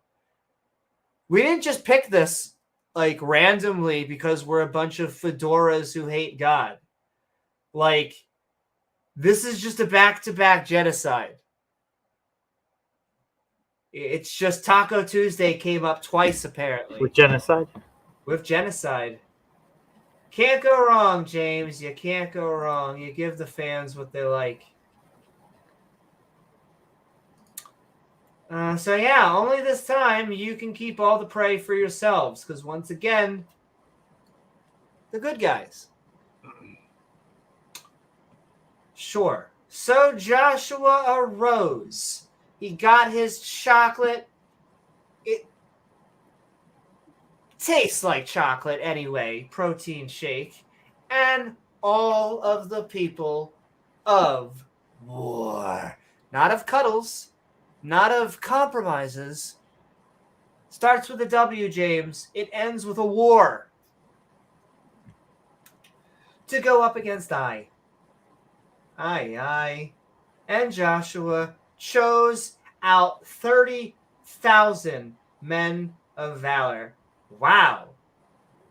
We went big or went home. We just went 10 times the size. All right, I get it. Finally become a size queen, men of valor, and sent them away by night as real men do. Just okie dokie. Okie dokie, yep. James, there must be like some context or hidden subtext in here. It can't quite actually mean they're just getting a bunch of dudes that are about to go slaughter a whole bunch of people. Can't actually mean that. I'm sure we'll see. We'll see that's not the case soon. There's a moral at the end of it. I know. And he commanded him. He's like, those bitches love commandments. Saying, behold, ye shall lie in your own filth, you dirty, dirty girl. And Sitting wait against or the lying in the public ways. Exactly. For all to see. Even beyond the city. Even beyond. Whew. But we've never gone beyond the city. What is this, The Last of Us? Go not very far from the city, but ye shall be ready. And by ready, I mean like the swords and like killing. And I, and all the people that are with me, will approach upon the city and take my word for it. We won't be selling Girl Scout cookies. And it shall come to pass, like a kidney stone, you should be drinking more water. This is your daily reminder. I'm basically your mother. When they come out against us, as it is the first, that we will flee before them. Because we will? God, oh, yeah. I guess. Woo-hoo-hoo. For they will come out after us. Okay. Till we have drawn them from the city. We will hold a dancing competition. And we'll be like, come on. Boom, boom, boom, boom. What, you can't beat this? Bet you can't beat this. Oh, we can beat it. Oh, we can beat it. Oh, James. We can beat it. Don't you fucking Beat wait. it. Eat it. Just beat it. Eat it. Whichever song doesn't get copyrighted. Yes. Cool. Back to the killing. They have drawn from them the city because we're really nice people. At least they have a plan this time. Because I will just remind everyone, if you've just joined us, God set their chosen soldiers on a battle and they lost. I don't remember this at all. Like I went to Hebrew school. When people hear that, they go, "You must have this wealth of Hebrew knowledge. Judaism must be in the back of your mind." James, do you remember this fucking chapter? I don't remember this fucking chapter. Not distinctly. It's terrible. This stuff is stuff. Here's what's even worse. It's like the general and the specific. It is. We're just talking about that, I think, on Mark's Reid stream, and it's not just the stories you know or the stories you don't know. It's both of them. This is horrible, and the Moses story. When I read the Moses story for the first time, really cover to cover, it broke my heart. It froze. It turned into stone, much like Pharaoh's heart was turned to stone once, not twice. It should be the rule of 3. You'd think, why would you need to turn? No, not 4. He turned Pharaoh's heart to stone 5 times. 5 times. If you can find free will in between forcing a man to do what you want over and over and over, good luck. It's free in there somewhere.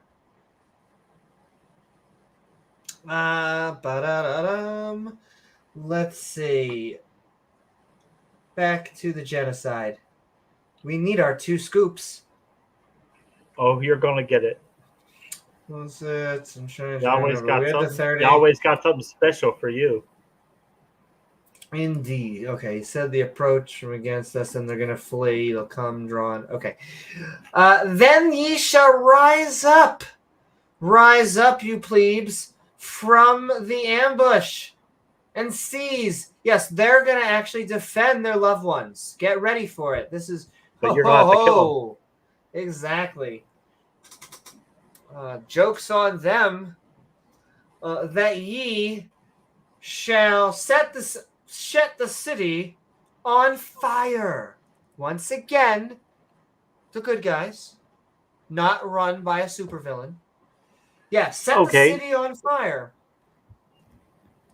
Oh, James, it was the dancing competition, right? That's what they meant? City on fire? That's the name of the competition. Staying alive, staying alive.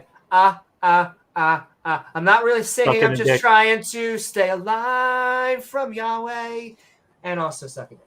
According to the commandment, once again, bitches love commandments. As the Lord shall do. What's the point of being the Lord if you're not going to give commandments every 5 minutes? James, basically how he gives autographs. See, I have commanded you up and down. You nerdy little girl. Joshua therefore sent them forth, and they went to lie in ambush and abode between Bethel's breasts. Oh, hot mama. And I, on the west side of Ai. But Joshua lodged that night among the people, if you get what I mean. Oh, I hope it was as good for you as it was for me, Bethel. I've had better. All right, I've tasted better. And all the people. Why does it smell like fish in here? Terrible joke. Moving forward, tip your waitress. And all the people. Did we read about elders? We didn't get elders. And Joshua rose up early in the morning and numbered the people. James, I want you to know this is never a good sentence. Offensively, defensively, never a good sign. And went up. What was he using to count them with? Like he was holding something out. 1, 2. Tickle my shoe. Yeah. He and the elders of Israel. Ishmael. Before the people to Ai. And all the people Every single one of them, except for Jack. He was kind of an asshole. Even the people of war. Even the people of war, Amy. Wow. That's actually the people I would expect, but okay. They were with him, went up and drew nigh, Bill Nye, the science guy, and came before the city, did they? There's holes for that, and they also are rumored to be very glory. And pitched on the north side. Okay, setting up. Of Ai. Now there was a hidden valley ranch between them and Ai. And they're like, their carrots and gentlemen, I know, broccoli. exactly. Well, they were like, why should we argue? Once again, not to bring it back to a point. Let's just have wings. Brothers, sisters, why are we fighting? We could be having mild, hot, spicy garlic, Parmesan, barbecue, even a mesquite, a barbecue, a honey. Zesty lemon pepper. Really? Oh my. Anyway, just don't ask for that from God, because if you do, he'll probably make you explode. Once again, I wish it was a fedora tip. Just don't ask for quail. I guess you can have wings, just not wings of a quail. So yeah, we had set the people, and even on the host of the Applebee's was like, you're gonna have to wait. For Applebee's, it's a Friday, and their tiers, it's always God's day. Wait on the west of the city. The only thing I actually hate the most about Chick-fil-A, by the way, is not so much that they donated to anti-gay groups. It's that God gets in the way of my fried chicken. And so that becomes the Lord Popeye's Day just for that, okay? Already, get in the way of fried chicken. What do you mean? Oh, well, Chick-fil-A is closed on Sundays. Oh.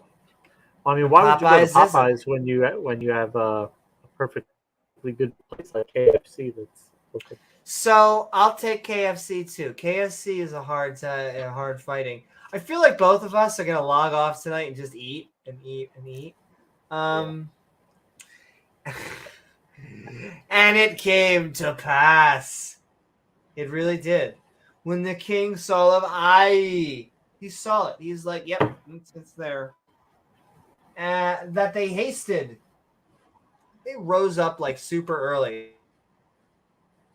Joshua is kind of like an early riser. You wouldn't know it, but he gets up every day and he lifts, he makes his protein shake, he goes on a run, he gets on his knees for God. Yeah. And the men of the city went out against Israel. Israel. Yeah, to battle.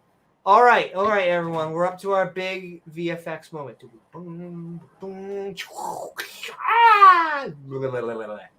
No, I have a family and loved ones. Not anymore. Not anymore. Yahweh took care of that.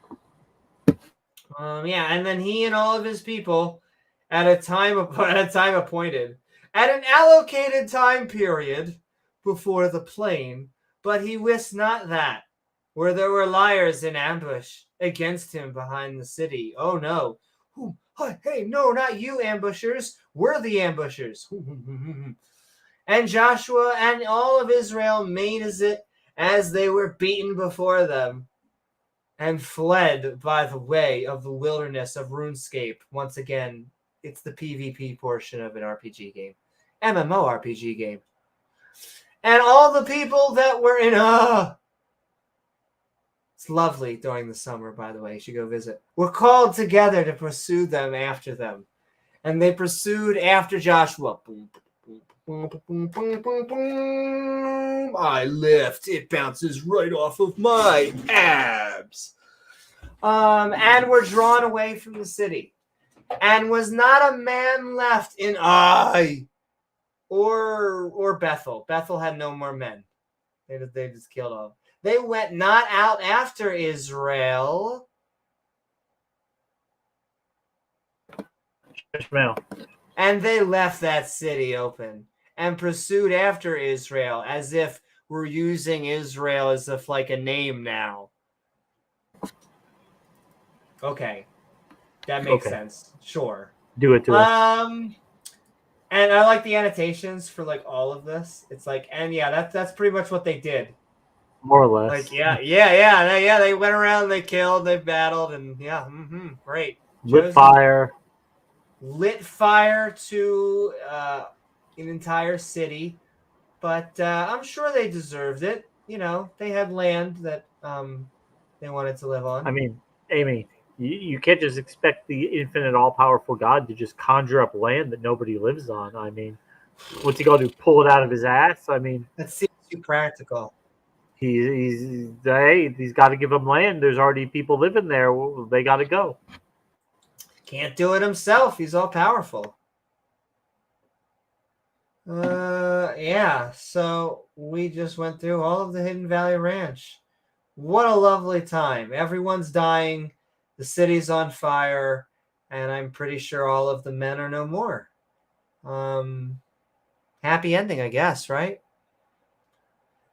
James, this is what we're supposed to be teaching to children, right? This is Sunday school, right? Good book in Sunday school, yeah. Well, right. The first thing we need to do is get these secular textbooks out of the high schools and replace them with good old-fashioned Bibles, so these kids can learn some real information, real, important things like why would we waste time reading the words of man? We can have them read the words of God. Exactly, an actual God we trust, not historical Darwin. Text. Exactly. One nation under God, not one nation under Darwin. This is why we're not on Mars, by the way. Oh, definitely. Not. And why we won't be 50 years from now. We still won't be, probably. Yes. Oh, no. It is very easy to see why in the future they're going to be like, oh, no, this is the transitional period. Because so many people believed in this Waiting shit. for religion to die. Yes. Oh, well. Flying cars, maybe in another few hundred years. There's a reason there aren't flying cars, by the way. Engineering-wise, they would have to be more like miniature helicopters, and that's just so far extremely expensive and impractical. Yeah. May borrow that from my angel story. Da da da da da da. Bibble. We're moving through a genocide. Oh, I should have been wearing just all black, James. I wore all black last time because I said it was basically a funeral. Round 2. I mean, I guess it's going to be black attire from now on for the Bible study for a while until God finds something else to do other than killing people. Well, you just never know when God's just going to not only kill someone, but like kill everybody. You know what I mean? Don't forget this time. Set fucking fire to it. I got to lead you guys around by the north. No, burn that shit to the ground. Burn it around. Ashes, ashes. They all fall down. The bodies. Let the bodies hit the floor. I think is how those two generally go together. He probably plays up in heaven. He's got that jamming up in heaven, just like the videos of like the soldiers in Afghanistan in the tanks and in the helicopters just shooting indiscriminately while that's playing. Kind of like God. Indeed. Just the most moral arbiter. Can't really think of someone that would be more moral than what's going on. James, you have to understand. It looks only like it's horrible, brutish, and quite frankly, a little stupid, only because we don't understand the 4D chess of it. If we could see everything, we would understand why he couldn't have really solved this any way other possible than invading and genociding everybody. But hey, Oh, I remember 7-Eleven Michael Smith. I know some of those movies. I definitely remember. Oh yeah. When you stick a pineapple up my ass. Yeah. I like some hell movies. My favorite also is just Dogma. I'm gonna keep on bringing it up. How those angels talk in the movie Dogma is very much how my angels talk. I was gonna say, is that inspirational to you? It was, because isn't that funny though? Like you're just sitting there and like you're imagining just I forget what their exact names were, but Gabriel and Matthew or whatever, and they're standing next to each other. Michael, and they're the like, God is archangel. yeah, Michael, there you go. And they're just like, God's again, are we really gonna do a fucking another job again? We've done like 6,000 jobs for this guy. Aren't we ever gonna have a little bit of me time? Why? It's always assholes. We always hunt assholes. That sounds like I see that. Can you start to see where my inspiration? Gabriel and Michael wanting when they get a little time alone, you know. Maybe And can I? Well, that when too. they're not doing God's work. But can I also tell you, I find that Christians struggle. They're not going to understand my story until I fully put it out there and you're reading it or it's on film, because I find people who are fundamentalists struggle. Every time I talk about my story, they try to make angels mythological again. They try and make it into this supernatural thing. And so, but that's the super sauce. There's no demons in my story. There are people that do evil things. I have a shadow guy who will draw you into his his own shadow thing and make you a shadow monster. All mine have deals with. Yes, exactly. Like the shadow people from folklore? Yes. And his name. Are you familiar with those? Wait, say that title again. Shadow people. Are you familiar with them? From. Oh, it's it's a type of paranormal entity that people claim to have conversation with shadow people that really are basically people who. Entities that typically in the dark or dimly lit area, they take the form of a shadow and they interact with them, and they're generally regarded as hostile or aggressive, malevolent beings, evil spirits, I guess. Interesting. So mine is similar. His supervillain, his whatever, his name is, he goes by Darkness. He calls himself Darkness. Okay. His name is Gabriel, his actual name. And what he's able to do is he has basically this pocket of shadows, almost like if you were to look at his shadow, you don't see his shadow. You see lots of other shadows screaming. Because a lot of my story has to do with consciousness, because of course. And so I like to ask myself, what are worse ways than death? Which is such a healthy thing. But it works for fictional and some fantasy and all these things. The kind of world you're building. Yeah. Well, my main villain, now that The Last of Us has all come out, my main villain, Isaac, King Fungus, which is his super villain name. He hates that name. It's the difference. Hates that name. That's why he calls himself Isaac. That's why he calls himself Isaac. He's a doctor. He is a professor. King Fungus is a pejorative. Pejorative. So, and it's the Kitsugi, which means fire demon. His name is cool, but like he has the Japanese equivalent of a Fred name. I love that dichotomy of like, because the fact that all my supernatural creatures, they're all real people that were born from sperm and egg and all of this stuff. And so Darkness is just messed up. He's just fucked in the head. He's not a demon. He's not an actual demon. And he gets controlled. He gets countered by my SCP, like our organization, ARC, who is the Agency of Reconnaissance and Knowledge. And so my supernatural is countered with science. And so there's kind of this triangle at war. There is the supervillains, Isaac, Darkness, and Katsugi. A trio. They are, and there are underlings and all this, but right then they are my trio. but they are kind of my trio. Unholy Trinity. Darkness doesn't have much of a redemption arc, but he has a lot of fun. He gets a lot of cool lines and gets to do and say a lot of cool stuff. Katsugi is kind of my Zuko. He's my fire guy. I've already written a death scene. He's the only person who is. No, that's not true. He's one of the only people who's actually killed something. I forgot one of my main good guys kills people. He's a little bit fucked up too. But he's a bounty hunter though. That's his job. He's the black bounty hunter because he has a bounty on his head. I'm getting so off topic. I'm trying to remember why it was I said this. Oh, because of all these people, King Fungus, by the way, now that that's why he gets it. I get it from the cordyceps virus.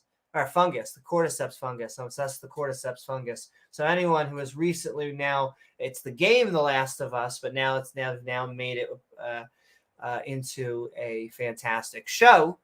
And so now maybe you understand what all my gibberish has been saying, because my main villain is basically he has the cordyceps virus and he's going to take control of the government, overturn my books and infect other people and all this. Lots of fun times. Yes, no demons though. They're all real people. And all right, back to it. We're almost done actually at Joshua chapter 8. Enough talking about fiction. Let's get back into fiction. Joshua chapter 8. Wow, all right, I remembered. I almost lost my spot, but then I remembered it gets ridiculous. All right. And the Lord said unto Joshua, stretch out that thing you got down there, that spear, that is my hand toward Ai, because I can't actually apparently do anything in this world. Even now, I need to have you make a literal metaphor, which is an oxymoron, but somehow we're there. For I will give it into thine hand. Oh, will I? I'll give you a reach around if he asks nicely. And Joshua stretched out thy spear, and I over here and queer that he had in his hand toward the city. Do it, baby. And the ambush arose quickly out of their place, as it would. And they ran as soon as they saw this big fucking spear, as he had stretched out his hand. Why does God never do this kind of stuff? Hey, James, isn't it kind of weird that we're getting more accepting of LGBTQ people, and God kind of lost that whole Sodom and Gomorrah nuke shit? What do you mean? He lost it? Oh, he doesn't use that power anymore? The people, the blasphemers, the sinners and saints, they don't seem to be changing. I mean, he used to be able to nuke us, from Prime up there. He used to be able to take out the spear and kind of destroy entire cities and people and everything. Well, and now he's kind of just a toast. The Christians had their one claim to fame, and that was Pompeii. When that was destroyed by the eruption, they all claimed that they were actually claiming ahead of time that God was going to Sodom and Gomorrah that city, because I guess there was naughty stuff going on there, and it happened. And they sure enough claimed it. Oh, that's the judgment of God. There you go. That's what. Let's think about this for a while. Was it it could have been a prophecy of God. Could have been. It could have even been a lucky guess, or even a random guess, or it could have been. Yeah. It could have been. Just hear me out. Hear me out on this. There was an active volcano, and a group of people decided to set up near there. And it wouldn't have maybe, not out of the realm of natural, things to go, the blowy up thingy. And you mean us Christians putting structures. Claiming, God's going to send an earthquake to punish California. Well, I mean, they could say that, and then whenever it happens, they could say, oh, look, God did that. Well, no shit. It's eventually going to happen. We know it. But, and then if that means if we build earthquake-proof technology, does that mean we're building God-proof technology? I mean, we did build boats that can, That's true. Like the Noah story would totally not work at all right now. Apparently, now we can build boats. I mean, if we How had did warning, no like one figure out to build a boat? That is so dumb. I'm sorry.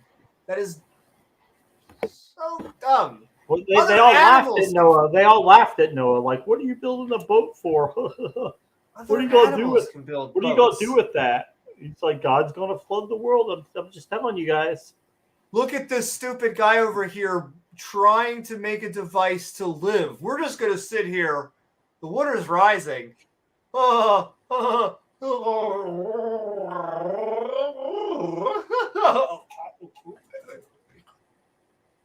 Yeah, that makes sense. No. What are you gonna do with that? Science, history.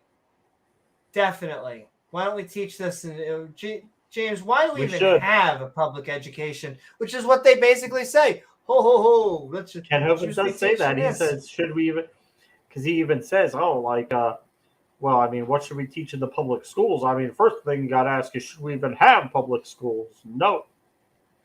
Be all through the church. That way, yeah, put the church back in charge of education. Yeah, sure. How about people who pay taxes get to choose what they do with taxes? I pay all kinds of taxes. I pay tax when I go to the I know, yeah. the store. When I go to the and, store. Yeah. Property tax and I also, tax. James, I don't know if you know this, but I have a specific type of oil. It comes from a lizard, some sort of majestic lizard. They say it once had legs. And when you use this oil, it allows you to do anything that your heart desires, if you're into that. Like live forever. Yes. Now you're thinking. And it's always done that. That's 100% what this oil has ever done. Would you like some? Always. I mean, yes. Is it free? Well, what is free if not for the money that we give to each other? You know what I mean? Exactly, Gizmo. Exactly. Chimed in at the right moment. And when the men of Ai looked behind them, they're like, ah! They saw and wow. They're really rubbing it in their face. I really did pick the right title card tonight. All over your face, Amy.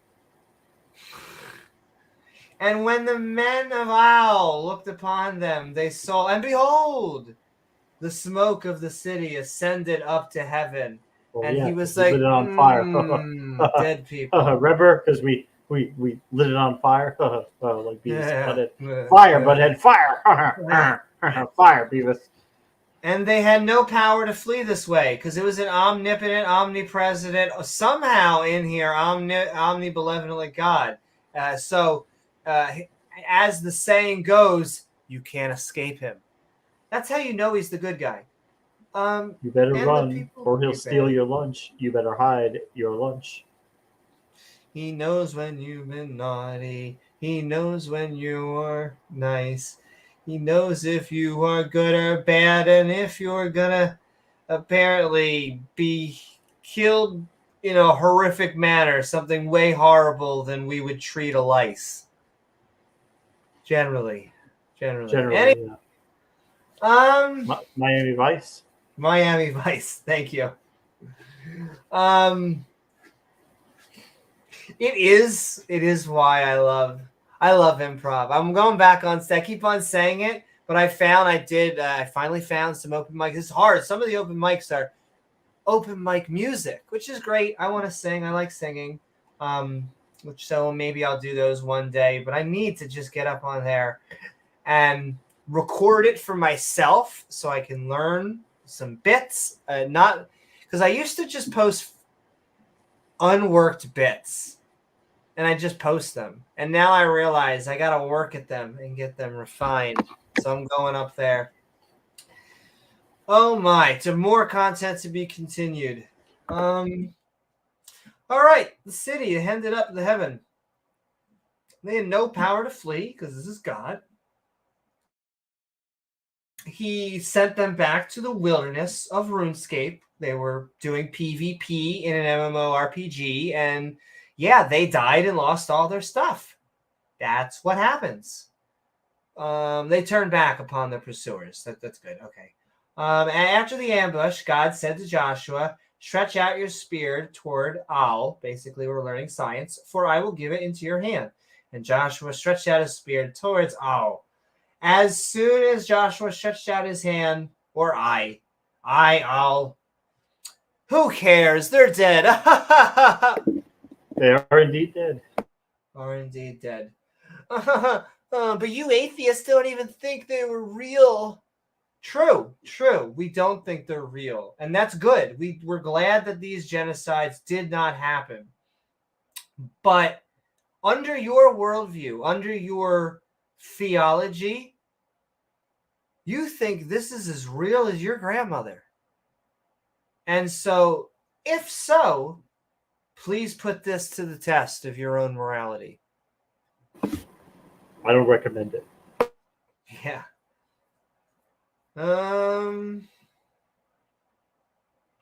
We set that city on fire. We put that hand out, and it went We on didn't fire. start the fire. We didn't start the fire. It was Yahweh, 'cause he was kind of a dick. And the ambush arose quickly out of their place, in a race, in your face.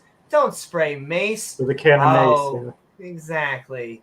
Guess you could say, this time I had no ace. And they ran as soon as he had stretched out his hand, because it's a giant hand. And they entered into the city and took it, because the good guys. That's what God told them to do. Yeah. Hasted. Hey, James. I don't know if you needed this, but hold on. Give me 1 second.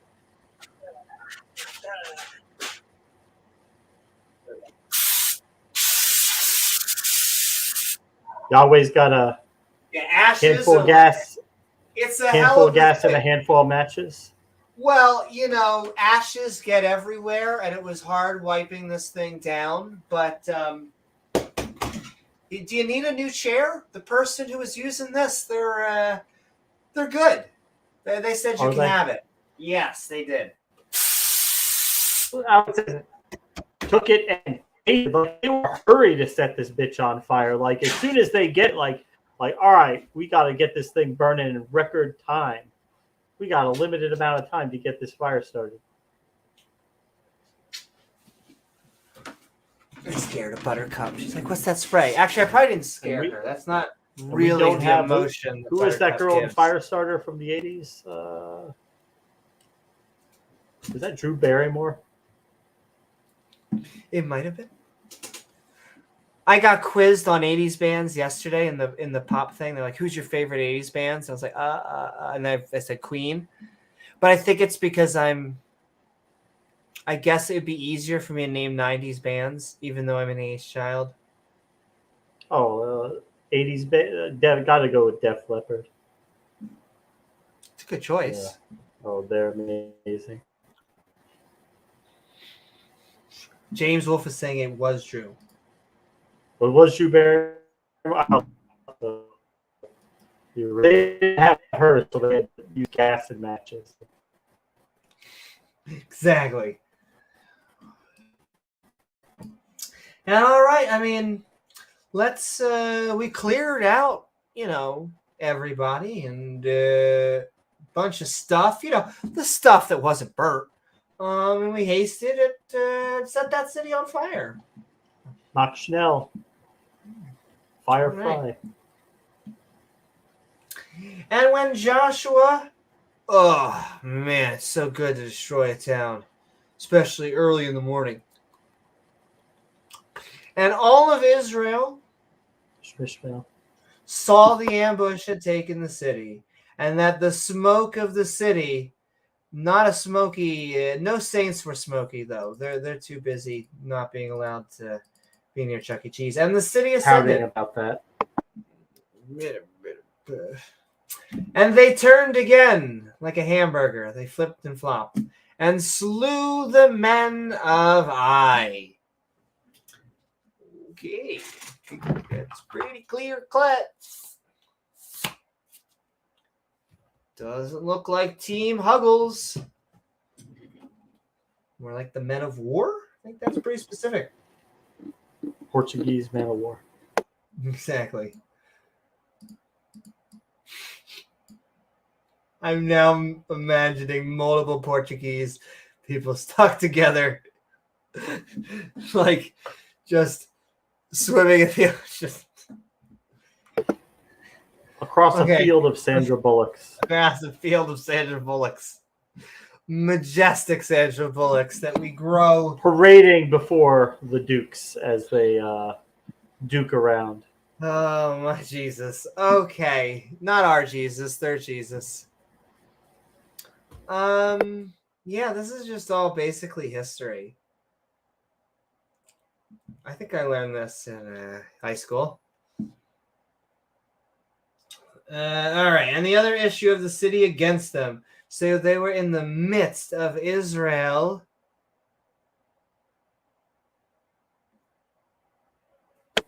Shmishmail. We're paid by the Shmishmails. I can't help it. That's how I get paid by the Shmishmail. Yeah. Pays very specifically. James only gets paid by the TOS. My contract. Yes.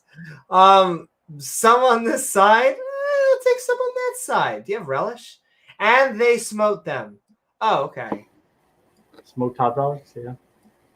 What is the I'm sure there's apologetics.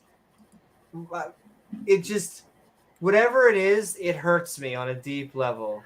Like, they had the accursed thing. We never learn what the accursed thing is. That is a true MacGuffin if I ever... That is opening the laptop and you not seeing it. Opening the fucking treasure chest and you not seeing what's inside. It's the accursed thing, everybody. Yeah. They all died for it. You think it's on eBay? Anybody? No? Cock and balls? No. No. That, yes. The curse thing, yeah. The curse thing, yeah. But they sure as hell slew everybody for it. I'll tell you that. Someone all don't these threaten them. Don't threaten Yahweh with a good time. And the king of Ai, they took alive. Wow. Okay. Cool. You're killing. I don't think it's going to end well for him, though. I know. Yeah. It does. Once again, you do not.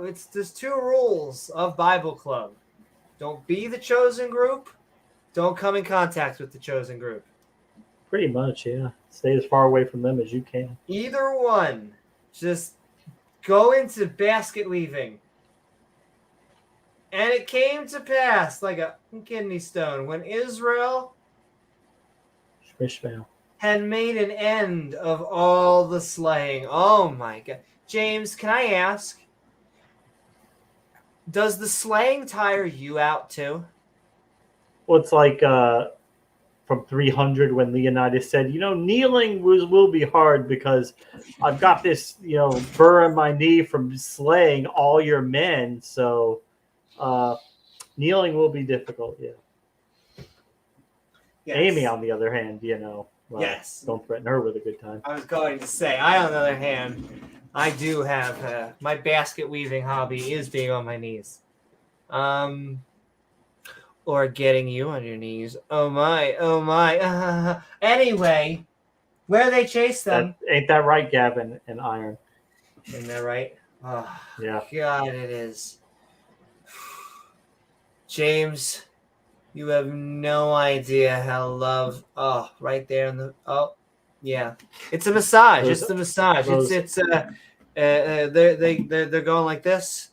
And like this, I'll tell you. Newman certified knee pads. I mean, yes, indeed. Industrial strength. Oh my God! I wish there is no way that Teespring sells knee pads, but I want you to. Newman knee pad. Certified for a fucking elephant. If you had to have an elephant get on its knees, this would be the knee pad to give it. Listen, it could be very wholesome, whether you have to pray, meditate, or just you're working around the house. Really? Yeah, exactly. But if you really need to go to town, I mean, Gavin, really go to town. Amy Newman knee pads.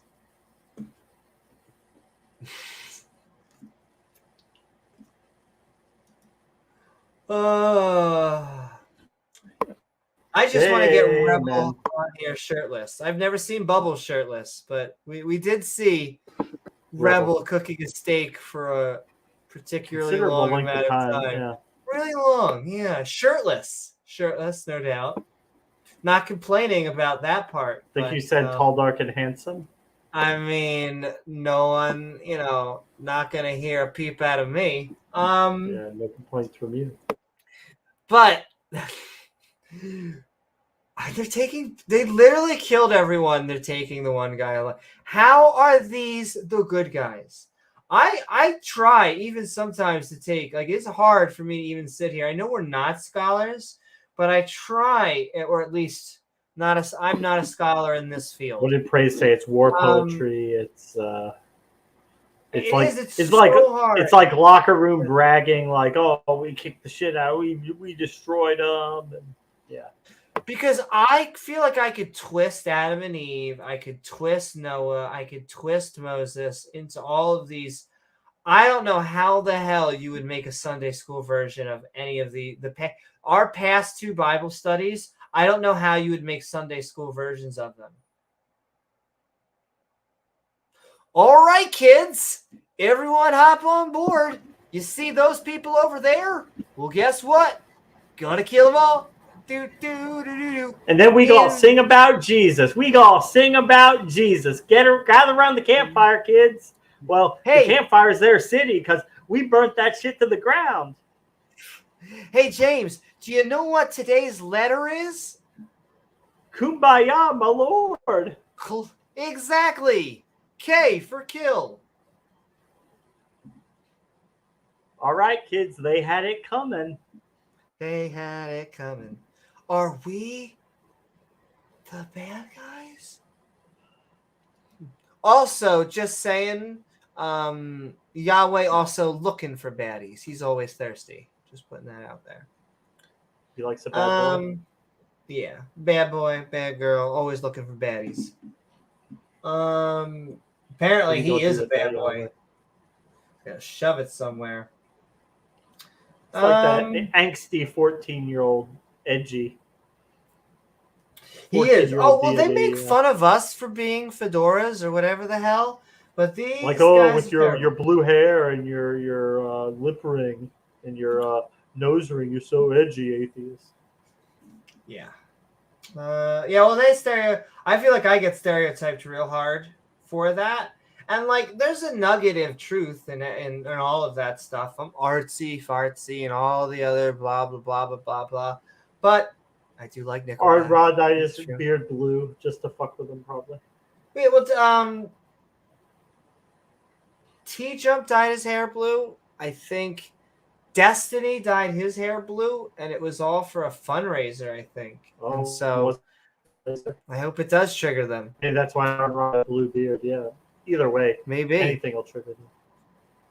Well, they just, the whole, they think the blue-haired woke. I'm trying to sometimes reformat that word because woke just means being politically active. However, we also are not trying to cancel people either. We're trying to. As a new, it's evolved. It has. Yeah, well, I mean, as language does. Well, that's why I have to clarify that's why I hate labels. I sometimes say I'm a liberal because I like freedom, and then they say you're a classic liberal, and I'm like, I don't want to use. You heard what I said. I like freedom, and so people get into arguments and label battles, and I always like to just talk about the actual points. And it came to pass. We're passing. A lot of things are coming to pass, let me tell you. And it made the end of their slaying. Did we read this final one? Here? With the smote with the edge of the sword? You were in the middle. You were in the middle? Okay. Yeah. Okay. And when Israel made we'll do it. I'll do my shmishmael there that time. End of the slaying. All the inhabitants of the Ai in the field. In the wilderness, once again, A lot of PvP going on, wherein they chased them. And when they were all fallen on the edge of his sword, oh, so dramatic.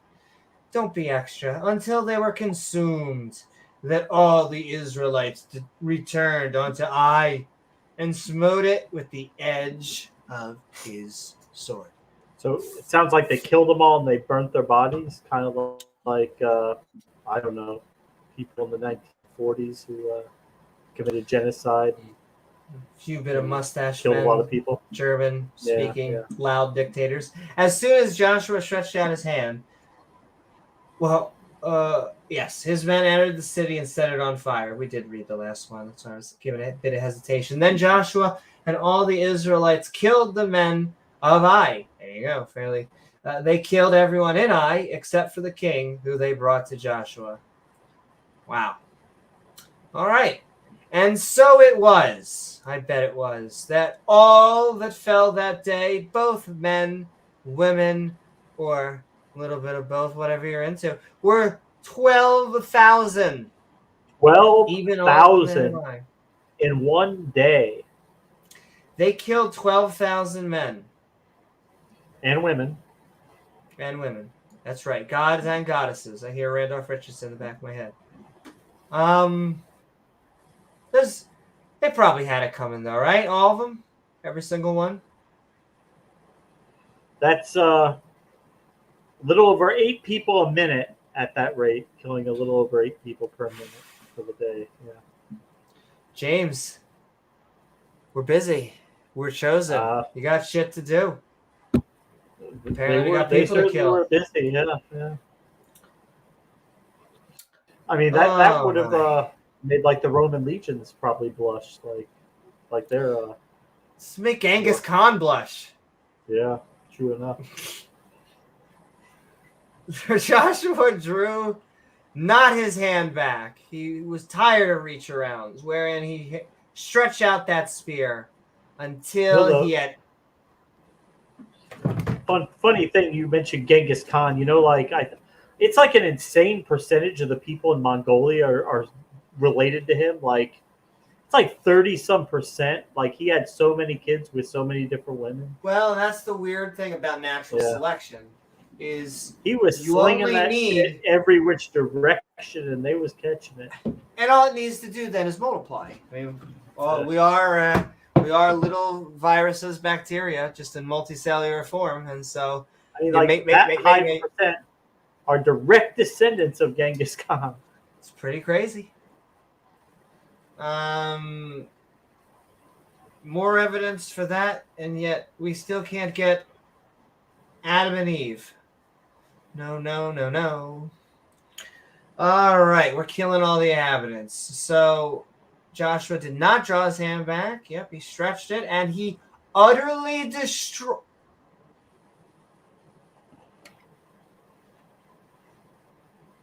Wow. So I mean, they just told you he killed everybody, so now they have to reiterate it again. In case you didn't understand, in case you didn't get that, Amy, in case they were ambiguous or just beating around the bush. No, we fucking destroyed that shit. We leveled that shit to the ground. It's gone. Bye-bye. It's a good thing there were no children or infants or pregnant women or anything that they pretend to carry. There were none after. After that, there were none left. Yeah. I'll tell you that much. Now, of course, the only saving grace is that this didn't happen. This is made up. But the fact of the matter is, it presents it as if it did happen, and it presents it as if this is a good thing.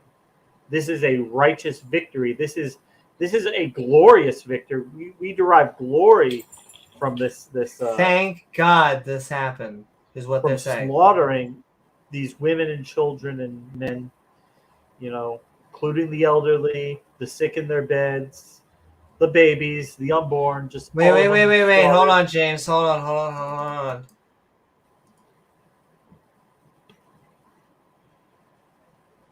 Ooh, that's not good. Ooh. Oh, nope. What was exactly what we thought? Okay, just checking. Just making sure. Just making sure. Yeah. Praise God. Maybe it was I was looking for that Hallelujah. context. That's some text. Hallelujah. Only the cattle. Oh, really? You're gonna leave the Wendy's? Only the cattle Well, I had and to the have steak. spoil. James, if we've had one theme of this podcast, it's apparently been food. Only the cattle and the spoil of the city. You gotta have a good time while you're killing people. You know what I mean? The spoil of the city.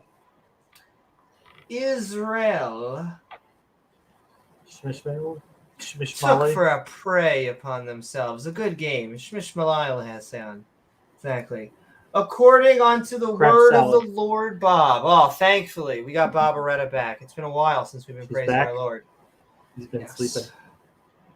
The Lord, which he commanded Joshua. Joshua is taking his orders left and right. He's lifting. The good little boy he is. He does. He's fit, toned. Still a little bitch, but yeah. A little bit of a fuckboy. A little bit of a fuckboy. And Joshua decided that this was all terrible and left his God. And Joshua burnt. Like, how much more could you destroy it? It was already on fire. Why are they going take out the of ashes the way? and pound them into the ground and then, burn the ground again? Once again, that kills me is it's not even the annotations. Like, no, it's clearly it's the King James version going out of its way to say no. We killed we burnt it again. We killed this many people, and we killed everybody. We burnt the city, that shit, and then we made sure it was razed to the ground. Oh, and then we burn it again just for fun. Exactly. We fucking spit and took a piss on it.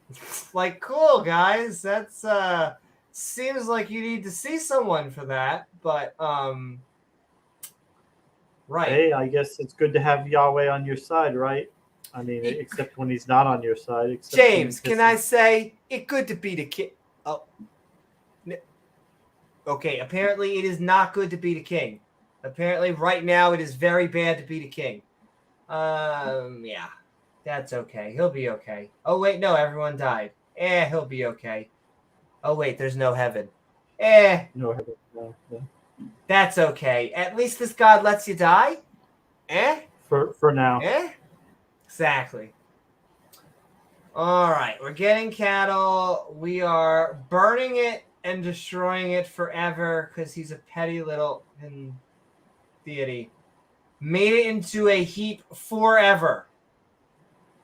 Which means that technically speaking, it should be like that right now, and yet we know no place on it. Contradiction, yeah. Even a desolation onto this day. Oh, good things. There's no. Yeah, wow. I think, James, we found that never before contradiction in the Bible. Oh, yeah, sure. Sure, buddy.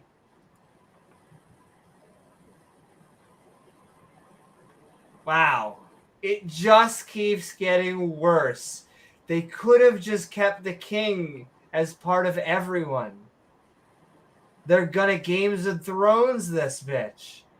Oh, I mean, they gotta be theatrical about it, right? I mean, they gotta have a special ceremony to kill the king, right? Once again, it is not good to be the king. And the king of Ai, he hanged on a tree until evident. Hey, James, I used to know of people with those lowercase t's that used to do stuff like this too. That's really weird. What you want to do is you want to take the king, keep him alive, and make him watch as you slaughter all his people and you burn his kingdom to the ground, and then you kill him And then you kill him as he watches everything he ever loved and cared about go up in smoke. You destroyed his army. They numbered how many people. You then really did go out of the way and killed all women and children. And now you're killing him. The elderly, the sick in their beds, the infirm, disabled, whatever. Oh, yeah, Nathius, this has been going around. This whole... I don't know why. Why is Jeffrey... is the new movie just came out. Didn't that movie come out a year ago or something? Maybe I'm wrong. It just came out. Like these new rounds of him being an atheist, like him quoting why he killed people was because he didn't love Jeffrey God. Dahmer? Oh, yes, yeah. and of course he was saying Brett that King posted a video of that. well, it's him. It's not just him. This Jeffrey Dahmer thing has been making its rounds on a number of Christian circles. It's because of evolution and why. science that he did that. Of course, they never talk about BTK, Dennis Rader, the serial killer who called himself that because he liked to bind, torture, and kill his victims, who was president of the congregation at his church. He was actually found by the police because he sent material to taunt the police, like, ha ha ha, you can't catch me, on a computer disk. And they found a file on that disk that sent them to the church, and then they tracked him down through his church. And then when he was being sentenced to life in prison, he's there with his pastor saying that how sorry he is and that how he hopes to go to heaven once he dies. Oh, of course. No, oh, it's the greatest get out of jail free card. Technically, you could be in now, jail. if one of his victims that he bound, tortured, and killed did not believe in God, well, they would go to hell. And the guy who bound, tortured, and killed them for his own sexual pleasure, he could go to heaven if he told Jesus how sorry he was and he meant it. And yeah.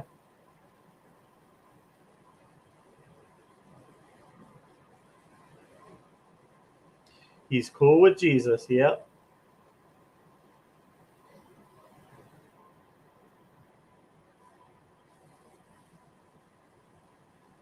It was even like when he was confessing to the court, like in open court, like one of his murders, like his last one, he like juggled it because he was a Cub Scout leader and he had obligations at the church that he had to go to, as far as like moving the body because he wanted to take it and position it so he could take pictures of it in bondage positions and whatnot. I just realized he had to do that around his church and other obligations. I thought I had the Art of War. I have the Art of War for writers. Oh. Slightly different.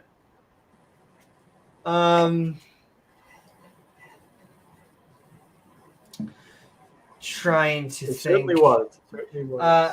Yeah. So the other thing is the whole the whole Kool-Aid man guy who did Kool-Aid. He believed in a whole bunch of conspiracy theory stuff. He was a preacher. Jim Jones, who may have been an atheist, however, in his spirit, who knew if he believed any of this stuff or if he used religion. Certainly. But he used religion, and all of his followers were theists who believed that they were going to heaven. They were going onto a spaceship. He was some type of godlike figure. The leaders of religious institutions not being very religious. Oh, that's a tale as old as time. It's the normal people they want to use it on. Yes, that guy. Funny enough, Jim Jones was not Heaven's Gate. He was. Oh no, those two different things. Jim Jones it was called the People's Temple Agricultural Project in Guyana in South America. Heaven's Gate, that was a guy named Marshall Applewhite. He was also pretty. Yes, not to be confused with that Kool-Aid man. All right, who's gonna kill themselves today? Yeah, Heaven's Gate. Like if they have the videos on YouTube, like of like their exit interviews with the people, that's chilling. Like these people are like days away from killing themselves. Just like how like they had all like the same names. Like he renamed them, but like that last part of the name was all Odie. Like you're Tim Odie and Biodie and My Odie and Aim Odie. Bob Odie. Yeah. But yeah, let's I guess focus in. We're well, and the point is that every time they almost always insult us. It is always a double. Right. handed insult. It's the weirdest thing ever. And so, yeah. James Wolfe is right that Jim Jones, he did try to merge Christianity with socialism, communism. He was in talks with the Soviet Union, but I don't think they really were too keen on bringing him over. He certainly had aspirations of going to the Soviets, but I don't think they were too hot on the whole thing. Also, this is kind of sad, but just because I'm obsessed. Here's my own Wikipedia.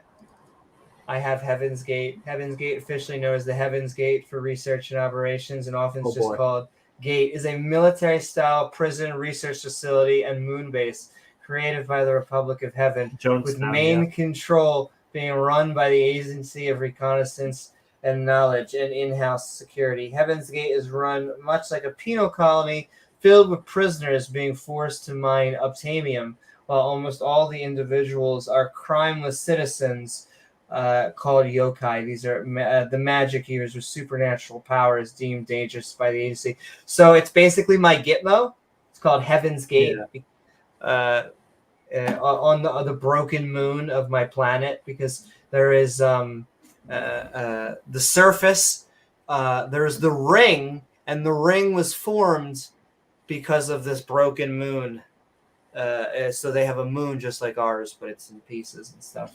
You know what else is chilling is they actually have the death tape on Jonestown. That's online. This is Jim Jones giving a speech to his congregation, basically telling them, all is lost. They're going to come because they killed the congressman and people from the media.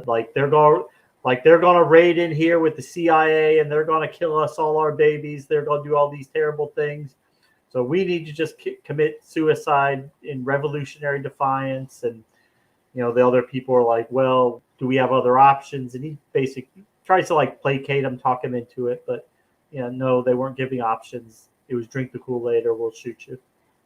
Yes. And in some cases, they did shoot them. They did. Yeah, some of them were shot. I think there were a few people who were able to. The survivors, it's less than 10. Definitely, if more than 10, not much more. Revolutionary suicide, yeah. An act of defiance. PSA, everybody.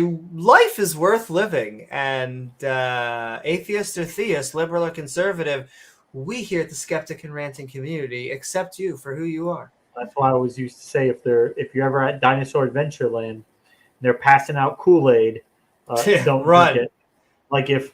If the IRS is ready to raid the place and Kent's like, no. Yeah, don't do it. Run. Yeah, run. Or throw the Kool-Aid at someone. Do something. Oh my gosh. First, right. Kent. Right back. Yeah, you first. Kick him in the nuts. Right back into the genocide. It's getting oddly personal. We're hanging a king from a tree right now. Oh yeah, of course. After we burnt his kingdom to the ground, killed all his people.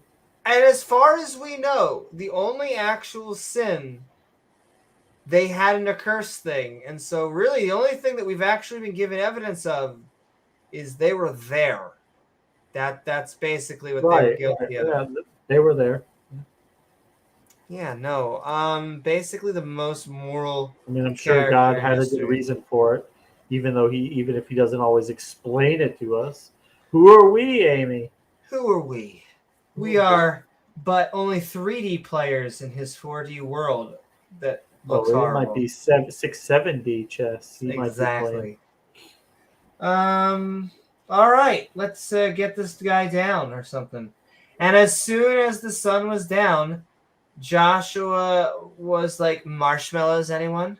It's kind of a toasty city. No. Take his carcass down. Gotcha. Joshua commanded, once again, I keep on saying it. I just love those commandments. Get that dude off that tree. Should take his carcass down from the tree and cast it at the enter. What do you get? Who is it awarding to? There is no one. Let that be a warning to the dead. You see that? That's your king. Yeah. Learn from it. That's your king. That's right, buddy. But wait, you're all. You hear that? Ashes and soot.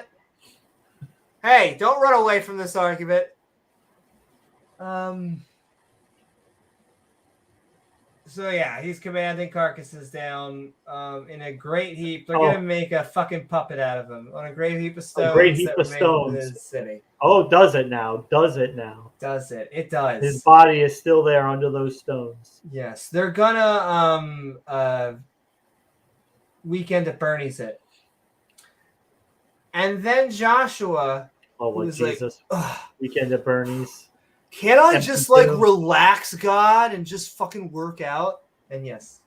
What are you saying? I said Weekend at Bernie's with Jesus, you know, like they go to the tomb and get him out. Look, he's alive again. Shit, just put sunglasses on him. Yeah. He's good. He's good. No. He's the fish thing. He loves doing the fish thing, don't you? Yeah, I love doing the fish thing. I profit all day. Yeah, see, he'll do that later for you. So come back. Believe in me or go to hell. Exactly. Sinister. What is Dr. Batman? What does Dr. Batman say? Dr. Masters, PhD Batman, Mr. If I were to continue to talk to you, sir, would be casting my pearls before swine. You on your way to hell, sir. Repent or perish. There Bye. You go. Repent or perish. Repent or perish. You on your way to hell, sir. But yeah, we're going to build an altar because that's kind of what God wants. On to the Lord God Areta. On to the Lord Bob here. Because he apparently killing everybody wasn't enough. So on to the Israel in Mount Ebelstan. Well, I mean, I guess that's why they kept the cattle alive. Because, okay, all right, after all this killing, God's going to want to fucking sacrifice. Johnny Crimson. In a truck stop. But you were a Russian spy. That can't happen. Dun, dun, dun. And we're moving into as Moses on the Lord's servant commanded the children of Israel Shmishmel. As it was written in the book of law of Moses, our main man.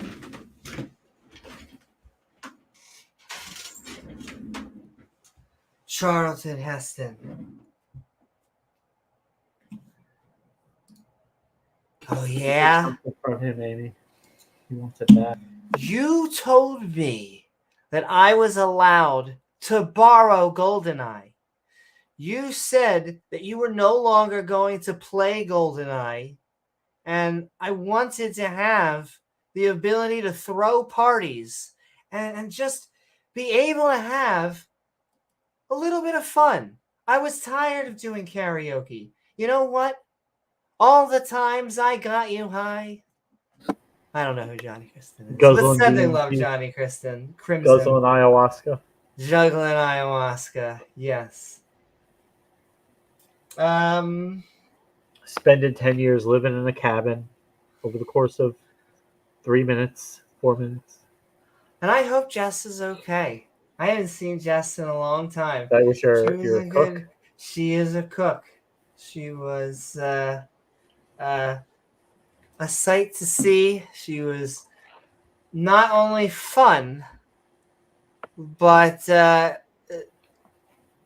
we are going to break the TOS. She was one of those who she tried many different drugs, and I filmed many different drugs. Many drugs that I never tried because they have bad. But I find that all very interesting. I have done. Now I've done LSD. LSD I would take again. And MDMA. You have a heroic dose. There is no such thing as a non-heroic dose of LSD. That was the drug, Tim. I didn't want to say it. I'm not going to say it because I'm afraid of because I don't want to support it. But I was so young at the time, and that was such a far out there drug, and I was a film student. It's on Never that did? camera. It's on that camera. It's on that camera right there. What, you did it or you never did? No, I never did it. I filmed her doing it. Oh, I I've never done that either. am a very specific. They will tell you when you're in school, they'll just go drugs. But drugs there's multiple classification of drugs. It's different levels. I am a psychonaut, which I feel even kind of teeny bopper when I say it like that. But like, I will take marijuana is actually considered, in my opinion, the lowest grade psychedelic, lowest grade. And so you then you have your cyclodin, you have your salvias, you have your mushroom psilocybin, you have your LSDs, you have peyote. And peyote is actually its own thing because ayahuasca is a DMT drink. And so those are my stuff. I generally only smoke weed. That's my relaxed drug to calm down at night. And I don't like uppers because I have ADD. And no one believes me until like you'll see it in action. But I have only done Coke Original once. I said the only time I was ever going to do it was on a hooker's ass. But then someone offered it to me. I'm like, oh, on a hooker's ass. It should have been. It should have been on my ass. Then it would have been a hooker's ass. There you go. I'm not that flexible. I remember working at a job one time this many years back, and was it like somebody had called the police. Oh, they thought one of my cashiers shortchanged them. I counted the money. There was nothing short, and they called my boss, and then the cop, because there's nothing they can do. It's a civil matter, but he's like, oh, well, talk to my boss. He's like, well, who is your boss? Where is your boss then? And he's like, probably out on his yacht doing a line of coke off a stripper's ass. I mean, woo! Yeah, generally, probably. Yeah. Having a good old time. Yeah, he was the owner of the company. It's a small company, so basically, he was out probably doing something just like that. He was a private owner. Yeah, it doesn't do anything for me. It makes me calm. Yeah. And you can't fake that, ladies and gentlemen. You can't fake. I assume you can't fake calm on cocaine. Original Coke. I love you, TOS. I love you. Coke Zero. I like Dr. Pepper. What are you talking about? Well, I asked Arden Raw one time because he does a good Ken Hovind voice. I asked him to do his impression of Kent after having some original Coke, and he's like, I wouldn't even want to try to do that. Yeah, you don't want to imitate Kent on the weekends with Matt Powell. Though it's a sad divorce, truly. That would be straight Neff. That would be what those two were doing. Yeah. Ted Haggard style. Yeah. Probably. Another one. Oh my god! Hours and hours. I feel like there's a Louis C.K. joke or someone who, or I don't know if it was about someone having a butt crack, that drug, or which drug it was, but it was like, it has to be good because of how badly it fucks you up. I always say, I don't know why you need other drugs than weed. Like, I understand that to me, I'm always like, I know why you would want to have an LSD in the world, but I would not want to take LSD every day. And so I'm very happy with the cannabis and the future push towards legalization. And all right, we're actually... We just legalize them all. Well, most of them, except the ones that are incredibly harmful. I think we should legalize them all. I agree with that. I think that we should then help people who are addicted to drugs. I think that we should then don't treat them like criminals. And treat it completely like just an addiction. Like it's a medical condition. Oh, I know. No, Michael Smith. Oh, I know. And so I agree with you. I was put on Ritalin and fucking all that stuff for most of my life because They did. I do have bad ADD. It's hard because if you look at me right here and my moving, it just looks like I'm miming. But I apparently, because when I say I don't stand still, I think when people online say that, they're like, yeah, I can't stand still either. But when people see me in real life, Take another Adderall. I have been told I've been told my movement, my ability not to stand still is the sentence someone told me was a defining feature. Like apparently, because to stand still is pain. I wouldn't say pain. It's like a low brow burn. Like just being like this. I have to put energy into.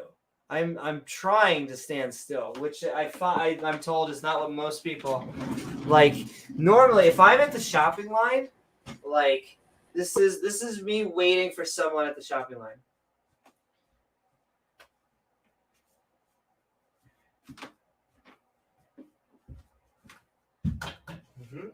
Oh no, that's good. There we go.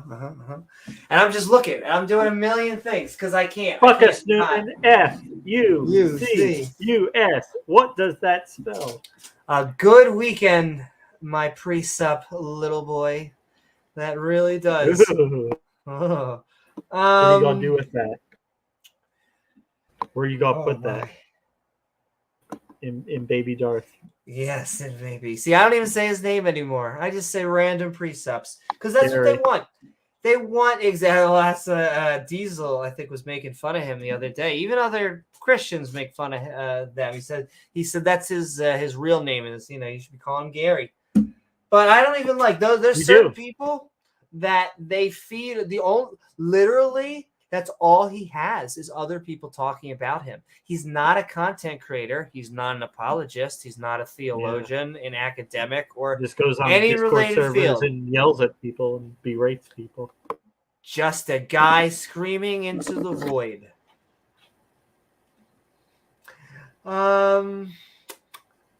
That's true, Tim. We all do have presuppositions. We're not all. I guess that's my shorthand for presuppositional apologetics. But you already knew that. Now we're just being coy to each other. Yeah. Term, but okay. Is there a sex position called the presup special? Who is in hiding a sup? So, you were just okay. You were just. Almost done. That's exactly. This chapter. Well, it's after 5. It is. We're gonna have like a 15-minute open mic, so it'll be very quick. I'm sending it in right now. Boom. All right, what are we doing? And he wrote there.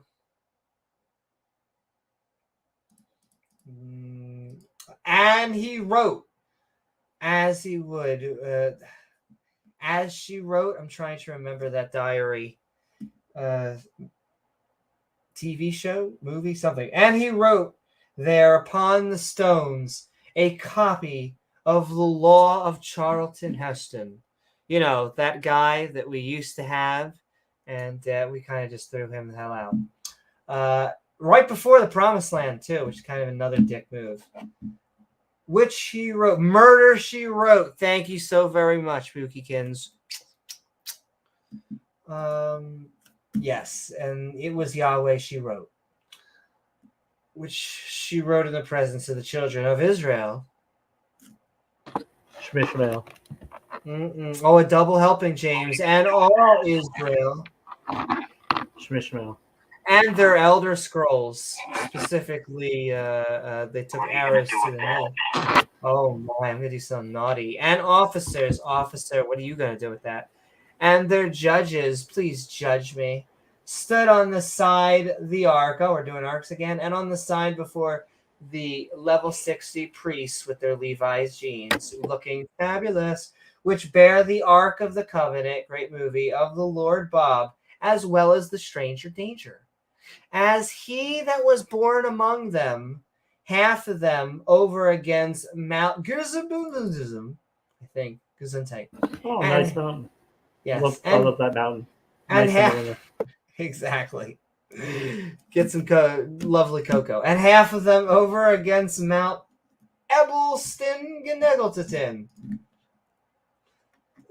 Which is, yes, yeah, As Moses, Charlton Heston, the servant, not slave.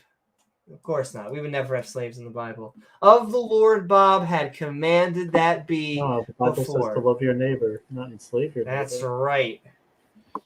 They should bless the people of Israel, Shemeshmel. Yes, they should have blessings because they all just died. So we all just did a really nice thing.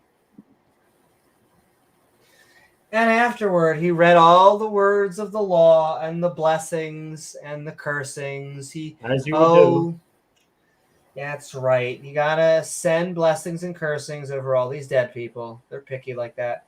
According to all that is written in the book of the law. There was not a word of all that Charlton Heston commanded, which Joshua, oh my God, I read everything that you showed me, like whatever, old man. I read before all the congregation of Israel. Shmishmah. With the women and the little ones and the stranger dangers, which we call pastors, priests, strangers that were covenant, conservate among them. Oh boy. Then Joshua built an altar and offered burnt offerings and sacrificed peace offerings to God. At the altar, Joshua wrote the entire law of Moses on stones. Well, all the Israelites law run. of Moses, really? All five books? Wow. Maybe he just did the Cliff Note versions. He did like the really quick little just bullet points. Yeah. James, I think they just killed a whole bunch of people. It certainly looks that way, doesn't it? I'm no rocket surgeon, but it seems like they just murdered everybody in cold blood. That's a reasonable interpretation of the text, yeah. Your interpolation seems to hold up. Well, okay then. We're going to do a quick as possible chapter review, and then we're done. We're going into outro, or not outros. We're going to open mics and then outros. We're going through. You can see this is the advanced fast version, but we are going in. We are going through into our chapter review.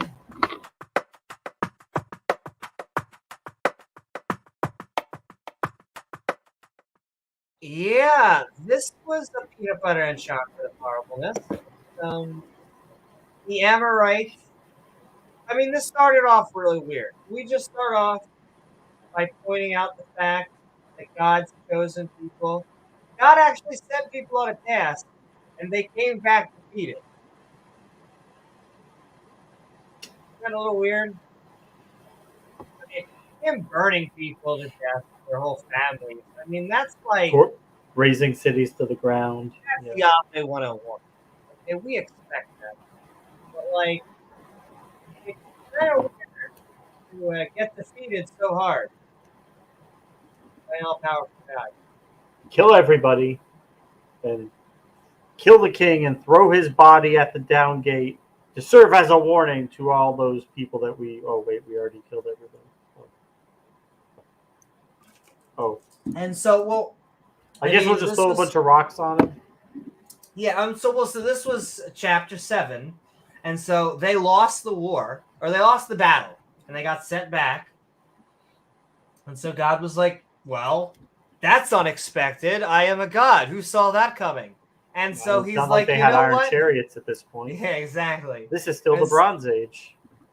And so with a good preparation comes a little bit of murder. And then we went on to chapter 8, and we just massacred a whole bunch of people. There were no trumpets and priests and no workarounds or VFX. It was all just ketchup everywhere. Oh, I hear a cat. Massive quantities of it. Massive quantities. I thought I heard a cat. Sometimes you're scratching. Well, I hear. See this cat. Who's that? Is that Penelope or is that? This is Buttercup up here. Buttercup up there. She's so tired. because if she was awake, she'd be running around. This one never has. So she has unlimited energy, except for when she's sleeping. Oh, she's up now. So now she's out. My baby girl. A nice nap. She did. I Calls love himself this cat. an atheist. DeFreak calls himself a born-again Muslim. So sleepy. Who called? Oh, she's saying ID is just cheap. Because DeFreak's giving his version of like Christianity merged with Islam. Oh! I thought you said Natheist is. No, DeFreak means that. No, DeFreak okay. is. Yeah. Oh, DeFreak is a born again Atheist was asking. Okay, got you. No, I was gonna say I know DeFreak well enough now that he. Yeah. And off she goes. When he first said that, I thought we thought he had to be a troll when he said he was a born again Muslim. Yes, well, no, he's not. There's been numerous.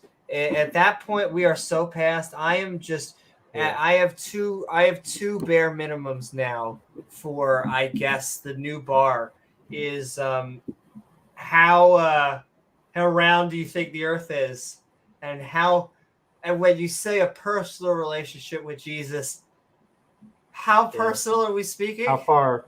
Those seem to be like my two new brand new questions that I never knew I needed to ask. But there we are. But I mean, this is I hate to say this is a pretty straightforward genocide, as you do. But run of the mill for Yahweh standards, Yeah, it's not the whole world. It's not the whole world. Didn't drown the planet. I guess the thing that stood out to me really is like the whole killing of the men and women. They killed this amount of people in one day. I guess everyone who fought back against them. Yeah. And but that wasn't enough. And so I'm pretty sure all of that in Latin is still going to mean the exact same thing. So pretty much, probably. Yeah, I guess they just didn't have the Latin we'll term check with for Hebrew. nuke it back then. We get praised in here with the Aramaic and the Hebrew. And we exactly maybe go back into the Greek. And the Greek-Hebrew translation, it was supposed to be they cuddled everyone. You just have to understand. We got to keep on rubbing it and rubbing it and rubbing it. Eventually something will come out. You get what I mean? The hermeneutics hokey pokey and your retcon it. And then I guess the last weird thing to talk about is it just got a little bit Games of Thrones-y, and we hung a king an unnamed king from a tree. So that also not too, out of character for Yahweh either. Oh no. In keeping with how he usually is. Doesn't matter what they call themselves. Give them to Yahweh. He'll make sure they don't come under their mothers. Hashtag loving God. A little bit too much truth. Anyway, I guess with that, those are really the highlights of the lowlights. Massacre. The lowlights, yes. We had 2 back-to-back massacres. I really can't make this stuff up. It was 2 chapters ago. We killed everybody. And now they all dead. We killing everybody again. God can't get enough of it. Just for good measure. Really, I'm going to keep on asking, because with the Omnis, because I don't think he's all powerful. But let's just go with, or maximally, or any of these. Let's just talk about he's not all benevolent. He's not maximally benevolent. He is not very benevolent. He's not a little benevolent. He's not benevolent. A little benevolent. He's a bad guy. Not a nice man. An asshole, I think is the scientific term. Yes, I think so. Dickwad. But there you go, folks. Ladies and gents. That was our chapter review of what we apparently went over, a wholesome, family-friendly massacre. And with that, we're going to run it over into a Let's do it. We're gonna go into our short open We got mic. two pretty reasonable We people got back the there, Beast so. of Mark and James Wolfe back there, and we're gonna bring them on for at least a heads up on a celebration because Mark just hit 666. Well, he's past that now, which hell's fucking yeah, we're on the way to 777. But let's get him in here. Let's do this, and then we'll get James Wolfe, and we'll celebrate howling at the moon together. Though I think it's daytime to him. All time is a good time to be skeptic and ranting. We are going into our open mic.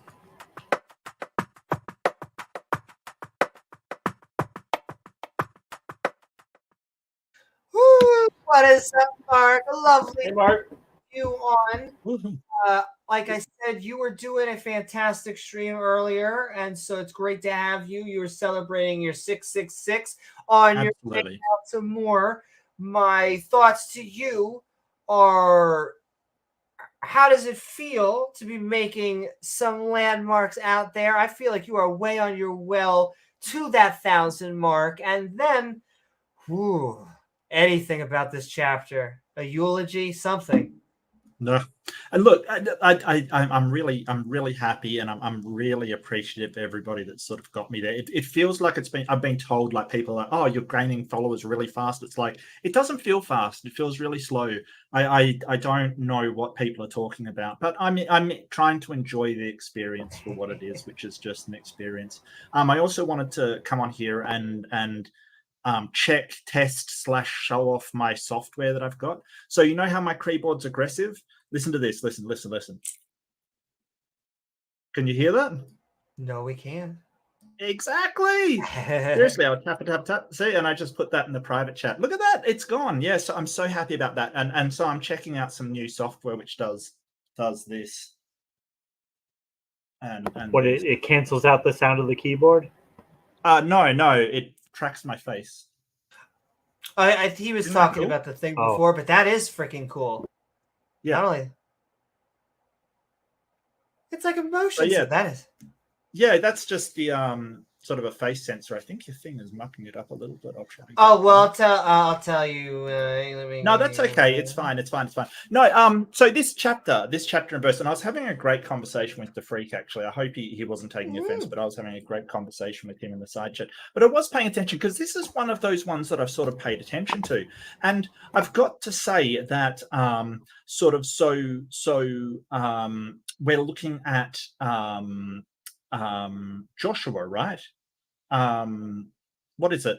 Joshua 7 and 8. Yeah, right. So seven right. Seems to be this failed attack on Ai, like an Ai. It's like they send their people to scout it out, and they kick their asses basically. So Zerah, the tribe of Judah, took some of them, kind of thing, and the people spied it out, and not all the army. So the 3,000 went up, and they got absolutely routed, right? They just chased away. And then he basically just blames it on somebody. He basically says, oh, well, let's take you all out in front of everybody. God will choose somebody, and they're the reason why you haven't succeeded, kind of thing, right? They're the reason. So Achan, son of Zerah, what to my mind, it's like, well, Joshua knows they've done something wrong already. He was probably well aware that they'd stolen the robe and the silver, kind of thing, etc. Right? And it's a great opportunity for him to say, hey, they've done something wrong, and stone him and burn them, and we're going to blame them for my failing, kind of thing. Right? You know what I mean? Like, it's very easy to say that, hey, they took, like, a 3,000 men, and it just wasn't enough people. That's all, like, they just got routed. So then he does a sort of a bit of a strategic, for the time, and basically does an ambush from behind them. And basically, so what it speaks to me is the second time round, he took A, the whole army, and B, he made some strategy. He had a plan. So the question becomes, where is God in all of this?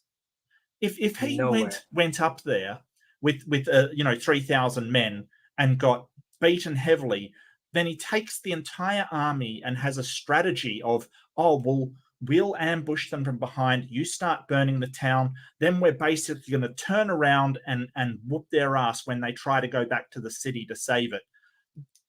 That's kind of where's God in all of that? He basically says, we're going to deliver you to Jericho, but I don't really see him doing anything. Like, if God was in I'm going to give to you Jericho, you should be able to just send the 3,000 men again, or 1,000 men, or one man. Why do you then need 30,000 men and a really sneaky plan? Do you know what I mean? Like, it seems really weird. Yeah, a little odd. You got God on your side, then. Right, you got God on your side. What do you need a plan for? Like, if you didn't do this ambush, wouldn't you win anyway? Wouldn't you be able to win with no death in your side? If one person. One person, right. Joshua could just hold his spear up and it'd just conquer it, but that doesn't seem to be how it works. And then, of course, they killed everybody in the city. And I know praise goes on about this. Oh, well, it's just war poetry. I don't think it is. They're very specific about things, and it isn't written like poetry. Some of They're trying to say this really happened. Yeah, but it's more justifying no, it's saying this happened and it's good. Right, because it was willed by God. It was sort of, you've got the first part where you've right, it's justified because you've got the first part where someone's betrayed God. You don't get victory if you betray God. You get and someone has to be burnt and killed to appease God for the betrayal of God. And the next thing is, well, God has dictated this. They're trying to say, well, we have to do this because we have to, because God has ordained it. Because none of it says, well, Joshua decided to do this. It's just he was commanded to destroy this city, kind of thing. You shall do to Ai and its king as you did to Jericho and its king, except that you may carry off plunder and livestock for yourself. And as far as tactics go, it's pretty simplistic, but obviously it worked. But this one's really, and it's sort of, anybody trying to excuse it as poetry, there's nothing in this that suggests poetry, and to scholars either. Some of it is poetic, obviously he probably didn't hold out his hand with the javelin, and there's certain things that were sort of poetic kind of thing, but not the actual battle and how it's described. It's quite a good tactic, right? You go, you split the forces. One goes behind the place of ambush and waits. The other one pretends to run away. In fact, I believe that what's his name? Hannibal used the same tactic against the Roman armies. He would let his vanguard, his front ranks, fall in, and then his sides would go and surround the Roman army from behind. It's a very, very well-known tactic. In this case, they basically fled before the people of Ai. Then the fire was set to the city. When the people of Ai kind of turned around, they had the option of the smoke. They could see the smoke, and that's when they attacked. And of course, the people who set the smoke could attack from behind as well. For Iron Age peoples, not bad. As I said, Hannibal was using against the same tactic against the Romans. Let your middle fall back and then hit them from behind. It's sort of tactics 101. But none of this seems to involve a god at all. There's nothing miraculous about a victory when you've ambushed your opponent. No. Couldn't agree more. It just seems really petty. Absolutely. Yeah. And all right. Thank you so very much, Mark, for coming on. I'm sorry if I'm sweating. It is so hot here. It's ridiculous. I've got my fan on and it's still sweaty, and I've got sunbeams coming down over my head, like the vision of God. So yeah, everything's hot here. The mark of the beast, counterfeit Messiah. Yeah, it's either Australia or hell itself down here. I don't know which one it is, and quite frankly, they're probably not that dissimilar. So there It it also is. must be hard living in England and in NASA at the same time. All three of those places. Yeah, NASA's real stingy on air conditioning. They spend too much money on CGI. Exactly. All They those give you fake CGI photos, air yeah. conditioning. Disgusting. But get James on. Sorry, I've talked long enough. No, Get James on and we can talk with him. Yeah. And all right.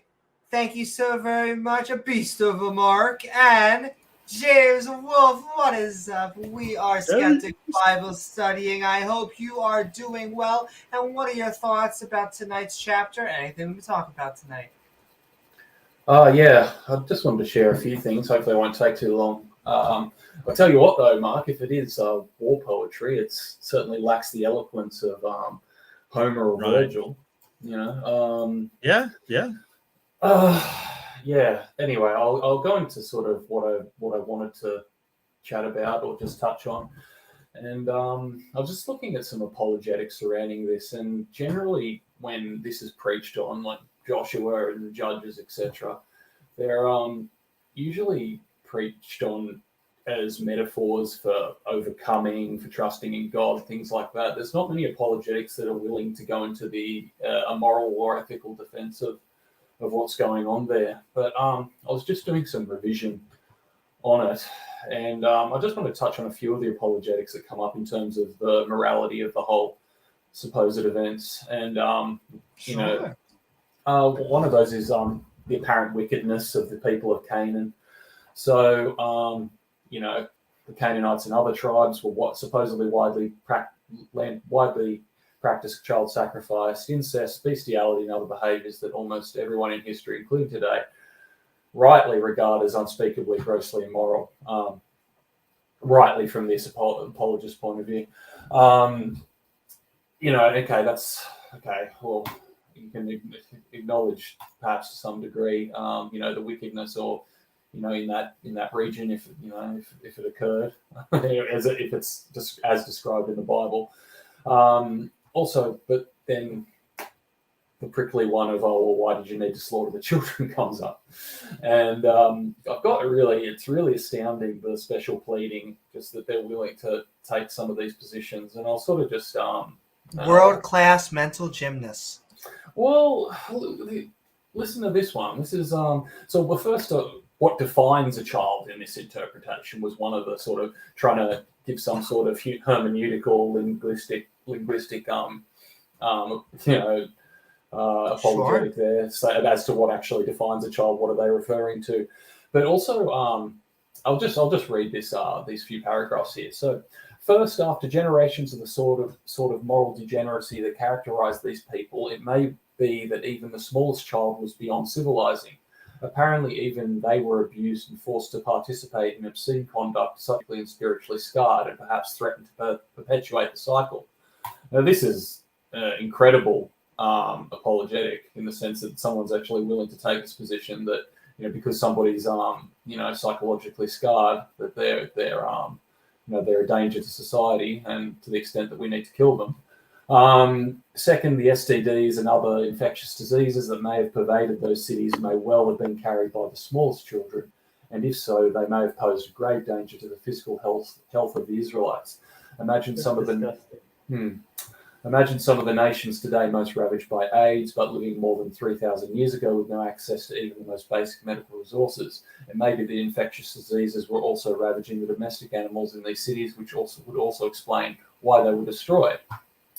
So it's horrible to contemplate that these things were so bad that it was actually necessary for even the youngest members of that society to be killed in order to stop the generational cycle of degeneracy and disease. But something along the line seems likely the reason for God's order to leave alive nothing and that breathed. So basically inventing a rationale, and a real one based in special bleeding. Open apologetic uses, yeah. It was for disease, it was for, to prevent the spread of disease. Yeah, and that's that's just it's a pure invention. There's no real reason why we would think that. Why, within the source itself. And I was going to say, if they would be saying it would have to be in these very chapters themselves, wouldn't it? Yeah, absolutely. Yeah. Well, perhaps more interesting though. I was sort of also just the Book of Joshua as something of a manifesto for a national myth of Israel is interesting. Also the other justification, which is a common one, is just Israel's rules of engagement were humane by the relative standards of the ancient Near East. You get that with almost everything they do. But just as it seems very likely to some degree it did serve a practical political purpose through history in that region, in that constructed to serve as a founding myth for practices of certain groups. Whether that's in the Davidic period, the Hasmonean, or Herodian periods, for legitimizing their claims to the land, and for that to be something ethnocentric as well. I don't want to overstate this, but I know to some degree, at least, it was the Book of Joshua was used as a justification in the Crusades, and most recently also David Ben-Gurion, Israeli PM. And I'm not a huge critic of Israel necessarily, but this is just an interesting point more than anything. He sort of openly cites it as an important founding myth for the context of modern state of Israel too. So. Yeah, that's what I wanted to share. Thanks, guys. Good to see everybody. Great to see you, James. Thank you. Yeah, I've actually heard the apologetic as well that the children of Canaan were possessed by demons, so they couldn't, let them just grow up to have demons in them or something. And that seems to be one of the more ridiculous things that I've heard about the Canaanite people. I mean, Canaan. That sort of eventually grew into what Phoenicia was, they kind of just got trampled by everybody. There's nothing to suggest that their religious practices, which they sort of worshipped El and Asherah as well as Baal as well, was any worse than the Israel, the kingdom of Israel. There's nothing to suggest that they ate babies or did all of these horrible things that the text accuses them of doing. I just want to say that if you are a creationist, if you are someone who, if you do agree with us, come on, but you have 15 minutes. You have until to convince us that this story is not immoral. And then, what was your last point? I had something to say about it. Oh, that they worshipped El. So did the Israelites. As far as I can tell, the academic. Not the tribe of Israel. They worshipped Yahweh.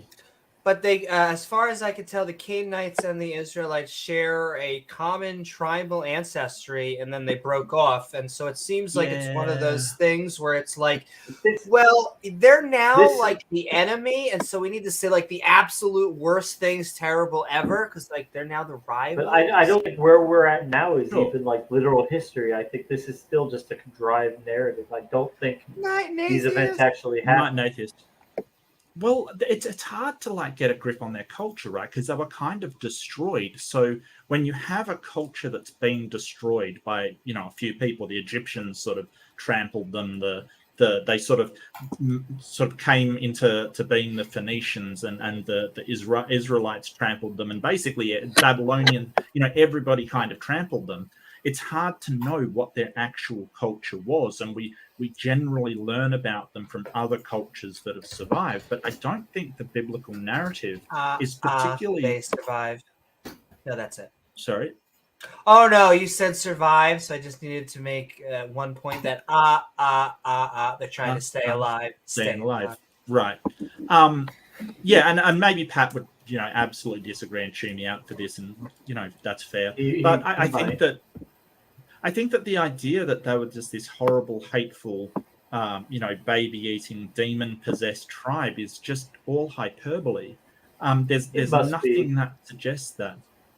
There's nothing that suggests that. And a lot of their gods like Baal and Asherah were fertility kind of, gods kind of thing. Not the. It's like, so you're right that they were sort of one pantheon, but I would compare it to like the Greek pantheon, where you have gods for sort of the city-states kind of thing. So, for instance, Athens' main sort of patron god was Athena, and sort of, the patron god of the Spartans was Ares, the god of war. So they really did have these gods to be their gods, and the whole idea that my gods are better than your gods. Right. And sort of so as size. Right. So they started out as this pantheon of competing gods, but then as the Israelites gained dominance over the Canaanites and over these people, they kind of just meshed them into one. They just sort of pushed them all into one, because obviously there were people who weren't Israelites surviving among them, and they just, like Christianity has done for everything, is just incorporate whatever into your thing so everybody's happy. Seems to be a common theme for sort of the Abrahamic religions. But there's nothing that suggests Canaanite. They might have been slightly worse than the Israelites. They might have been slightly better. We just if they were killing all their babies, a society like that, it wouldn't last. It's not healthy for society. Correct, yeah. I mean, did certain cultures, did they sometimes practice sacrifice of children? Yeah, unfortunately they did. That was not it was tragically not unheard of back in the day, but to suggest it was on like this massive scale, that no, I don't think so. Yeah, and I mean, they did sort of, the Phoenician people did sort of have a large impact on society. They invented cruciform, which is sort of the earliest writing style sort of thing, about 2000 BC kind of thing. So it wasn't like they were this primitive, people with clubs just going around eating people. They were quite sophisticated. Yeah, we found pottery. We found, sort of stuff depicting them engaging in animal husbandry, and they were a hunter-gatherer kind of people. Because they didn't really have that much agriculture. But we found, crafts and sort of more sophisticated things than the depiction that of these brutal people that the Bible tries to portray. So I don't see any reason why we would believe the biblical account of Canaan, especially when it's in their best interest to portray them like that. I mean, well, of course, the Bible's not going to. It's not going to portray it like, they're regular people just like us. They're actually not too dissimilar, but we want their land and they're on it, so we're going to kill them and just take their stuff. Yeah. So of course they give a reason. Right. Rival. They were a rival. They were a rival kingdom that, if you're looking to have power in that area, they're going to be a problem, because they want power as well. I'm not saying that they were innocent in all of this. In war, rarely you get one person that's just the especially ancient times. It was a brutal world back then.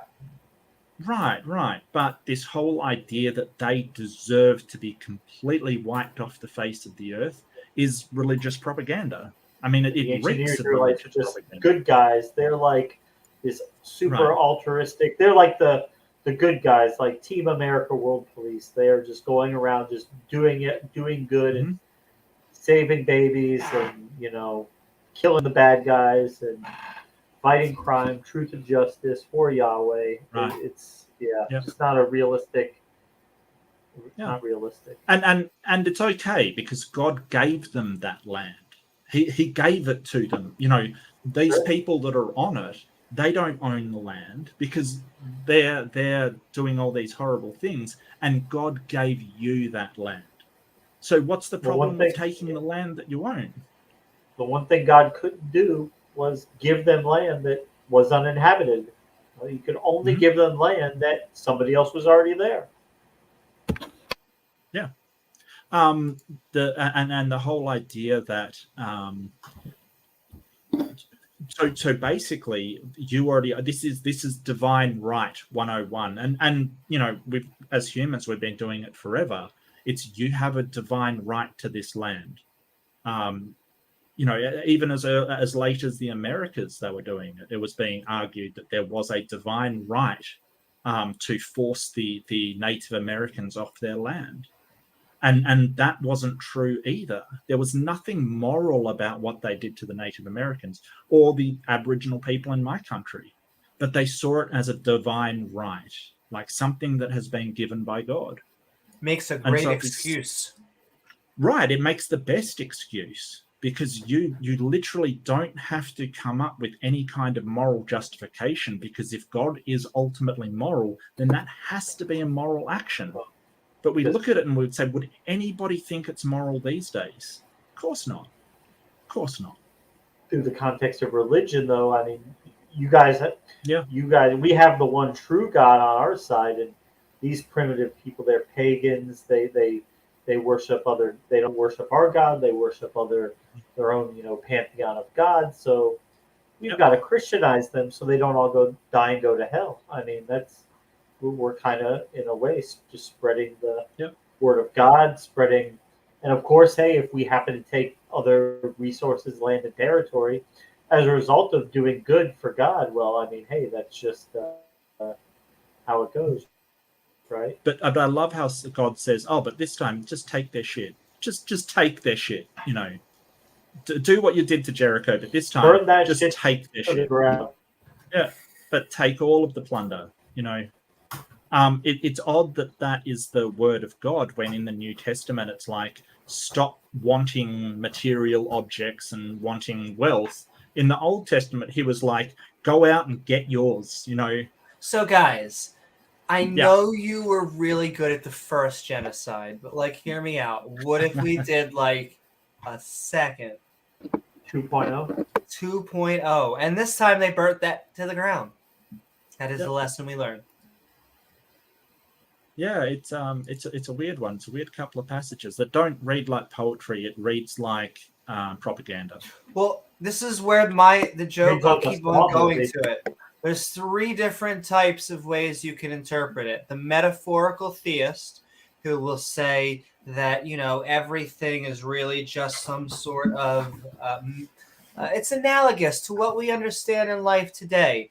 There is the fundamentalist, who will try to take as most literal of interpretation as they can. And then there's the person who takes it the most literally, the atheist. And so we're just looking at it it does kind of say destroy everybody. And then they drag a king away and hang him from a tree. But besides that, I mean, basically family. Actually, I will point out it depends which parts you're taking literally. Because if you're taking literally the God says parts, well, yeah, and then you're not taking the rest literally, but we're taking literally the actions that they're describing and not taking literally the God says part. So it all depends on which part you're taking as literal. And I would put it forward that it's more plausible that the everyday things that were happening at the time, because warfare was brutal at the time, that was the real description than a God commanded some people to do this to another person, and they meant it poetically. It's a really weird apologetic to sort of say, hey, the Bible is true, but this isn't so true. It's just metaphor. It's just them beating their chests. But the talking snake, no, that's true. That's not poetic at all. That's true. But ancient peoples armed with, weapons, killing each other in a battle over territory, no, that's propaganda. They're killing everybody in a city to prevent their people from surviving. No, that's just, that's just fluff. Also, evolution, not a fairy tale. Talking snake, that is science. Right. It's so strange to me. I don't want to make fun of anyone, but it just does not seem, it seems so odd to me that is the takeaway you have from that book, that the talking snake and the talking donkey and I mentioned it today, the guy beating 1,000 people to death with the jawbone of an ass kind of, that's the real stuff. But ancient peoples committing horrible atrocities against one another, nah, that's just hyperbole. It's a Poetry, weird Mara. thing. Come on. It's poetry, right? It's so weird to have that takeaway. It's funny. C.S. Lewis suggested he suggested that was evidence for the legitimacy of the Bible, the fact that it was so dry, that it lacked that sort of poetic nuance. I've heard that. Who would write it like that if you were writing a story, right? Yeah, exactly. Yeah. Well, I mean, the thing is that we don't. It's not. The thing is that we're reading it in English, and there is a certain presentism to that. I also want to just point out that by that metric of dryness, Ben Shapiro's wife is the Messiah, and I'll leave you there. Right. Okay. As soon as he said dryness, yeah, no, I just got that reference. Yeah. That reference just went straight into my head, and I couldn't think about anything else except Ben Shapiro's wife. But moving on. Sorry, Ben Shapiro. I'm sure your wife is lovely. Shame about it. Lovely gal. No, moving on. But the thing is, we're reading it in English, and we're not seeing the way it was written in Hebrew kind of thing. We're not seeing if it was poetic, because you can't really translate a poem to another language and keep up the poetic sort of, you're going to lose part of some of the meaning. Right, especially with such dissimilar languages. So I wouldn't really hold the dryness against it, but you do have a point that it is very specific on certain details that just don't sound like sort of you would make it up to sort of have this poetry about the slaying your enemies kind of thing. Maybe they did keep some people alive, but at the end of the day, you're taking the Bible as ultimate truth. So you can't just say, well, that's ultimate truth, except that really, really bad part. That's just metaphor. I don't think that's very honest. And even if it is metaphor, and I'll just, sorry, James, you're right. No, okay. I'll just make one more point, that they still attacked, conquered, killed, and sort of ruined a city on just the back of their God telling them to. You can't escape that. Go ahead. Seems like a special pleading when they say it's metaphor, only when it's really bad, but otherwise it's literal. I just see it as a part of me, at least, sees it just as the forging of a more cynical national myth, and it was used for a completely different purpose than something that's more poetic. There's even if you see something like the Iliad as as a founding myth, if you want to put it that, it's probably a poor way of putting it, but say it's a very important central piece of work to Greek culture, for example. But it's full of ambiguity. It's not necessarily favouring one side, even though you might see the Trojans as the villains. I think that's traditionally how it's been portrayed through convention. But there's such ambiguity there. It's not nearly as dualistic, and I so I kind of just see the purpose is completely different there from, say, if you want to use those two as a case study.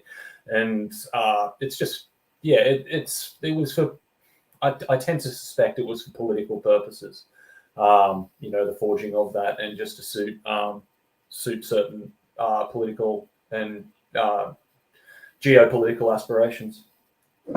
Oh, especially like Deuteronomy in there. You can almost see like the politics of the day just oozing out of the text, like what it was intended to manipulate the people at the time these texts were contrived. Yeah, and sort of Moses burning his brother and one person being made example of to sort of put the fear in everybody else. It's, to my mind, it's sort of very overt and sort of it's not that subtle when you have an understanding of history. You look back and you go, oh, he was making an example of one of his generals because the attack failed. There's, Look you know, what there's happens no when we other don't way. trust God. But we trust God, we Right. win every time. Every time we win, Right. no matter what. I mean, he probably could have found dirt on just about anybody in his sort of, you know, of his generals kind of thing. But he goes, well, let's just find this one person. We've had a defeat. You know, how can there be a defeat when God is with us? Well, I'm just gonna, you know, burn this guy and say, you know, he's going to admit, or maybe he didn't admit it. We don't know. That's the thing. All we've got is the writing. We don't know for sure. But blame this one guy and say, hey, the reason why God didn't allow us to succeed was this dude. Burn him, have another go at it with all your army. It's not very subtle to sort of somebody that's read history. But back then it would have been, you know, I'm sure a masterful political decision in those times. But, you know, to now you just go, yeah, he probably just didn't really do anything wrong, took some spoils. You know, they probably didn't lose the battle because of this guy doing something again. It was probably because they only took 3,000 men and just tried to face them head on in a city. Probably not the best battle plan ever. I will say this is a very good point. It's that I think the problem with this panel is that they don't even understand the significance of the holy 8-day month week cycle, which ultimately grounds the essential instantiation of ground. Oh, I forgot about Dr. the 8 Josh. days. Amazing. Great to see Dr. 8-day month week cycle. I forgot about that. Totally forgot about that. Look, Dr. Josh, you're absolutely right. The 8-day month week cycle. But you did forget about the 8-day month week year cycle. So I'm really sorry, but you have to be correct. And I'm happy to do so. Happy to correct you.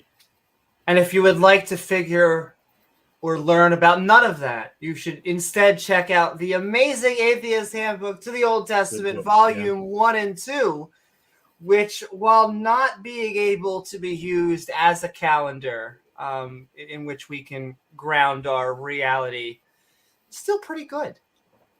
So much love, Dr. Josh. Look, Dr. Josh, I try and forget about that as much as I can, quite frankly. That is something that I try to put it behind me. I'm sure Pat tries to put it behind him as well. Yeah. And okay, I mean, I'm sure after several years of counseling and whatnot, he'll be able to talk about it. Yeah. Yeah. Someday we'll laugh about this, everybody. It's not today, but someday. Unlike when we talk to Mr. Batman. That was a completely different segment, but we are about to go into outros. We tried again. We tried to get apologists, creationists who wanted to, tell us why this was good. James, I think you did a valiant effort of steel-manning some of their apologetics, because there are some. That's all you can do. Can I tell you the most amazing thing that I find is it doesn't matter how horrible like the story is, how horrible the chapter is. It's like they stabbed everyone and wore them as clothing, and they used their eyes to just go around and make maracas. And they're like, but you must understand, they were able to stand above the ground of evil, and they were finally able to see, for they were not able to before. And they're like, they're all dead. Like, what are you talking about? But they're good. They got thousands of years to really. Yeah, we can retcon this. We can put some perfume on this pig. Yeah, just give us yeah. The last thing they want is someone like Dr. Josh to come along and say, actually, no, that's BS.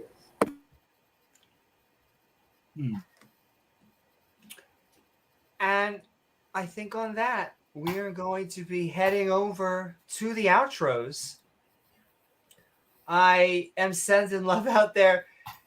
Going to keep on Amazon. Yeah, I would say that we have been Skeptic Bible studying on both a genocide and then last episode on a massacre. Oh, I'm sorry. Today was a massacre and last time was a genocide. It gets them so... It's a Yahweh-approved massacre and genocide, though. The most random thing to me. Yahweh's stamp of approval. Like in American politics, like, my name is Yahweh and I approve this massacre. And I approve this massacre. I love it, James. That's awesome. It is actually the one thing that he seems to be have a pattern for. He seems to have a knack. If we can count on him for one thing, whether it's drowning, whether it's... We call it nuking, but apparently Sodom and Gomorrah just went bazoom. And there was losing his touch. He had to have people do it. That's not his only skill. He's good on slavery. He's good at misogyny. Making rules for how to sell your daughter into concubinage. You know, make your daughter a concubine for rich. He's not a one-note wonder, Amy. He's got multiple talents of all right, genocide, bigotry, racism, bigotry, homophobia, homophobia, yeah. Put it like that. I'm gonna have to Mm. say he is quite the multitasker of prejudice, and I feel like in that he chooses to kill all of us and send all of us to hell. What are you gonna do with that? But Dharma's going to heaven. Figure that one out. Yes, well, Jeffrey Dahmer is apparently he said, going sorry, to got saved right before he was killed, so he's okay. Well, but if you believe... Ken Hogan's been taking credit for that for a while. Ken Hogan was saying, oh, he got my videotapes. I converted Jeffrey Dahmer. He saw my videotapes, but yeah. Kent Hovind's been saying some weird stuff lately. Like he's sort of been trying to say, hey, I went to prison because of my videotapes and this tape particular, tape 5 or something. And that his conviction had nothing to do with any of his videotapes. Well, you're saying that's like, what seriously. motivated them to go after him.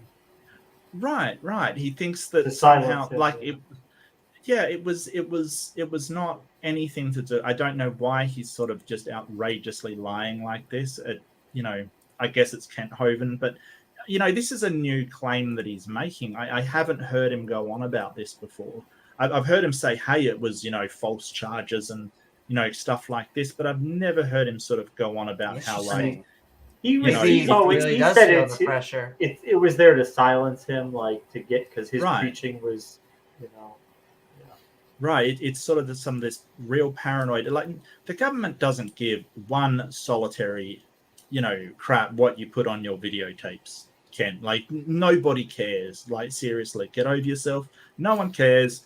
Everyone sort of laughs and moves on, except for your followers who buy the tape. If there has been one group of people who have been just time after time been persecuted, it has been the straight older male Christian. I feel like in the southern states. Well, yeah, Amy, he is a warrior against evolution. He is focused on our religion of evolution. So that's why. And he's been suggesting that he's a prophet recently. That he's sort of, he's predicted. He says that we're in the end times, and sort of that he sort of says, well, I've gone through hard stuff, but so speaking the of prophet had to go through hard stuff as well. So he's kind of putting himself on that level, which is he believes he is one of the two witnesses that the Book of Revelation talks about, and I've heard that from Cindy and from someone else who is he does believe he is mentioned in the Book of Revelation. So I was going to say they're transitioning from the quiet part to actually saying it out. We always say the charismatic preacher. They're like one step away.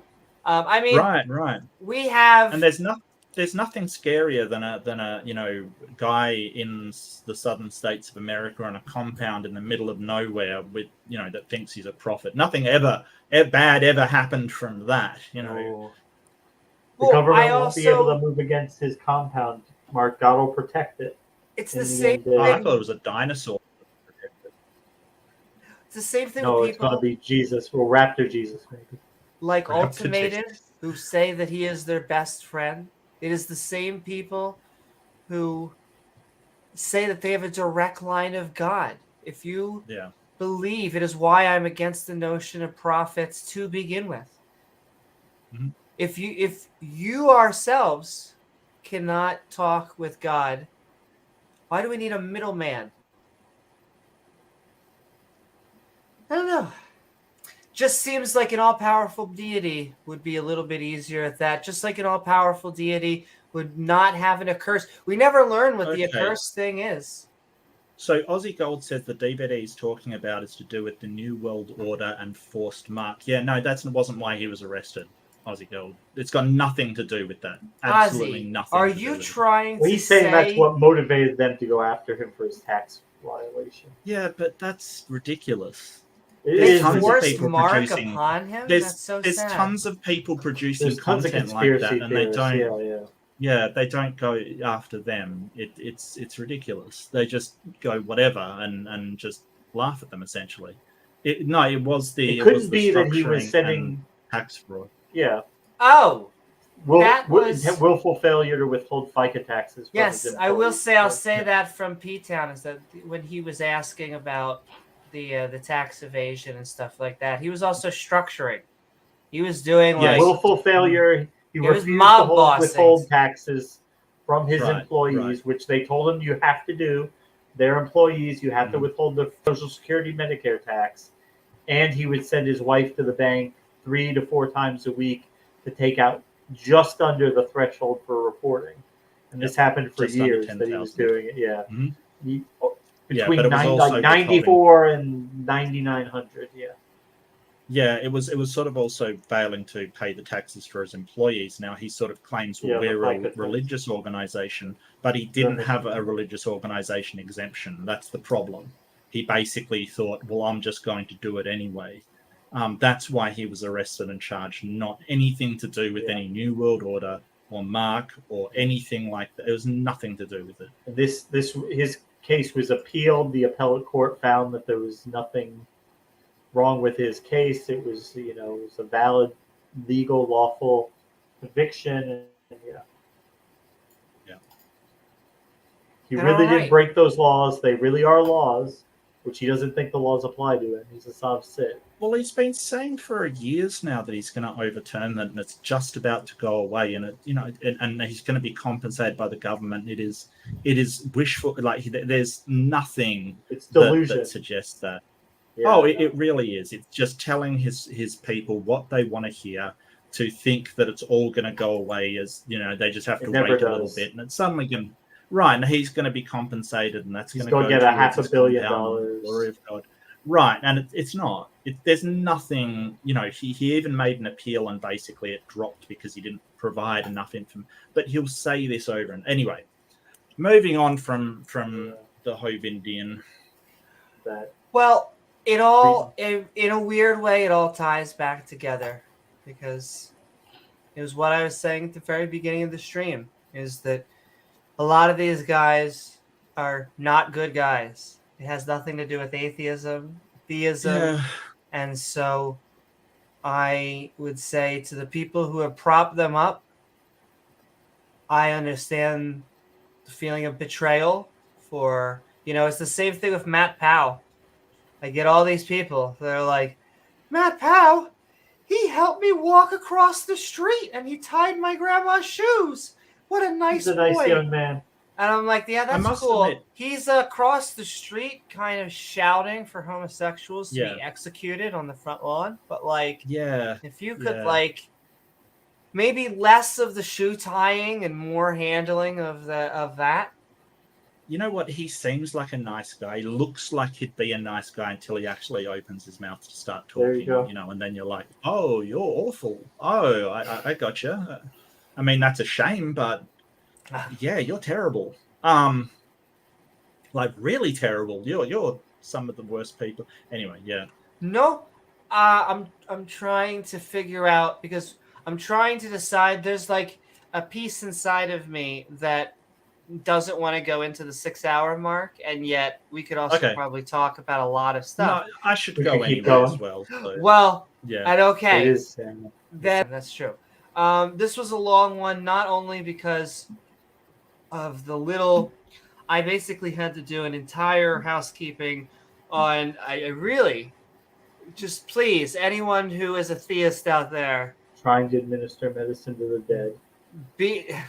I will keep on saying it. Just all of the baggage that comes along with, if you are a first cause, a cosmological, I think a contingency version of that, ontological. I think all of that stuff is bunk. But if you do believe it, if that's your jam, you do not need 2,000. Well, 1.6 thousand, 2,000, or 3.5 thousand years of baggage.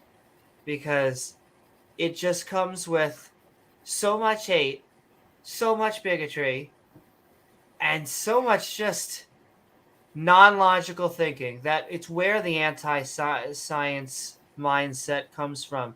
It makes good people doing good completely normal. Bad people doing bad, it's what we expect. But for good people to do bad, ho, ho, ho, that takes religion. And on that, we're going into outros. We have been Skeptic Bible studying on the family-friendly title of the Ai Massacre. We tried to massacre the AI, but it was just ended up being God killing all the humans. And with that, on that happy note, go pet your puppy or your kitty. See, that's a happy note. Look, cute kittens. Cute kittens. Exactly. On that note, we're going into our Skeptic Bible Study outros.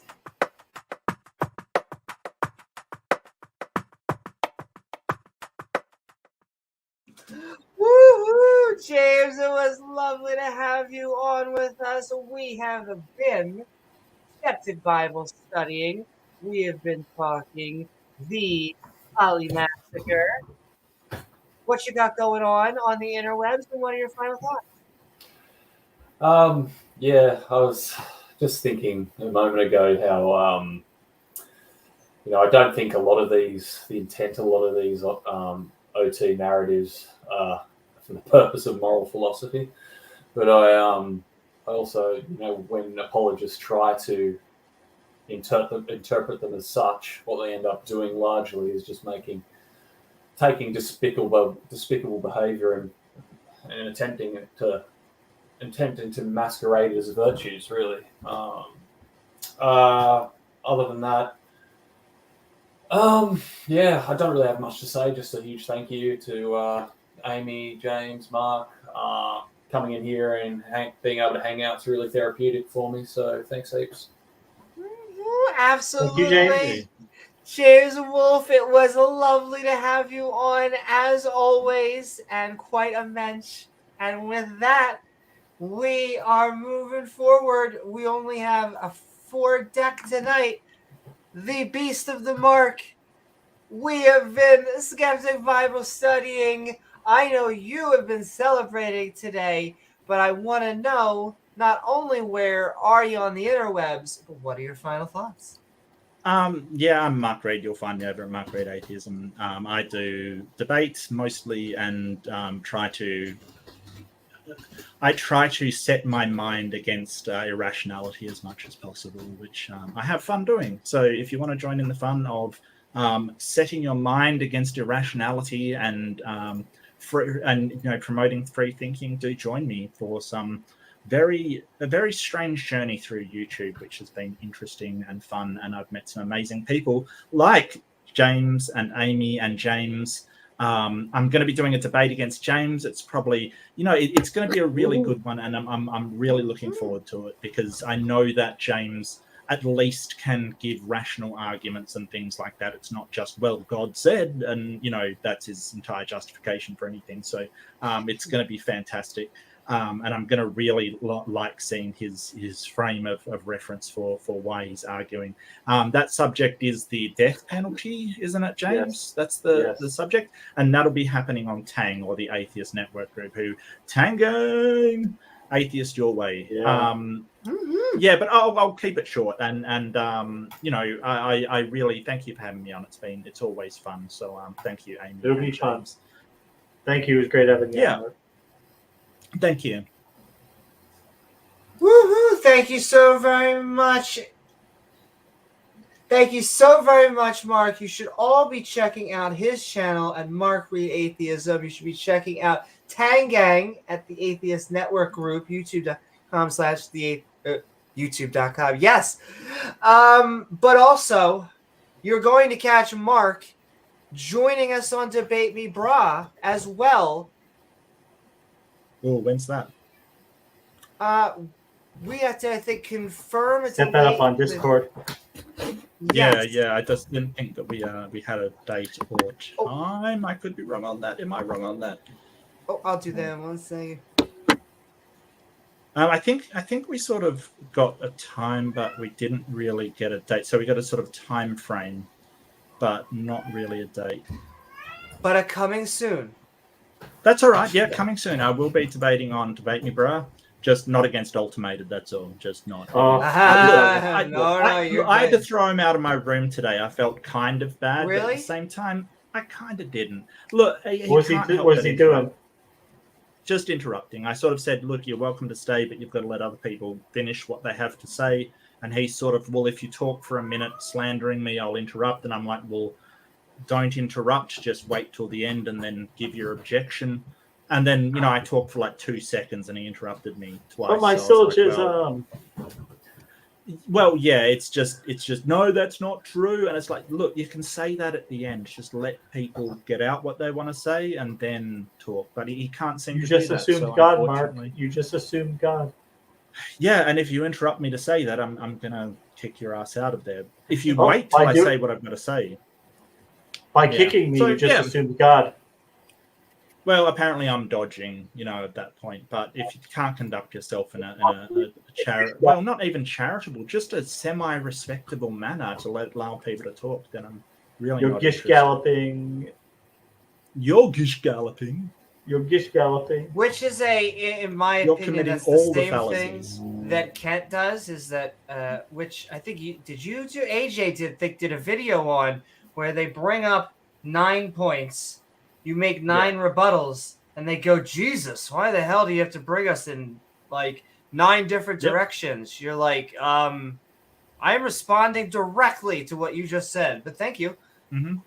Which, I don't know, it's a very interesting creationist phenomenon. No, the better one was Ross, who would bring up multiple points. And then when I started to address them all, he wanted to keep to 1 point. But he still wanted to make multiple points. He just didn't want me to respond to all of them. I've never experienced it. Anyway, I've never experienced anything like that. That's something. That's a whole new level from Hoven. That's impressive. So you did have pants on. Also, Cat. I just had to show. I hope so. I mean, I can't confirm that. Oh, Kitty. I can't help it. Okay, I just can't help it. I love cats. We do. But thank you so very much, Mark. Thank you. We cannot send you more love. You should all check out youtube.com/Mark Reid Atheism. And I feel bad. I see Ian Davenport. You're being all humble and everything. I can't help myself. It's my fault. It's because Gizmo works me so hard that I'm a perfectionist. I want to give ample, dedicated, just you. I want to squeeze the camera. I'm going to squeeze the camera. Yeah. Yes. I want to send so much love. Really. Thank you so very much to Ian Davenport, who is sending us a $10 super sticker. And if you very much specifically want to know what that super sticker looks like,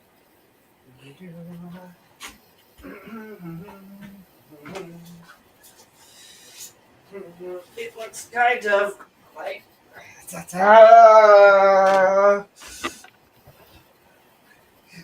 almost. You gotta do it long. Here we go. It almost looks like it. Hold on. There we go.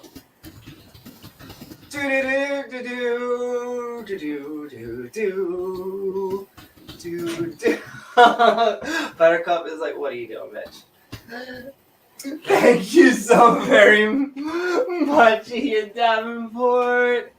Oh, and a big yawn. I can't help it. I'm going to keep on trying to show her basically as much as possible. Yes. So what is this bitch doing prancing around here? I know. She's like, what does she think? She's got my level energy? I don't think anybody has her level energy, though you're all sleeping right now. I know. Ooh, sending so much love, Ian. You send it to us. We send it so much to you. Yeah, it's truly you and the entire Skeptic and Ranting community that make this possible, that make all of this awesome. And so I know that there are a lot of different communities out there. The basket weaving community, the Elder Scrolls fan fiction community.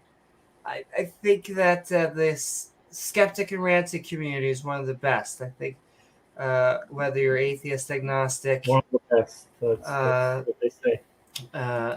You know, some sort of team science theist. That's really all that we're trying to get, so that our education system doesn't fall apart, and maybe we can actually do some good out there, and maybe go to Mars. One of those. Okay, I just wanted to send that. We're going to hand it to, well, I'm just going to hand it back to the other pilot.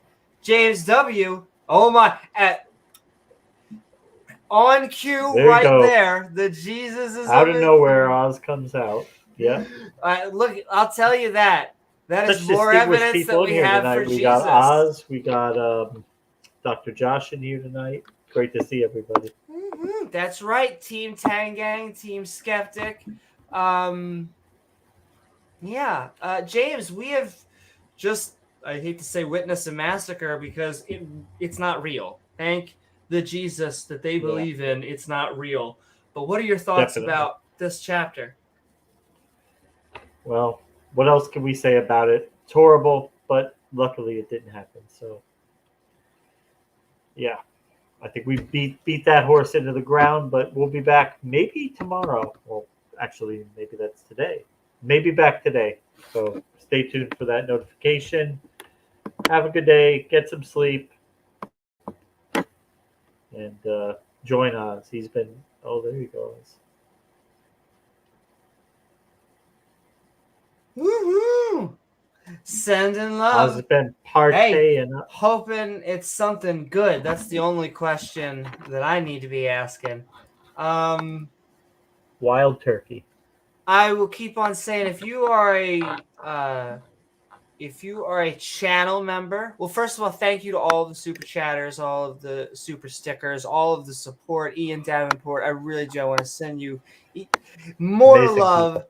Amazing people. All of our channel members and Patreons, I want to keep on reminding you that you would get access to Talk Skeptic to us, because we want to know what your experiences, expertise, we want to share it with the community.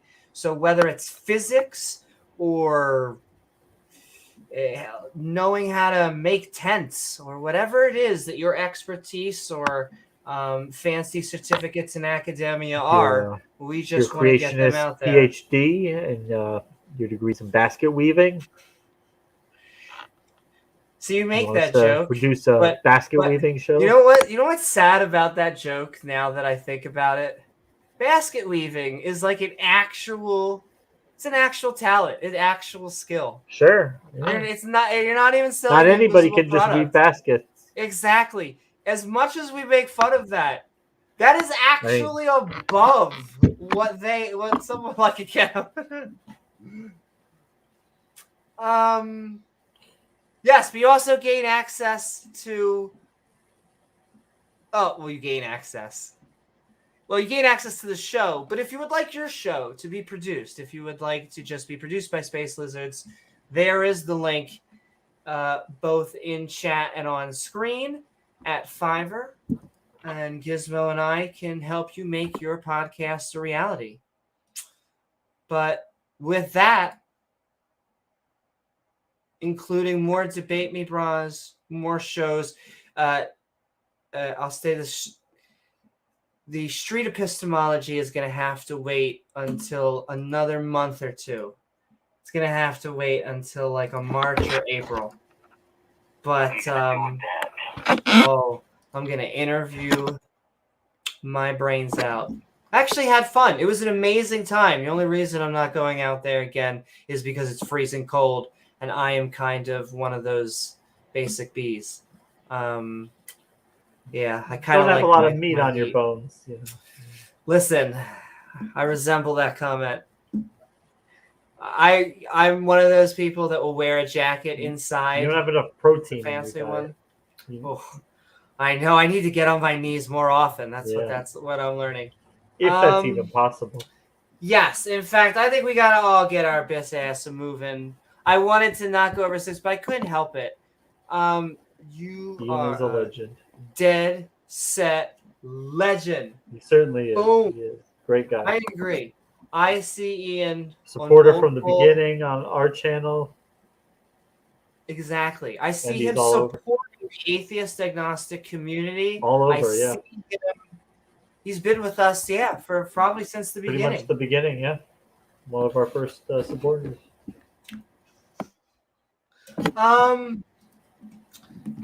Yeah, that's about it. I'm running on almost empty. I keep on wanting to say stuff, but we're having our AMA tomorrow. I probably should have switched that up with today. The moment I saw what these chapters were, I was like, I want to do this because they were just so horrible. I would have been thinking about it the whole time. So I almost feel like it would have been, who knows, maybe it's if it was the AMA, probably would have been talking about how horrible this chapter it was. And if it was this, exactly. So, sending love to everybody out there. I hope that you all had a good time on this episode of our Skeptic Bible Study, the AI. No, I'm sorry, because that would be actually something interesting and like the Terminator. The Ai Massacre. Thankfully, it didn't happen. We continued the book of Joshua as the Amorites defeated the Israelites. Achan and his Gesundheit were stoned and burned to death, but we ended on a happy note. A good old-fashioned, good, clean, fun massacre. Exactly. God sent his chosen soldiers to commit the massacre for a family-friendly Bible story in Joshua chapters 7 and 8. Though I do want to thank my co-host James W. Ding. Thank you. Peter, gonna go for it. I just can't help the ding now. Yes, Randolph Richardson. It feels so good. I don't know if it's just me or if it's other atheists too. We don't schism. I can just sit here and go, Oz, you should all be looking at Tangang. You should all be looking at Digital Hammurabi. Oz, he's gone to hell. With his wonderful wife. Us. You should all be looking. That's right. Oz, Jenna, we're all going to hell. Yeah, you should be looking at Shane the Skeptic. You should be looking at Randolph Richardson, Biddy Buddha. You should be looking at J.L. Warren, T-Jump, boo doo boo boo boo doo boo doo boo. Skylar Fiction. He's on our team. Trying to think who else. On the Raging Atheist. The Raging and Knock. Knock is an amazing human being. Go to the Rage's channel. Leo Felius. He's getting closer to monetization. He's another one. If not already there, and if not, we should get him to 10,000. That's close, just the next thing. I think that is everyone I could shout out. I would shout out more if I could. Modern Day Debate. Go subscribe to Modern Day Debate. Send love out there. I think I'm modding tomorrow. Modern Day Debate community. Purple rhymes with orange. Great channel. And yeah. I'm out of my juices. I love you all. I want to thank my co-host, James W. Good night, guys. With our guests. Also, you should check out Bree. You should check out the Transatlantic Call-In Show. You should... The ACA, Atheist Experience. They're a small one, though. I feel like that's more like a niche one that'll pick up in a few years. R and Ra. Matt Dillahunty. Matt Dillahunty on the line. The Amazing Atheist. He's still out there rolling around. And notice, almost, even though we all probably have our little things or whatever, Pine Creek, Nathan, Apostate Prophet, it feels good. James, look at all these allies we have. I don't know. Definitely. Like, none of the other denominations of religion can do this. We have this weird purity that in us all being cats and like having our own individuality, we somehow get this weird purity that all of these religious people are seeking. Feels good. Yeah, I guess with that, I want to thank James W. a third time. Along with our guests, Mark Reid and James Wolfe. Woo! Along with our awesome mods who make this stream so great. The lovely people in chat, and of course, viewers like you who make this channel even possible. Please don't forget to share the podcast if you think that your family, friend, or someone that you're debating with would find it interesting. And if you enjoy the show, don't forget to like, follow on Twitch, or subscribe on YouTube. It gives you access to that bell icon. Hammer Robbie. That's right. Woohoo! To go see our premieres or join our live streams. We'll probably be doing a few more impromptu debate use and stuff, trying to do a funding for the Carrot Top fundraiser, as well as using ultimateds towards that, and a whole bunch of more. Sending love to Peebo, because Peebo is the one who said he'd step in the ring. Or, hey, why not leave a comment once the video is done? You can also leave a super thanks, and we'll read it back as thanks on the next episode. Or why not check out the after party in Discord at the Skeptic and Ranting community in the Discord server, the link of which is in the description below, along with all of our fantastic channel members with the evolving badge system, which triggers young Earth creationists, because apparently something over time can evolve. And of course, one of the best ways to help us is becoming a supporter and unlocking unique perks at our Patreon page at patreon.com/Amy Newman. I am Amy Newman, and we will see you all on the next episode. That's right, go subscribe to Digital Hammurabi. We'll see you all on the next episode of Skeptic Ball Z. Good night. Mwah.